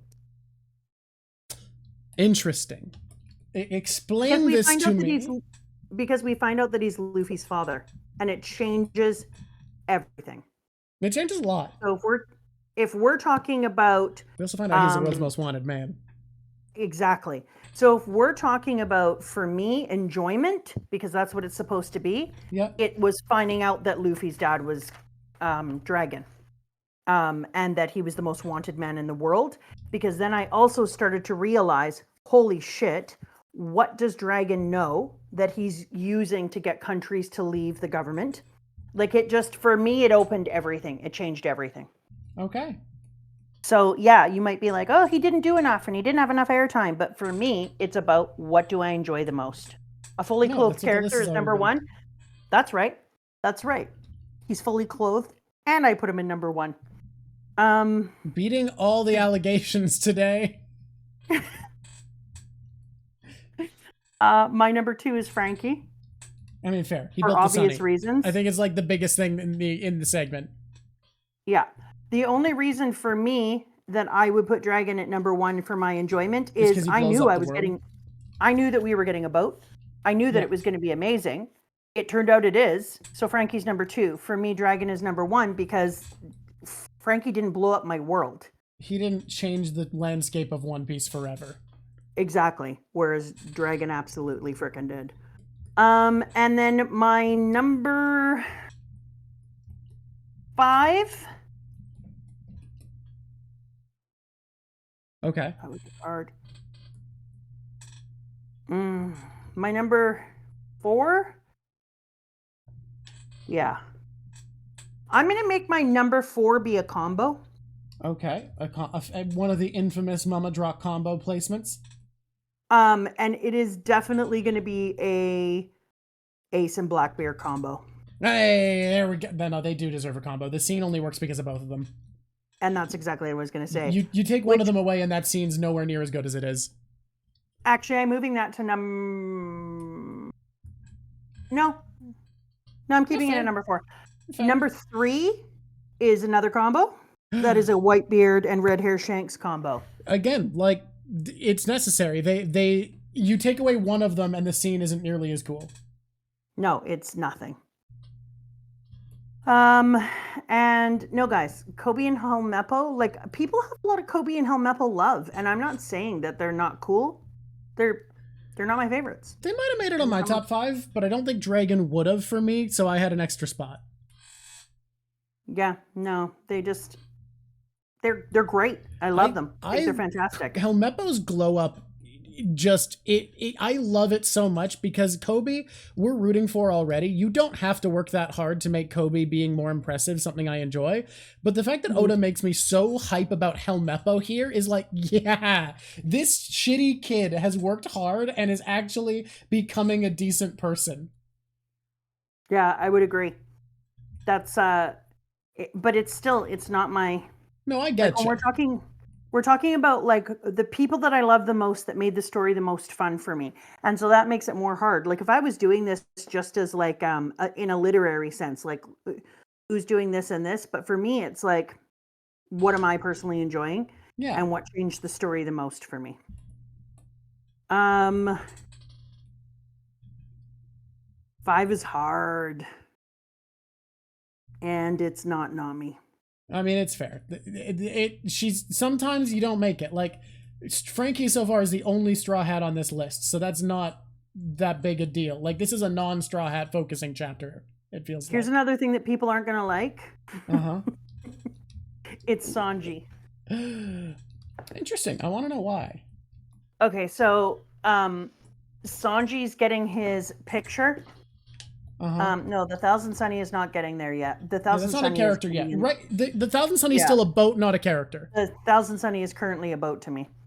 The Sanji's picture cool being hand drawn and his photograph not working out for me was like it's so funny. One of the coolest moments in this entire arc. It's peak comedy. I was like, ooh, that's incredible. And Sanji did a lot of other things in it, but for me, it really is, if I'm going to be honest, all about the idea of all the people laughing at Sanji, the people back on the Baratier boat being like, looks just like him. And part of it about Sanji's ridiculousness was, for me, top tier humor, absolute so fucking killer funny. Delightfulness. Yeah. So you can give it to Sanji's bounty if you want, but it's the whole Sanji saga. Did someone show you? No, I haven't seen the Sanji's reaction in the anime. Oh my god, that would be delight. That would be delight. Okay, does anyone want to ask a question? You guys have done it before and you've spent money, so let me roll up first and see if anyone put something that I can quickly talk about. Whoa, we went way up here. When Garp said he saw you off at Logtown, any thoughts about that? My thought about Garp and Dragon still talk. Okay, thank you for mentioning that, Manjot. Because I was like, so he talks bad about him. He's in the government, and somehow he's still having conversations with him. Why are they talking? When are they talking? My read on that was just he read Smoker's report because it's his grandson. So of course he's going to read the report, and the report is, yeah, Dragon showed up and saved this kid. Yeah, my thinking was not so much because what did he say? It was like a specific thing. Oh, it went away. I can't see it anymore. Oh, it felt like there was a conversation between them. Oh, there it is. When Garp said he saw you off at Roguetown, and I maybe don't disagree. I could see it. Like I can totally see that, Drock, that you would think that. Oh, by the way, Luffy is an A this time on the Luffy tier of Luffiness. Oh. Yeah, that's fair. Only because he it's not top tier, it's not low tier. Luffy did a great job of telling his grandpa, "Bye, Grandpa. We're going to do a really good job of actually escaping now." What do I think about how Opla handled Garp? I kind of think that Garp is a very narcissistic character, but I enjoy that. Because people talk about Luffy's narcissism, but you can kind of see how Luffy's narcissism comes from a more pleasant and loving place. And it almost feels like that's the influence of Ace. And then you start to wonder, like, how the hell did Ace get to be who he is? Makes Ace even better. How do you like the look under the hood of Sunny? Holy crap, Sunny is cool. And if there's anyone here who doesn't know, this will literally take me 2 seconds. Plug your ears. The mini Mary. I teared up so much. Oh my god, it was so good. If I had to create a devil fruit for myself, what would it be? Damn it, that's actually a really hard question. Yeah, I'm going to come back to that. That's a hard question. Koby talks about the new world here. That idea of the new world, because we talked about this before after Skypiea, and they said that all of the islands after a certain point were in the new world. Is that what it said? I don't remember, but something like that. Yeah. And so when he was talking about the new world, I was like, why is it less known? Who's there? A new world has a lot of potential for colonialism and racism. So I thought that was a wild choice that Oda was making. And I want to predict that there's going to be a lot more racism and colonial overtones inside of the new world, because otherwise, why would you call it the new world? You know what I mean? The vibe I got was just it was a way of making a distinct name for the second half of the Grand Line, but I feel you. Except for you were kind of a young child, and for me, I'm a person who teaches history of colonization, so we both have our own paradigm in which we're seeing it through. Do you think Nemi's weather abilities are due to hockey? I think maybe, right? Because I feel, Stasi, as if all the crew has a lot of hockey, which is another reason why every time they fight, every time they do something, they upgrade themselves immediately, which seems absolutely ridiculous that you would just be able to do that. So I think that her weather abilities could be hockey. What do you think about the log post pointing to Fisherman Island? Or Fishman Island? Yeah, we're going to Fishman Island next. I'm kind of freaked out about Fishman Island. Ooh, someone gave bits to ask you who you think the top 5 strongest are that you're aware of so far. Who do I think are the top 5 strongest? Yeah, holy crap. You know. That I know. Garp. Makes sense. Garp picks things up and throws them as if... Are we counting giants or not? I think we should count giants. I think this is like combat strength, though. Like, this is who's strongest in a fight, not just who lifts the most.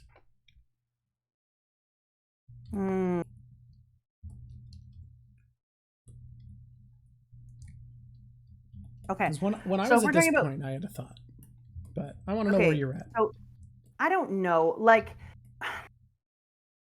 my 2 great big giants from Little Garden are so goddamn strong. Mm-hmm. But could they have punched through? I felt like they were using the work of their god to punch through the giant fish, right? Interesting. It didn't feel like it was just coming from the weapons. The weapons felt out, but the weapons felt more like they were conduits of the strength of gods. Okay. Whereas Garp picked a cannon up and hucked it out. So if we're talking just your own physical ability within your body, Garp. And also own physical ability. I feel like this is hard. Mihawk, Shanks, and Whitebeard are like, up there. I'm putting Mihawk at top tier.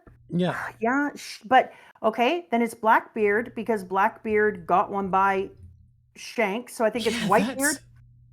I think it's Whitebeard, Blackbeard. Oh, that's not the level though. I think it's I feel Whitebeard, and then it's maybe Red Hair Shanks, but then it would have to be Blackbeard, and then it's Mihawk, and then Garp. And okay.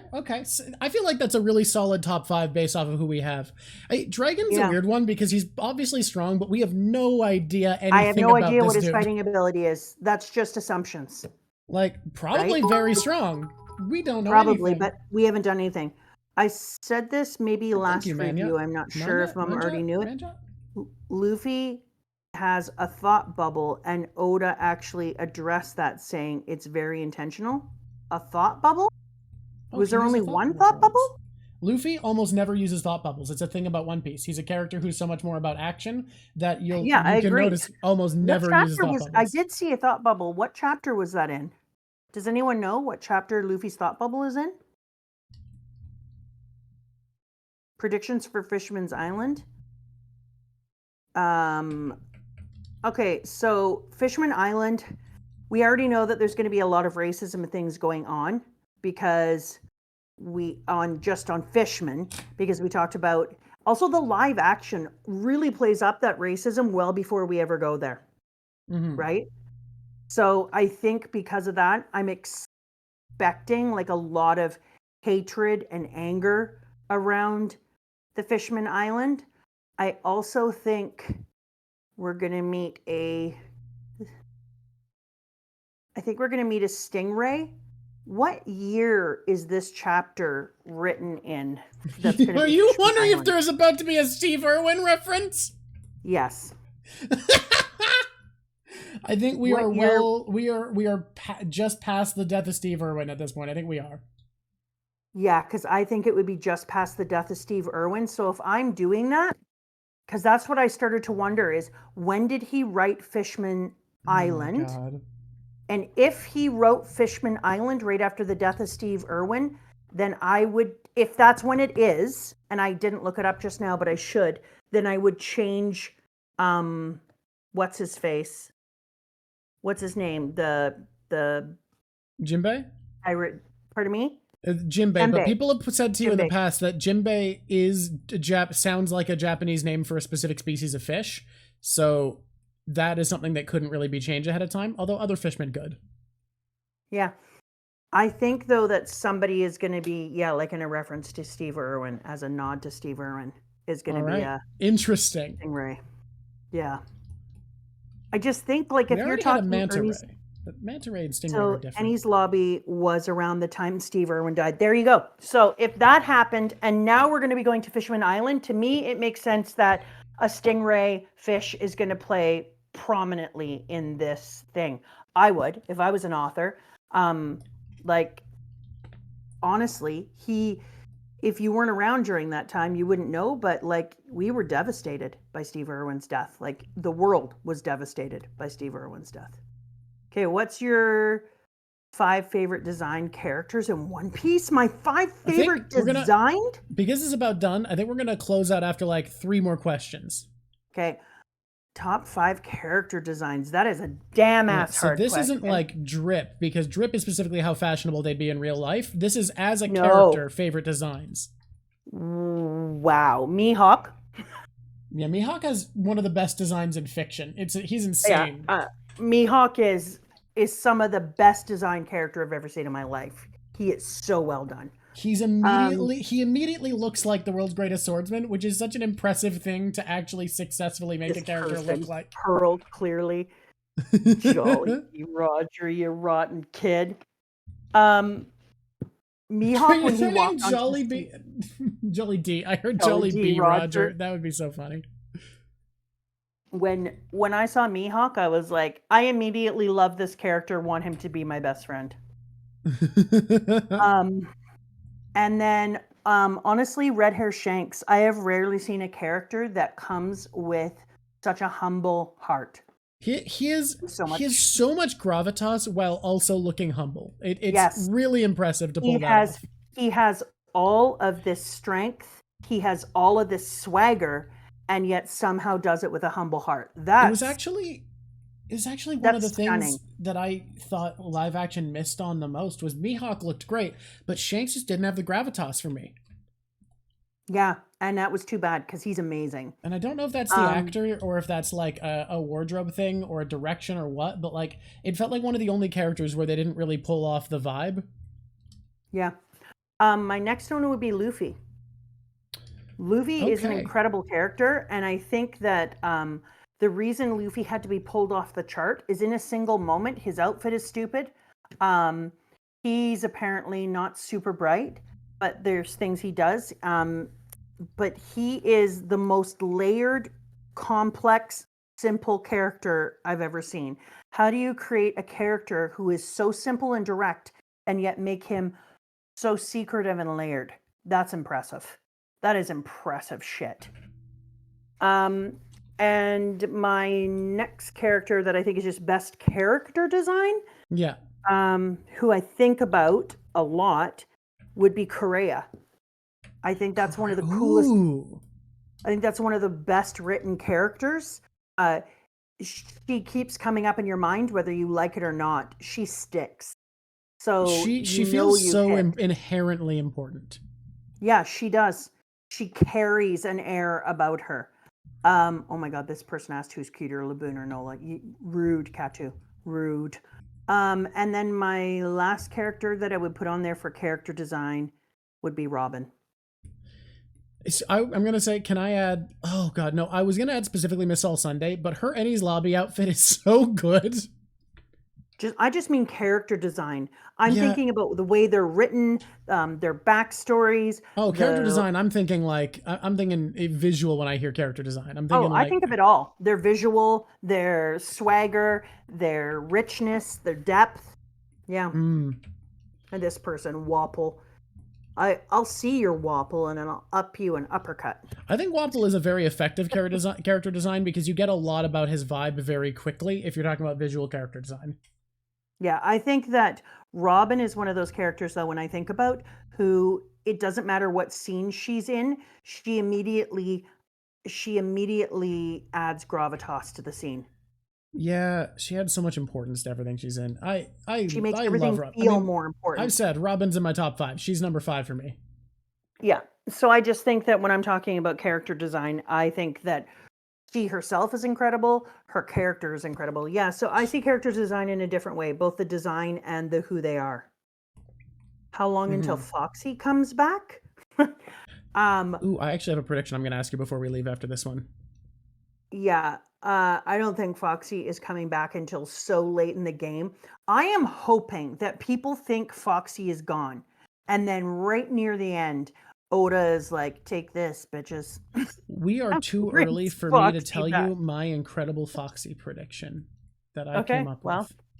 That's what I kind of hope. That's my Foxy hope. We are still waiting for my fourth favorite character. My fourth favorite character we have not met yet. We have met 1, 2, 3, and 5. Yeah. Because we finally met Garp for real instead of just on a cover story. He's here. So the thing I wanted to ask you is, do you foresee us seeing Luffy split the skies? And if so, how many chapters do you think we would need to get through before that would happen? Split the skies? You mean the way that Red Hair Shanks? Yeah, split the heavens like our guys did. Yeah, I wonder. Because that was something I asked. The reason I asked this is because this is something I asked myself as soon as I saw it. I was like, is Luffy going to be at this level one day? Will he do this? I think Luffy is going to go beyond that. And splitting the heavens is going to have a particular meaning, in my opinion, the ability to do that. Mm-hmm. And I think Luffy is going to level up on that. And that's one of the ways that we're going to understand now that his power is outstripped the outside.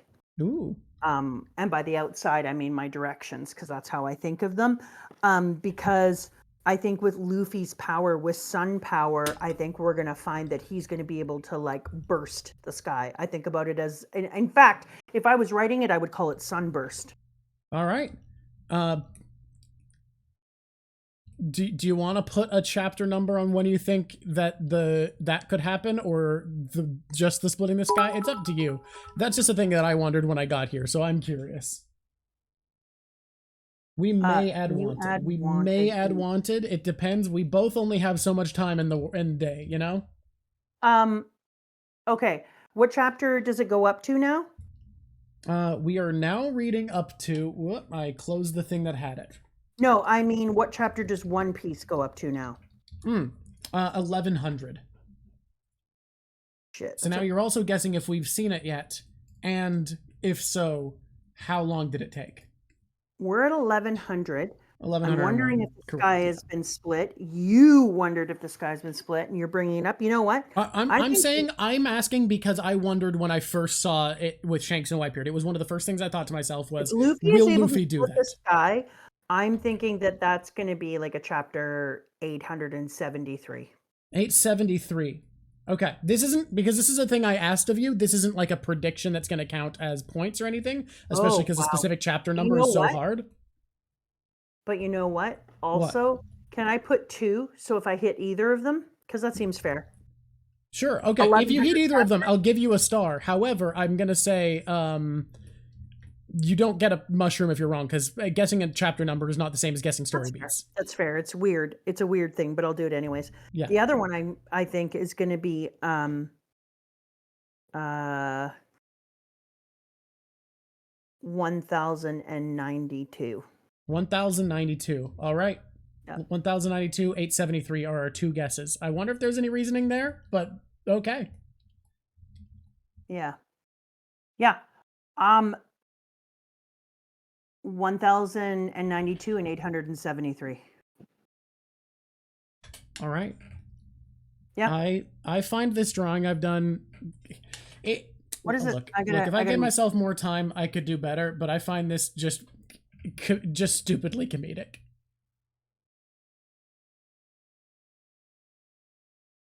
It's awesome. That's amazing. I love it. Love, love, love, and more love. So silly. Oh man, yeah, because I asked of that one of you, and because it's a specific chapter and that's hard to do. No mushrooms if you're wrong there. I was curious because it was one of the first things I asked myself, and I was like, that would take at least to like 600 or something crazy, because at the time I think there was only like 700 chapters, just barely. Yeah. I think that honestly, when I saw it and they split the sky, I was like, what does splitting the sky entail?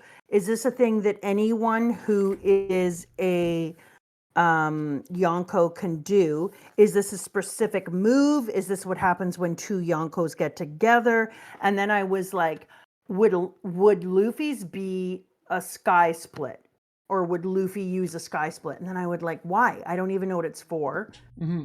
But in my opinion, if he does, and he didn't call it sunburst, I'd be sad. All right. Well, for now, I think we're ready to say goodbye. It's been a long one for 10 chapters, but I feel like, first of all, a lot of it can be cut. And second of all, I had a really good time talking. I had a good conversation. Yeah, I think today we decided, since it was smaller chapters, we would have more fun. I think that's what we often do when there's less to get through. We just kind of let ourselves wander a bit more, because like it doesn't feel like as much of a task, and we can kind of just have fun and chill. Yeah. Yeah. This person said, "How did you draw that? Curious." How did I? Which part? The whole thing? I don't know. That's a lot to answer. I think I got the face construction. I'm really bad at face construction. It's my biggest weakness. I think I got it wrong. Well, I hope everyone had a really good time today, and we just had a great hangout with each other. A bunch of people who all like One Piece hanging out and one piecing.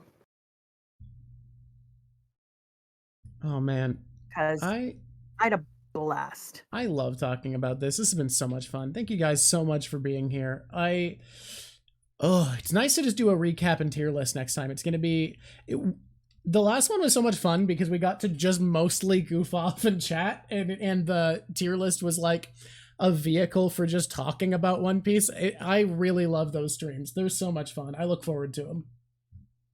Yeah, I like it too. It's super fun. Except for we had How to Train Your Gavin come in, and of all the times that he came in, he came in during a tier list, and I was like, yeah, man, this isn't the time. This isn't normally what we do, but hey. Hi.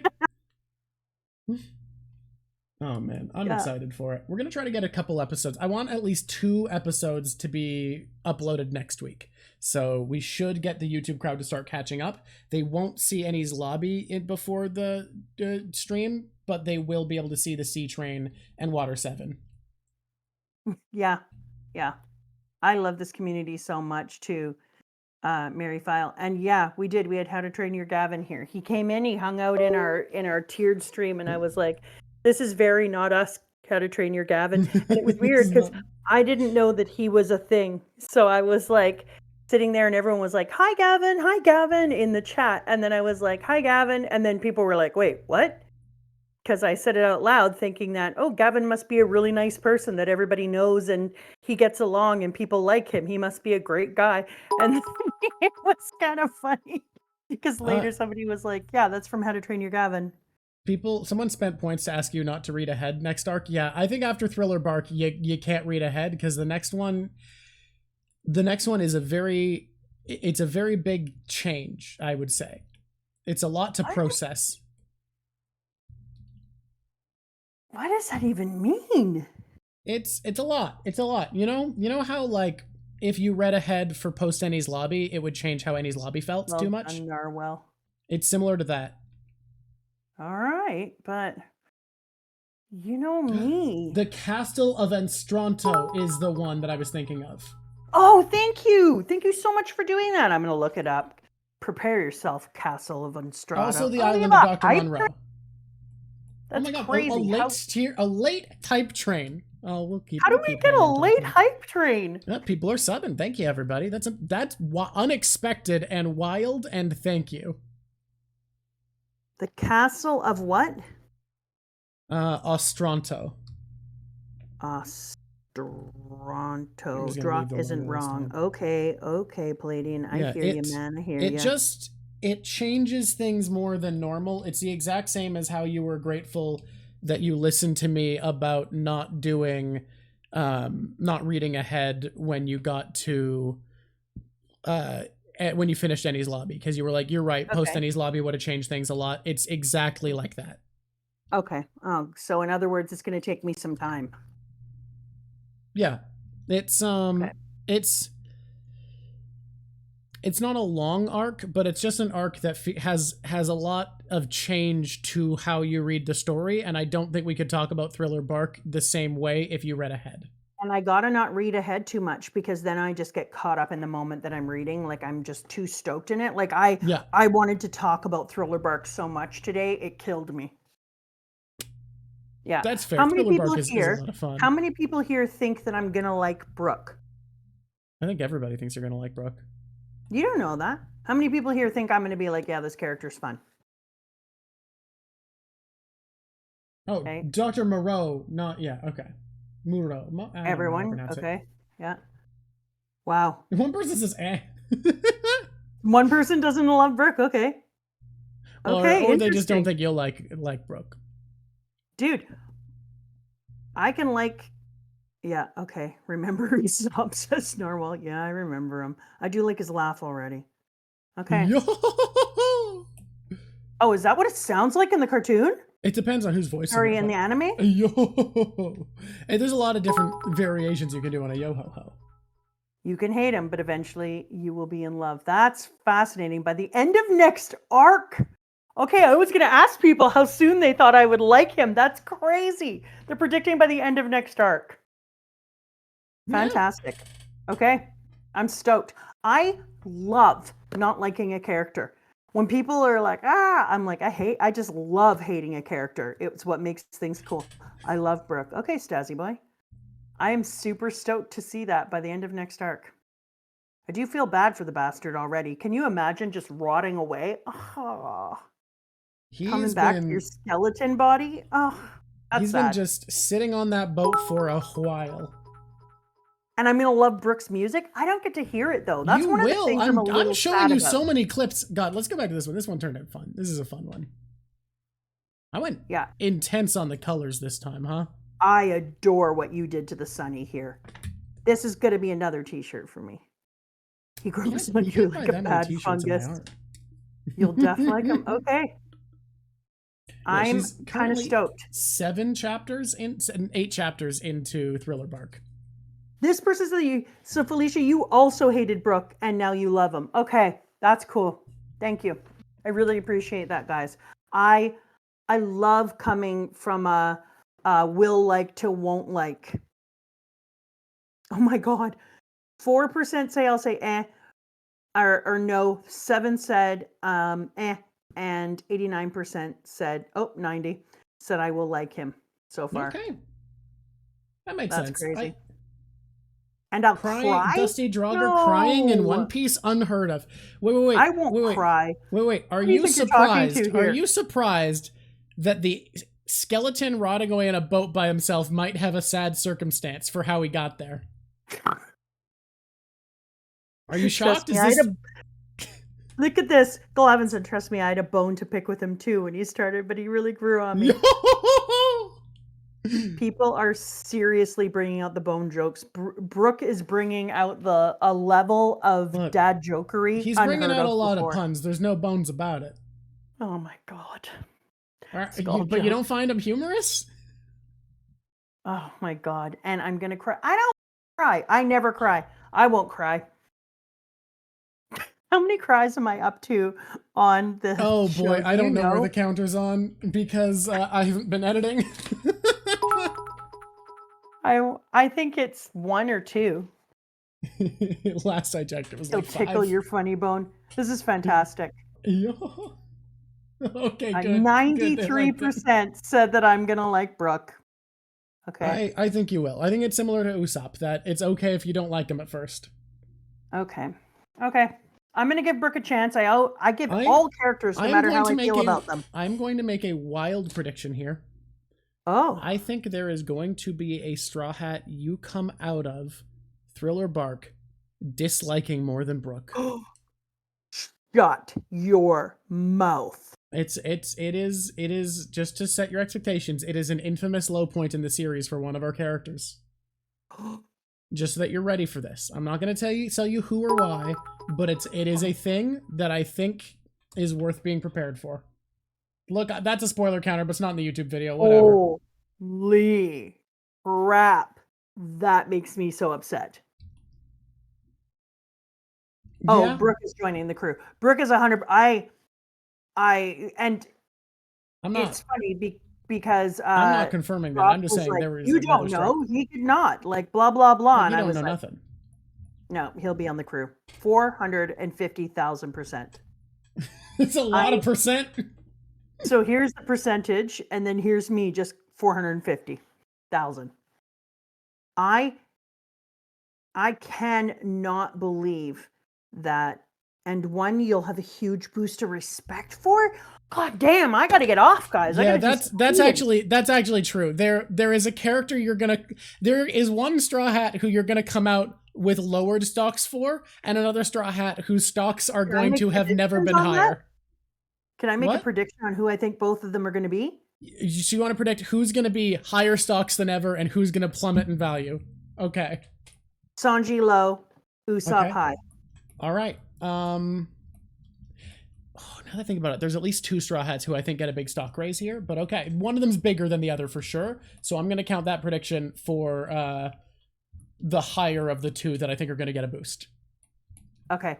And this person said if they like Brook's design, Brook's design's incredible. I think Brook's design is freaking fire. Like, I looked at him, and the second I looked at him, and I was like, oh, that's Slash from Guns N' Roses. Like, just without pause. He is hype. Yeah, I love that kid. Okay, adding the sun up there actually made this look way better. I'm glad I fiddled with that. That looks good. Yeah, that's good.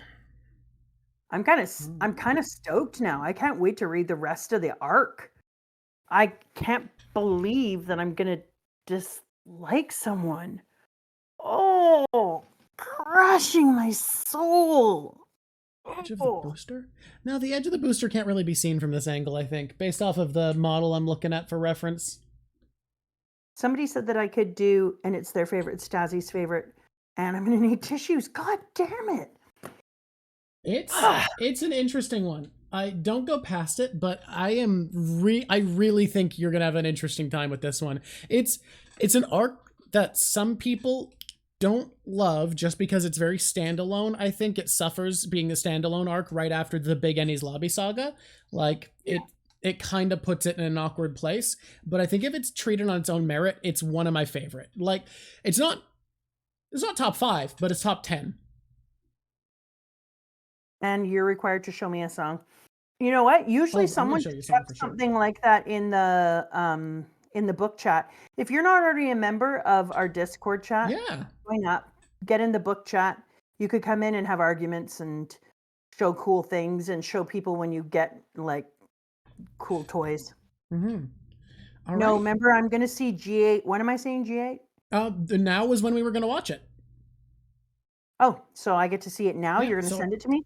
Well, the thing is you have to watch on a streaming service that you don't have, so I'd have to send you a login, but we could also watch it together some point in the next week. Okay, let's do that. Okay. Yeah, I can watch. I can't watch on Twitch. We could do a watch party on Discord, but I don't know how many people could join before it slows down a lot. Oh, this person said, I'm not far enough to know who the dislike is, but I've definitely had the stock up moment spoiled 10 times over. Okay. Yeah, every reviewer I've seen has come out with one character lowering in stock and one character raising in stock. It's weird. What do they mean by the 8th straw hat? The true 8th straw hat. Oh god, there's a joke about the G8 arc. Oh, now we'll know. No, there's a joke. There's just a Marine who's very arrogant that everyone likes to hype up for fun. Oh god damn it! All right, I'm gonna do my push-ups and then I'm gonna come do the sign off after. I'm gonna push up and then we're gonna do the sign off.